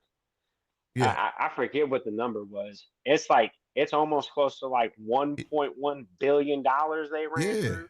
Hell yeah, they ran through all that shit. Man, that dude was on Bounce TV, every station you could fucking think of. Some and multiple, he was shifting from here to there, but he had deals everywhere with these networks. But at the same time, though, what he did was PBC commercialized boxing. The hype was around it, because you saw these new guys and they got fucking diamonds around their neck and they looking like $1 million, like they already been here before, like they earned their keep. You know what I'm saying? So everybody wanted to see. Then you got Thurman that could talk like he was getting everybody attention. I remember he was like, fuck pay-per-view. I want everybody to see me. I can get more views on regular television. They had him talking, and then he was going there with Mayweather. When they was gassing up being on Fox, and they were Thurman talking crazy, and then Thurman was calling out Floyd. And then they was on Fox Sports, which was cable. Yep. And then it was on Fox, whatever 37th channel they had on cable, and you never even heard of the fight. Right. Exactly, bro. And then you had Thurman calling out Floyd at the time and all that shit. And that shit was crazy, bro. Like, yeah, they commercialized the shit. I always said if PBC was a PR firm, they'd be gold. Like they could make you look way larger than what you are. You know what I'm saying? Like that's what they were good at. But holding up divisions, there was their second talent. They would hold a division up like nobody business. Because at one point they had the most champions shit.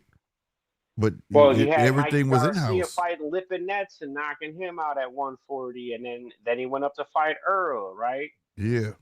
And it was all just when you talk about PR, that's exactly what it was. It was a PR stunt.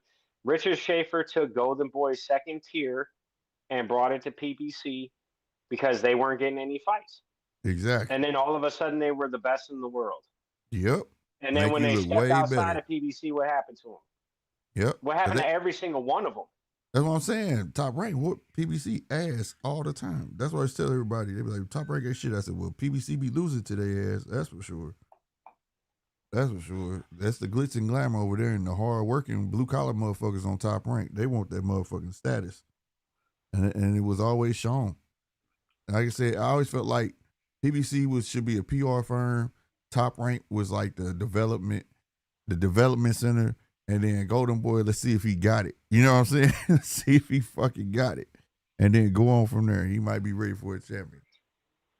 Well, Top Rank's still the GOAT because they still produce probably the most world champions out of any promotional company in the world. Yeah. That's why they the D League. Ain't nothing wrong with that. They would develop the shit out of you, boy. It just now it's Tyler Boff and Tyler Boff and what's the other dude name? Not Bob. I just don't think they see the vision. They see the money. You know what I'm saying?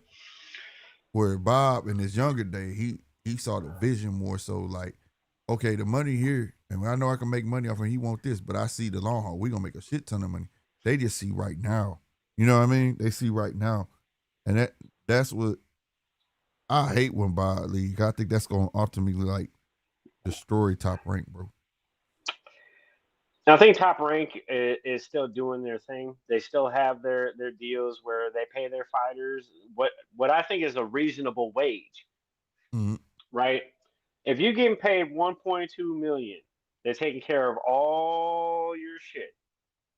They're taking care of your team. They're taking care of your camp. Yep. They're taking care of all that. They back up all your, and it's a machine. It's a money machine. Why do you think Keyshawn Davis is so popular right now? It ain't by the actions of Keyshawn Davis. No, it's he by got fast track PR and team of fucking Top Rank. Facts, bro. Fast track the fuck out of his ass because he was an Olympian. Fast track the shit out of him, kept him in front of the cameras, talking his shit, and putting him in the right fights. That's how you do it. That's what I was saying during this whole thing. That's what pissed me off. You get fast track. All right, you make all these fucking mistakes, and they still fucking got your back, whether you feel like they do or not, because they just put you in position to put you back where you think you was, and you ain't take it. That shit is. What they do to Berlanga? What they do to Berlanga after that knockout streak ended? Yeah, they dropped that motherfucker like a bad habit. Yeah, I think because they didn't see a future in him, because that's what he was. They knew. They knew. There was no future with him because. We only can give him so many fish and get these knockouts, bro. He gonna have to fight somebody, and they felt like he couldn't box, and because you saw it when he went to the zone after that, and when they tried to change him up, he started trying to have a jab and box and shit. He started losing. They wanted to change him up, and he ain't been the same since. Now in his last fight, you saw in Zuffa, shit, that was the first time I seen old Berling in a long time. He's like, fuck this shit, you knock me down. And he just went to fighting. You know what I'm saying? That's who he is. I think Turkey told him, you got the Canelo fight. What did he make off of that? Even if he made $3 million, that's probably his biggest payday ever. Hell yeah. He gassed himself up. King of New York, my ass. In my opinion, Zab Judah's still the king of New York. Like, get the fuck out of here. Like, I ain't seen nobody. Like, come on. No, Zab the truth. Zab the truth. That's what I tell a bunch of my young friends. I say, go look at Zab. Zab the truth, bro. Zab is the truth, man. And he dropped Floyd in that one. His glove touched the motherfucking ground. I don't give a fuck. Well, and that's that. Well, Richard Steele, you can name the referee blunders on him. Right. You know, the stoppage of Meldrick Taylor versus Chavez won. The Floyd knockdown. I mean, why is he famous? He's famous for referee blunders. That's what he's famous for. Right. Yeah, that dude, man, I was like, damn. But yeah, Zab, damn right. Zab, that dude. He's still showing you, dude. I was watching him over there on fucking Kick with AB. I was like, damn, this motherfucker still got it. Like, he still got it, bro. He still want to fight, man. You ever see him on Mill City? He still want to fight. Yeah. I was like, damn, he need to leave that shit alone after, what happened with the steroid Jew. Right.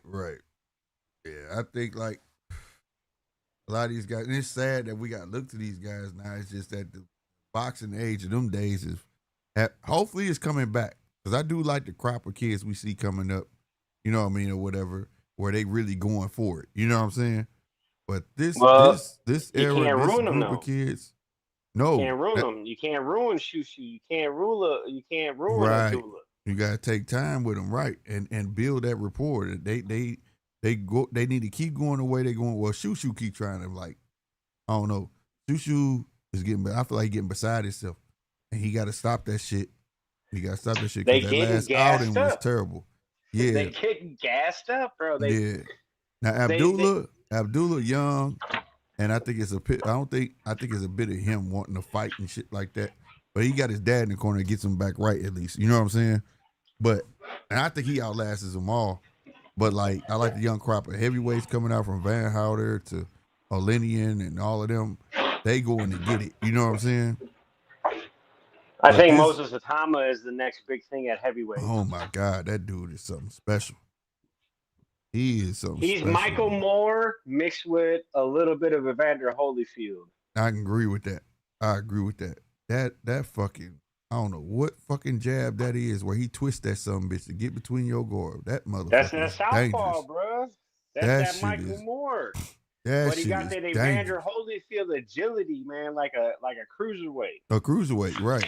That shit is fucking goddamn dangerous, bro. But yeah, I And he's like it. not in and out. He'll sit in the pocket just like Evander would. Yeah, and I'm talking about it's instant. If he got you, if he feel like he got you hurt, it's instant, bro. He on you like white on rice. He's on you, no problem, man. But I like the new upcoming crop versus this crop we got with the TOs, the Shakurs, and all this shit. They playing these games, and their mouth is outweighing their skill set. You know what I mean? Talk a lot of shit. I think Shakur beats everybody from 135 to 147 on skill set.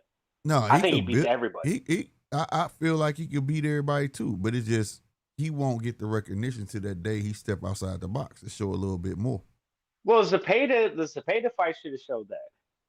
Yeah, the Zepeda fight could have showed it. Showed some. Okay, it reminded me of what Floyd was that fight was that where he had him on the ropes or whatever. Was that Canelo? It kind of reminded me of that, but Floyd had a lot of movement and he was doing a lot of pull counters. But the thing is, that gets me with Shakur.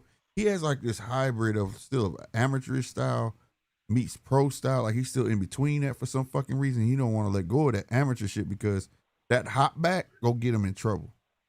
Well, could you imagine if Loma, like if he fought Loma, fuck Loma, Tank, right? That should have hop been back, he'd be Shakur fucked. He'd be versus fucked. Tank at 135 for unification. No WBC, facts. No, I'm just saying. I'm talking about skill set for skill set. If you had put Loma in there and that hop back, he'd been there before he landed. Huh? You got to put somebody in. You got to put Shakur in somebody with enough firepower that can punch through his guard and still hurt him, which is Tank. Well, yeah. If you want to knock him out, no, 100%. I'm not even saying knock him out. So Tank got that extension to where he can come through that step back because he's got the footwork to put his placement. And that's what his coach always talk about is it ain't his knockouts don't come from his hands, it come from his feet. Right, and that's Shakur's biggest assets. Rolly couldn't roll around enough, and then he was coming forward, and Tank just stepped back and was like, "Here you go, you gonna eat this left hand and go to sleep." Right. When you look at Shakur's not gonna fight that way, and Tank has already said, "Well, if I touch his chin, he's going to bed." But we haven't seen that in a professional boxing ring. All this sparring shit don't mean nothing. No, it don't mean shit. No credit to any of that. It don't mean shit. It's just that he ain't fought nobody with the foot. I feel like Shakur just ain't fought nobody, like say, with that type of footwork that can get to him. But that's what I mean. Yeah, you gotta because they both have amateur pedigrees. Right. I just felt like if the Matrix once he hot back, he's there, and you can't get away from him. Whether he knocked him out or not, he'd have wailed on Shakur the whole fight because you giving it to him. That's his wheelhouse. If you gonna hop back that far, like when he fought big ass Comey was taking them hop backs like he was all over him. Like what the fuck? You know what I'm saying? Like you giving it to me. You hopping back and not jabbing is a no. You know what I mean? For Tank and the Matrix. You get what I'm saying? Lomachenko wouldn't went for that or Tank. Well, I think Loma is a very, very special fighter because Loma could have stayed at 122. Yeah. 126. He was little, man. 130. He was beating a lot of Lightweight big is like motherfuckers. huge for him. Yeah. He was beating a lot of big motherfuckers, bro. That's Like what people didn't lightweight want is to get huge for that recognition for. man. You know what I'm saying? A lot of people didn't. And like you said, man, the only one that was really trying to fight him while they was young was Devin. Like, come on, let's go and do this shit so I can get the real belt. But I think Devin lost to him anyway. I think that Devin I did too. And I think after that fight, he said to himself, I'm glad I didn't get that fight when I wanted it. Because he definitely would have fucked around and lost then. You know what I'm saying? Real talk. You let that little man body you like that. I was live watching that shit. I said, they would let this little bitty dude body him like this. Like, how the fuck? And as big as Dev was in that fight. You know what I'm saying? I was like, ain't no way. Well, and it just shows how much of a dog Lomachenko is. Right, that's what I'm saying. I was like, ain't no way, bro. This motherfucker is really the truth, man. Loma wasn't no joke. He's not no joke, bro. Well, and Loma went for that shit. Like, he really wanted that shit. And I thought he won that fight. And I thought he won it like 7-5. That's how I had it, 7-5. Yep. But a lot of people trying to count the body work. And then it was like 2 times where Loma had like literally rattled him. I was like, God damn, bro. And had Devin in the corner saying, he was like, hit him with the brick hand. He said, but he know what I'm gonna do before I do it. I'll never forget that shit. He said, yeah, but he know what I'm gonna do. He knows. Well, because there's levels, and that dude was something. Lomachenko is probably one of the best fighters I've ever seen as far as IQ, punch and placement. reflex. There you go. And reflexes. That motherfucker reflex crazy. Well, and people don't. And if people want to hate on Lomachenko, but Lomachenko threw them hands. Mm-hmm. He didn't posture. He didn't just do. He threw his fucking hands, and then he always criticized himself by looking at his face after the fight, like, "Damn, I got hit too much." Yep, and I'll tell you, years ago, maybe about 2 years ago, this was before I took the podcast. Before I even named this, I used to just go live, and we start boxing, and people was just like, you know, like Loma just be throwing shit and hitting gloves. I said no. And I said, I got y'all. I pulled up some shit and I put that shit in slow-mo.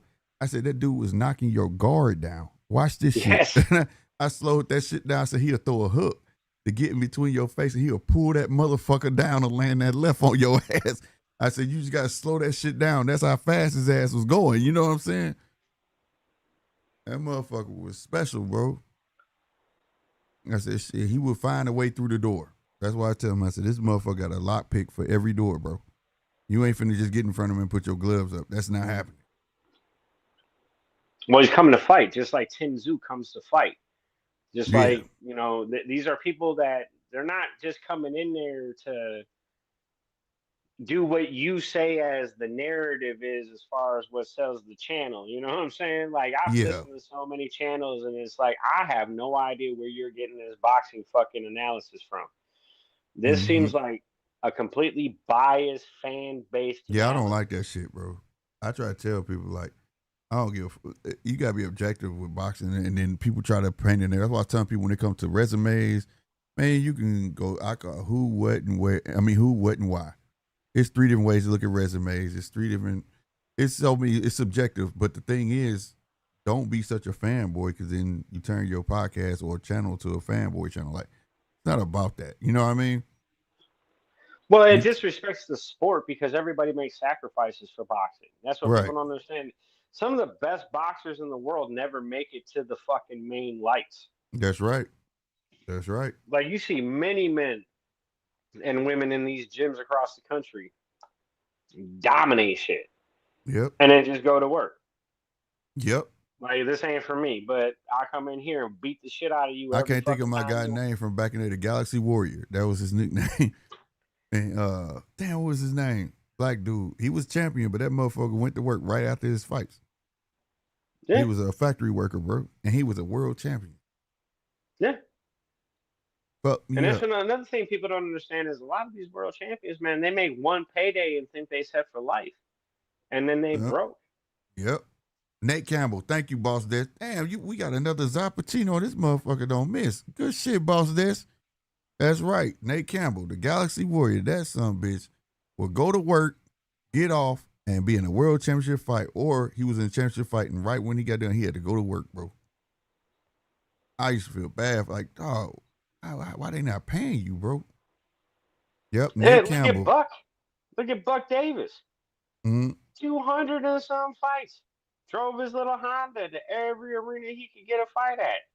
Oh, I'm gonna Mm-hmm. make 500 here. All right, that'll make it to the next week. All right, I'm gonna make 500 here. That's gonna be the next week. Yep. Hey, I'll just show up. Hey, man, can I get on this Right, card? and All Ryan right, all Lyle. Yep. right. Yep. And Ryan Lyle. That's why I say you gotta love this shit, bro. Ronnie You know what I'm Lyle saying? was a bad motherfucker. Hell yeah. My dad used to always say you gotta be a special kind of crazy to love this shit. Cause you gotta go to work, had to get punched in the goddamn head. You know what I'm saying? You gotta be all right. You know what I mean? I remember I showed up to sparring one day and motherfucker like, man, you stink. I was like, man, I had to change out fuel filters all day. He's like, you stink like diesel. You make good money being a diesel mechanic. You coming in here fighting? I'm like, yep, coming in here fighting. Yeah, you gotta love And then it, I'm like, bro. as soon as I'm done with this bitch, there ain't no showers here. I'm gonna change right back in my clothes and go right back to work. Show up in my service truck. I heard that. Hell no. I heard that. But that's real, bro. You gotta love this shit. That's why I love boxing. There ain't nothing else on this planet better than boxing me because it's two motherfuckers in the ring. It's corrupt. But when them two motherfuckers get in the ring, you got a choice. It's me or you. And I ain't leaving it to the judges, damn it. Mm-hmm. I ain't leaving it to no judges. I'm winning this son of a bitch. You know what I'm saying? So that's why I love it, bro. It ain't like basketball where the refs could dictate the outcome, football the same way. Boxing, yep. Fuck everything. I don't care about the outside. When they get in the ring, that's what matters. Bro, I remember I used to go over by my grandma's house all the time. My grandma had a 20-inch TV, and that was the biggest motherfucking TV you had back in the late Right. 80s, early 90s. Big tube TV. Had cable. We watching USA boxing. That was Grandma a shit. throw that shit on. We 6, 7 years old, man, lay on the floor, got a pillow underneath you, watching these fights like, man. Swear to God, that's why I was just telling everybody. I said we had USA fights. We had USA TV fights on cable. We had on Saturdays Wide World of Sports. Yeah, Friday night fights from ESPN. Friday night fights. We had all of that shit, bro. Boxing After Dark on HBO. Boxing was a great time for boxing. I'm talking about we watching boxing matches when they complain about boxing matches being at noon and shit like that. I said, watch the Wide World of Sports. You can catch motherfucking Michigan College playing football and they're gonna switch to boxing all in one simulcast. That was the first ESPN technically, goddamn it. You know what I'm saying? Like, bro, that was the shit. Fucking tennis, all that shit. And we watching all that shit one time. Yep. You know yeah, I mean? It's the wide world of sports. Yep, with the yellow jackets, bro. With the yellow jackets and everything. I used to be in my grandpa's house, bro. We sit there and watch that shit while we eating in the kitchen. We sit at the kitchen table watching that shit. That was the shit, bro. Like, now, hope we can get back to that with this digital age shit with the zone. I'm digging it. But these kids, I ain't gonna lie, I'm kind of waiting on this crop to move out the way, step on up Abdullah. If they gonna fight Abdullah, fight these younger cats, man, I'm getting to the point where all this complaining and on this Twitter shit and they talking shit, man, it's not, they don't understand it's not elevating the sport whatsoever. Well, because, I mean, they're negotiating fights, right, online. And then when the fight actually comes to fruition, they're not going to take it just because the money ain't right. Right, exactly. And yet again, Devin Haney went all the way to Australia when the money wasn't right, got that world title, fought him again, beat him again, and now he on this status. Why Keyshawn ain't going to take this fight? It's a real bad thing because he's trying to do the promotional brand with his brothers, DB3, and it just makes them all look like shit. Literally, to their promoter. Their promoter won the purse bid. I put this in the comments. You petition the WBO to be number one contender. Right. There's negotiations that fall apart. You get the purse bid so that you have a guaranteed 25%, and then you still don't get to take the fight when your promoter wins the purse bid. If I'm your promoter, you just shit in my face. I just spent all this money. Now I'm going to sue you for breach of contract. and then I'm gonna drop your ass. And that's also why I put that in the comments. I think Top Rank sues Keyshawn Davis for these shenanigans, and then just drops him out of the promotion. That'd be crazy. Cause they tried to prop him back up. And then the part that got me when y'all told me his last highest payday. So when they offered him that $3 million, that should have been a no-brainer. You know what I'm saying? Like, I'm taking that. For him to drop the disregard the $3 million and go to purse bid and they get mad because he didn't get more, man, you tripping. Yeah, he's definitely smoking something different. That Za out there in North Carolina must be different. He says it's different. I don't know, because it's goofy to me and I think Keyshawn Davis is on some goofy shit right now. Yeah. That's why I said I don't know. I think you look crazy, man, because they know way in hell. And really, for me, it's not about it's the opportunity. It's the opportunity, bro. Like, you're fighting for the 147-pound WBC World fucking Championship. Yep. And the status. Like, it ain't just a guy that ain't really got no, you know what I'm saying, like a burner check when he want that belt. You know what I'm saying? You about to snatch this dude's spot. You know what I mean? Like, literally, you finna take all his glam and glory, and then they be talking about, are you gonna try to rematch Keyshawn or something? You know what I mean? Or, man, you the man. That's where I'd have been thinking, like, hell yeah, bring it on. I'll take it. They'd be scared. As soon as they'd be like, we gonna give your ass $2 million. All right. What? Yep, that's good enough. You know what I'm saying? Like, because in my mind, I beat you. Oh, shit. Yeah, the money's finna come. You know what I'm saying? All I gotta do is beat you. That's all my mind would have been on. That's what Devin Haney did to Kambosos. Exactly. He kept it, as they say, he kept his eye on the prize. It was like the money at the prize. The prize is me whooping you. That's what it is. And like I said, and that's what I always liked about Dev. He's a legacy type fighter, and they understood. You fight the fights, the right fights, the money gonna come, bro. The money gonna come, bro. You gotta take those opportunities. Just like round by round, it's the ebb and flow. Devin Haney went and beat Kambosos in Australia, came back, got fucked up by Ryan Garcia on Osprey, then went and fought in New York, had a not a very spectacular performance. Then he comes back, drops Brian Norman Jr. Yep. Oh, I'm sorry. Garcia has the WBC belt. I apologize. It'd be the WBO world title. Right. We knew. But yeah, it's like, and then to come back and win a world title. So I don't know. And there's Brian Norman Sr. and Brian Norman Jr. are probably the perfect examples of you talk all that shit online and then you can't produce. Yeah, I used to be mad at the Charlos for that shit. They pop a lot of shit. I used to be like, but in the ring, it don't average out. And it just seemed like what it is, it's popping a lot of shit, and nothing pans out. And then it's like either you get the opportunity, you don't take the fight, or you call all these motherfuckers out and you hide it behind the call outs, but you not active. You ain't fought all year, and you sitting there saying, you see I'm trying to fight them, they're not trying to fight me. Man, we just want to see you active. The Charlos are hilarious, man. Them motherfuckers get slapped by Caleb Plant and Jared Hurd. Facts. And you talk all this shit. Like, ain't no fucking you talking way. all that shit, the man actually come up and smack the shit out of you. Facts. Like, I don't understand that shit, both bro. of them guys, the shit slapped out of them. Fire like came Caleb out Plant ass. smacked the fuck out of dude, and Jared Hurd smacked the fuck out of the other one. So yeah, facts. And you talking about Lions only, man. Get the fuck out of here. Yeah, that shit was crazy, bro. That's why I was saying, like, we should have had that fucking Caleb Platt fight immediately. He should have been like, I'm fighting him. Fuck that shit. No, he didn't. That was dumb. I'm like, you just missed that opportunity. That was just by that slap. That was gonna be one of the biggest fights that year. I don't know why people shit on Caleb Plant either, because he fought Benavidez, then he came up and fought another undefeated fighter, and stopped him, and then fought another undefeated fighter. Like, Caleb has always been about that smoke. Yeah, no. But yet again, you got this Lions only and all this other shit, and you got the LDBC blowing these cats up, and it's like the Charlos really ain't proved shit to me. No. You got a draw against Castellano. You lost to Harrison. It's like, come on, man. And then you got your ass whipped by Canelo, and then you say, "Oh, I'm gonna beat the shit out of Terrence Crawford," and Terrence Crawford just beat the shit out of Canelo. Like, come on, bro, make it make sense. Facts. Like, bro, you can't even get your fucking visa straightened away before you sign a contract. Ain't even got your visa squared away. Right, and you would have thought like all of that shit would have been.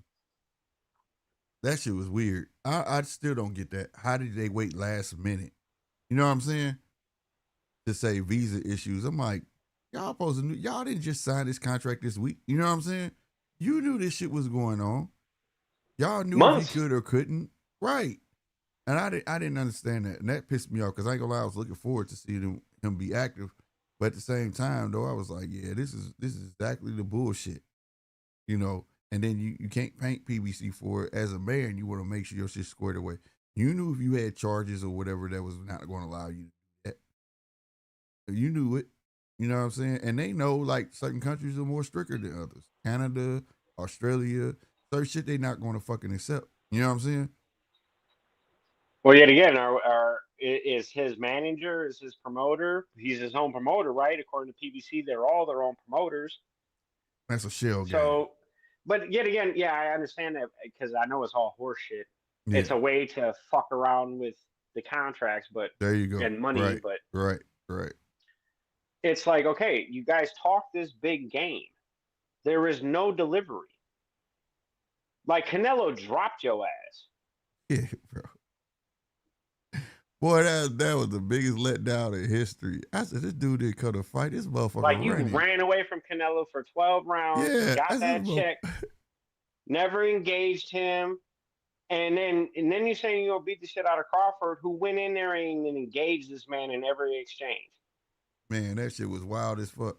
I knew he was gonna lose when they were showing like the behind the scenes. He was like, "Yeah, I had to wear my good watch because this Canelo. You know, this ain't just no regular fight." I said, "Oh my god!" See, and that's that dumb lose, shit. bro. And Crawford never bought into that stupid. I need to wear chains and all this other dumb shit. That motherfucker drive an F-150 or F-250 pickup truck. He don't drive no Lamborghini or Ferrari. He ain't got. Yeah, he got that Terrence Crawford chain. I guarantee that was purchased for him and was a gift. Yeah, and it's been the same chain. It's been the same fucking thing. My friend be saying that shit. He said, this motherfucker ain't bought another chain. It's the same damn chain. I said, right. What else do he need? That's how I look at it. Like, he buy another one and it's going to sparkle the same. You know what I'm saying? It ain't going to do nothing different. That's how that I look at it. motherfucker got about 300 guns, though, and about 10,000 rounds of ammunition. He owned his old block from where he grew up. That's the shit I be on, man. Like, I'll be in a gun room. I'm going to have this. I'm going to have that. If I had land, I have my own shooting range. It'd be little shit like that. I don't care about all the other shit. You know, now I have me a 69 Camaro. That'd probably be my vice. I would buy me a 69 Camaro. But other than that, yeah, man, shit, I wouldn't give a damn. I feel them. That's why I was saying all the diamonds and all that shit. I don't give a fuck about none of that shit. That shit don't make you who you are. That shit is a facade. Hey man, I think Al Heyman was getting some money from the Democratic National Committee, bro, to promote that shit. Man, bro. I'm sorry, I injected some politics in there. I am a libertarian. I apologize. This shit crazy. It just used to fuck me up, man. Because everybody that like, it was like they got a starter kit. You know what I'm saying? Like, where these dudes get all this money from this quick, man? He fronting them money and all that shit. And the first thing they went and did was buy jewelry and high price clothes. Fuck all that. I'm sitting on my shit. My money would have been making money. You know what I'm saying? While I'm making money. There's no way. There's no way. And then, like I say, people want to call him lame. I was just watching Terrence the other day. He was like, dude was like, I'm shocked you got Louis on. He said, man, people be giving me clothes. I don't buy this shit. He was like, it's funny when you got money, you got to buy them. But then when you get money, people just want to give you clothes. You know what I'm saying? Yeah, they want to see you wearing their brand because all it is a fucking advertisement. That's what people don't understand. Anthony Joshua hasn't spent $1 of boxing money. He got that giant Under Armour deal. They said private jets. He's like, he lives in a fucking studio apartment in London. Man, this dude got apartment buildings. He owns a mall, NASCAR. This dude got his hand in everything. I was just talking about last show. I said that to him, one of the smartest boxers ever, bro. One of the smartest. He's part owner of the Zone. Yeah, like AJ is part owner of the Zone. Yeah, this motherfucker. So if you here. don't understand that deal, right, that's kind. If you understand, okay, so if you that was part of understand that. That was ownership part of that. deals, Yeah, but that was part of that 50 million. That remember he signed that 50 million signing bonus. right? But yet again, He was part of he that. wanted stake in the company. He Yeah, didn't yeah, want it as an yeah. upfront payment. It's 50 million stake. No, that's what I That's just mean. like Like getting that's what I'm saying. shares. That it was. Yep. It's like when you look up somebody's net worth. They'll say 50 million, but you don't know how. You get what I'm saying? Right. But right, yeah, right. that was part of it.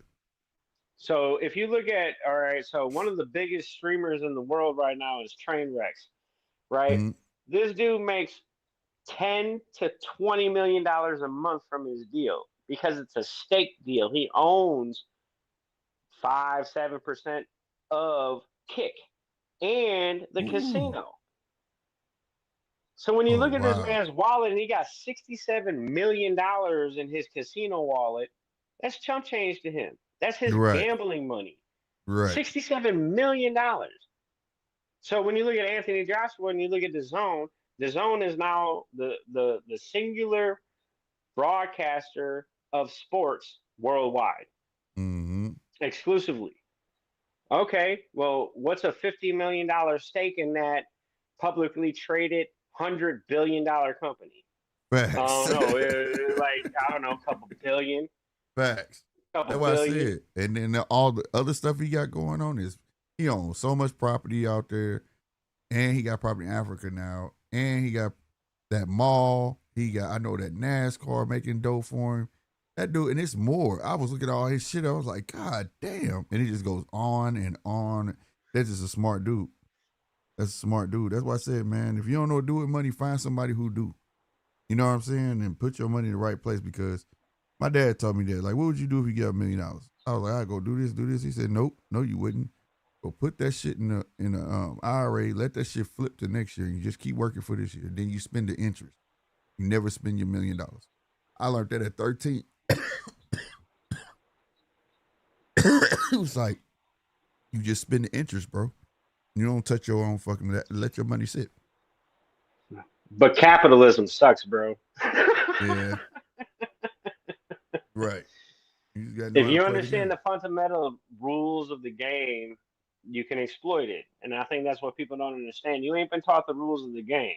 No, that's Like, my dad favorite saying, if you know you're not meant to win the game, you still gotta learn how to play it.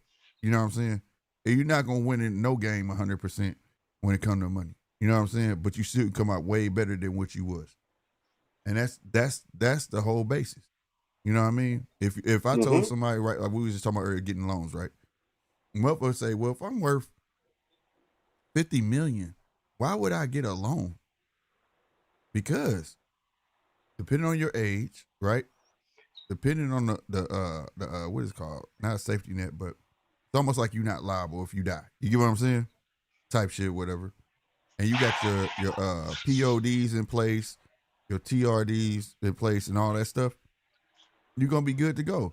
So if a bank, you got 50 million there, and you go to them and say, I need a loan for 100 million, they're gonna be like, bet. You know what I'm saying? And now you living off of that. Your 50 million is still there. You pass away, and now say you got a POD, right? That money directly goes into whatever account that's on that paperwork. So most commonly, it's probably gonna be your kids. You get what I'm saying? The 50 million just transfers. They can't take it. The bank can't take that money. They can't do none of that shit. They can't get the loan back from a dead man. well, I just think I think it's funny when you look at commerce or you look at capitalism or you look at money making ability, right? And everything has value as long as somebody understands it has value. Right. I can Facts. sell you air in a can for whatever price I determine it as, just as long as you understand it has value. Just like VADA testing has value, WADA testing has value. I wonder how much Floyd got paid for the campaign to promote that company, right, through Showtime and all that other shit. You don't think he was making money off of saying, "Oh no, I only use WADA. I only use WADA. I only use He WADA." kept saying it. Right. You don't think that's an advertisement in your face? Exactly. No, that's a fact, bro. I was talking about about my collectibles and shit. I said I take one of these and try to sell it to you. You go like, hell no, I'm not gonna pay for that. But I take it to the right place. I can get what I want. You know what I'm saying? Because they see the value in it. You know what I mean? That's with everything. That's a fact, man. But that's Well, the you thing. said you wanted a '69 Camaro, right? Hell yeah. Hell yeah. Okay, so if I were to sell you a 1972 Mustang Mach 1, Woo. runs 9s in the quarter mile, you'd be like, oh shit, that's good enough. Yeah. It's kind of like a Camaro. I'll take Yep. it. I'll take it. I'll take it, bro. You ain't never lied. I'll take it. I'm like, woo. Oh shit, I done came up. Yep. Give it to me. It's for sale too. It's 30 G's. Damn. Runs Oh, 960s, bro. You selling? Yeah, 960s. 1972 Mustang Mach 1. Why Got you a selling it? 363 injected on methanol. Well, my father's got a different car. He's got an '05 Pro Modified with a 500 in it, with a 500 shower of the nitrous, 600 shower of the nitrous, running sub 7s. You know. That's what y'all do. Y'all out there at the tracks, huh? I don't do it. My father does it. I Oh, don't okay. talk to my father no more because I'm a master mechanic, and he just thought that he just had a free crewman. So that's some other shit. I got you. I got you. I got you. That's how it go though. I know how But that nah, go. man, my mother got hit in that car. And that car it's a 1972. It's been restored, and the fucker is bad. It's bad. It's grabber blue with black. You can go on my YouTube channel, check it out, bro. Or on my Is that your Instagram. YouTube channel, the Lunatic Libertarian? Libertarian, yep. Oh, Yep. okay. I interview a lot of I'm politicians and shit, bro, and talk about politics. Yeah. I'm finna go on there right now while you're on here. I'm about to. I had a live stream with I don't know if you know Jay Smith, Boxing for Breakfast.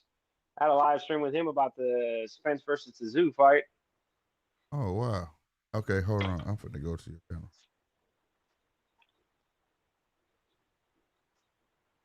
All right.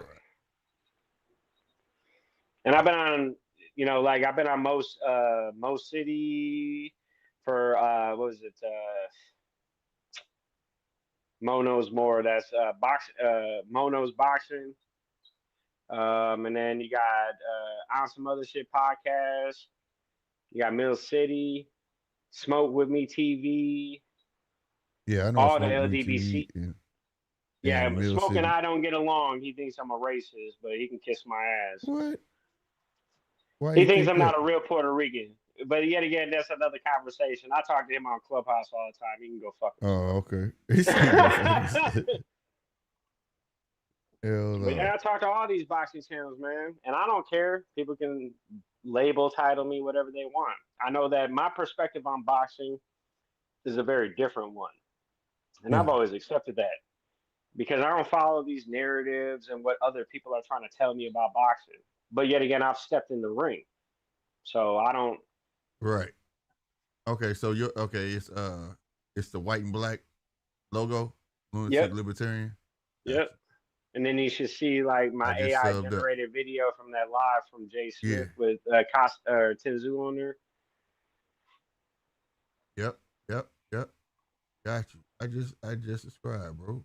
Check your shit out. Yeah, I follow you, bro. I subscribe to your yeah. channel. And I caught you on a midnight live one night. I was like, yeah, he talking sense.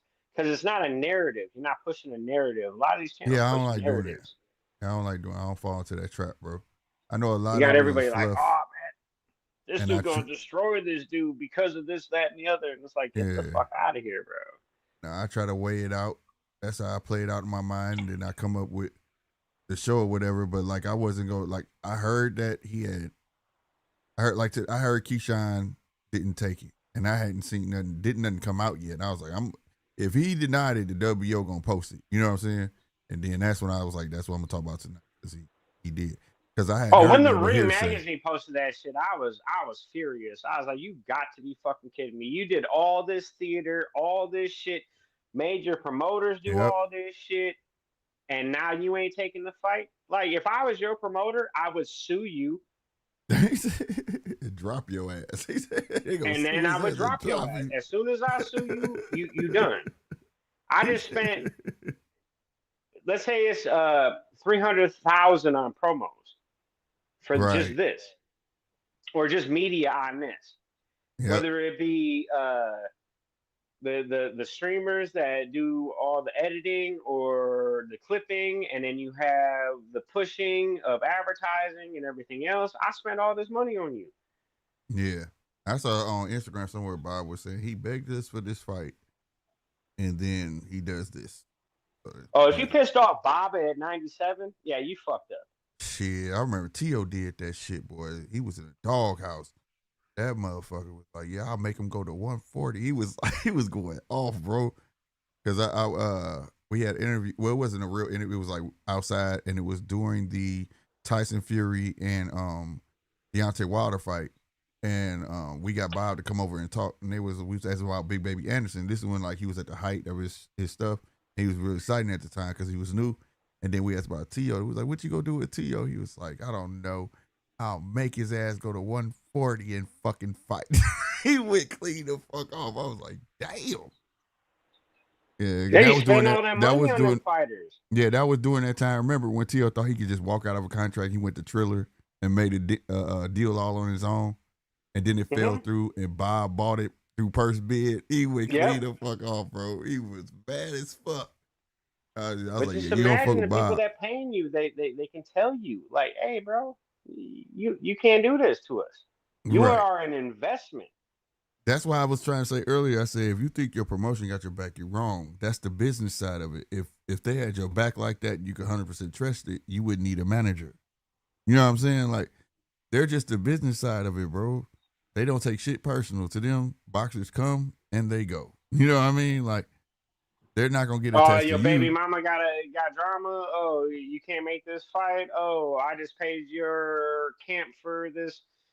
All right, I paid your hotel, your travel fees. I paid for this. I paid everything up front. But yet Yep. again, when that purse hit, you paying me back. It's just like Facts. a record company. It's just like any, and 360 that's why deal. Al Heyman was that dude, because he understood it was just like a record deal. Yeah, and that's where you come from. Right. That's where you come from, the music business. You're exactly right. I'm They're finna those give you a concepts. loan, and you can Yep. do all your shit, your camp, everything, pay all your bills. But as soon as that purse hit, no, you pay, and that's where I think Keyshawn fucking up, because that's how the business runs. You are on credit Mm-hmm. And that'll suck if he until your did that next fight. instead of just taking what he owed.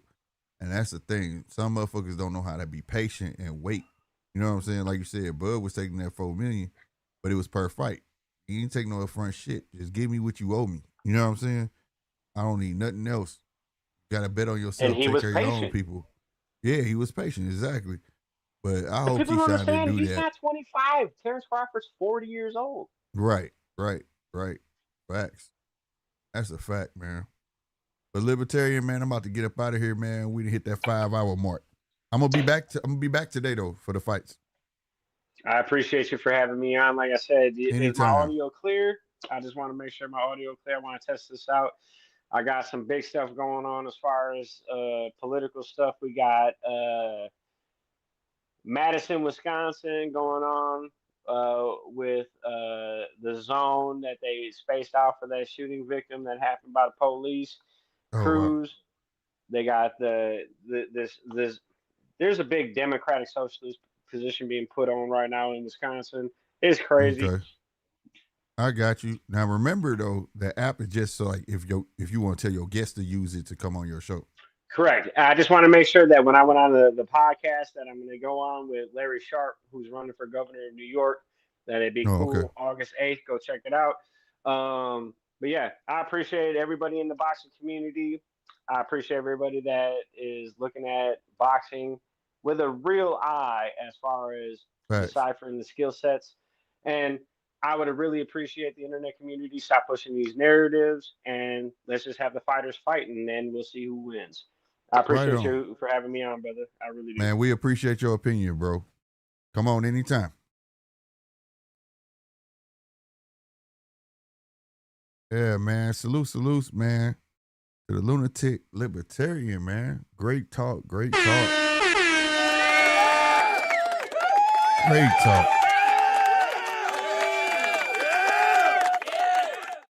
Man, I came on here with a 2-hour mark, went on my rant, and had some fun, so I ain't mad. We made it to 5 hours. I saw what you said. I am Brawley. He said you went to sleep and came back. I'm working. I'm always working. My kids told me too. They said, how long you gonna do the show? I said, about 2 hours. They were like, yeah, right. It always end up this way, man. But I'm finna go to sleep. It is 3:23 a.m. where I'm at. I'm gonna take my butt to sleep and get up for this next card, man. I hope y'all come through, show up, show out, all of that great stuff. Those who have hit the like button, I greatly appreciate you. Those who are finna hit the like button, I greatly appreciate you. Same thing for those who haven't subscribed. I know y'all gonna hit that subscribe button, right?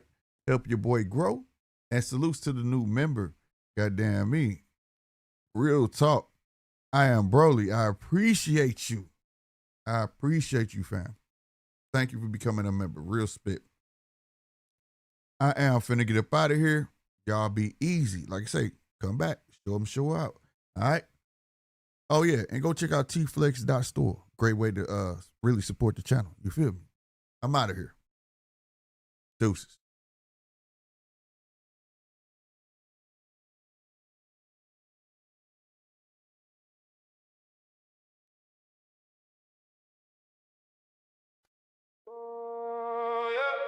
For that pulse, that rhythm in your soul.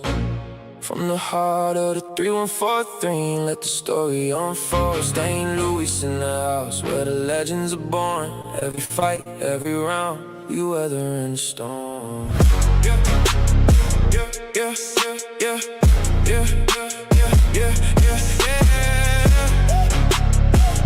yeah, yeah, yeah, yeah. Slick 50 on the mic with the vision so clear. Born from the struggle, no doubt, no fear. Punch by punch, round by round since a young man. Studying the grace with a notebook in hand. From the Golden Gloves gyms to the big stage lights. Analyzing every jab in those knockout nights. Now tune in close, let the real talk begin. It's the Judges Table Podcast, where the true champions win. We break it down, every angle, every hook, every sway. From the past to the present, we dissect the fray. The Judges Table Podcast, where the knowledge gets dropped. History in the making, truth can't be stopped. Yeah, the Judges Table Podcast, represent the 314 for the love of the sport. We want more and more and more. Ali's dance, a butterfly sting. Hagler's power with a marvelous king. Crawford switch, a master's art, each one etched deep within my heart. These aren't just names, they're lessons learned. In the ring of life, every lesson earned. From the first bell rings to the final count, every second matters. We talk about the amount of heart, grit, and passion that fuels the fight. Under these bright lights, we share what's right. So if you're new to the fam, or you've been here from day one, hit that like and subscribe button. Let's keep this momentum spun. We building a community, a squad strong and true. For every boxing fanatic, this table's for you. Yeah, yeah, yeah. This is more than just a show. Yeah. This is passion, this is life. Straight out the loot, 314 strong. Ending all the strife. Your host Slick 50, bringing you the realest talk. Salute to the fam. Let's go. Let's walk this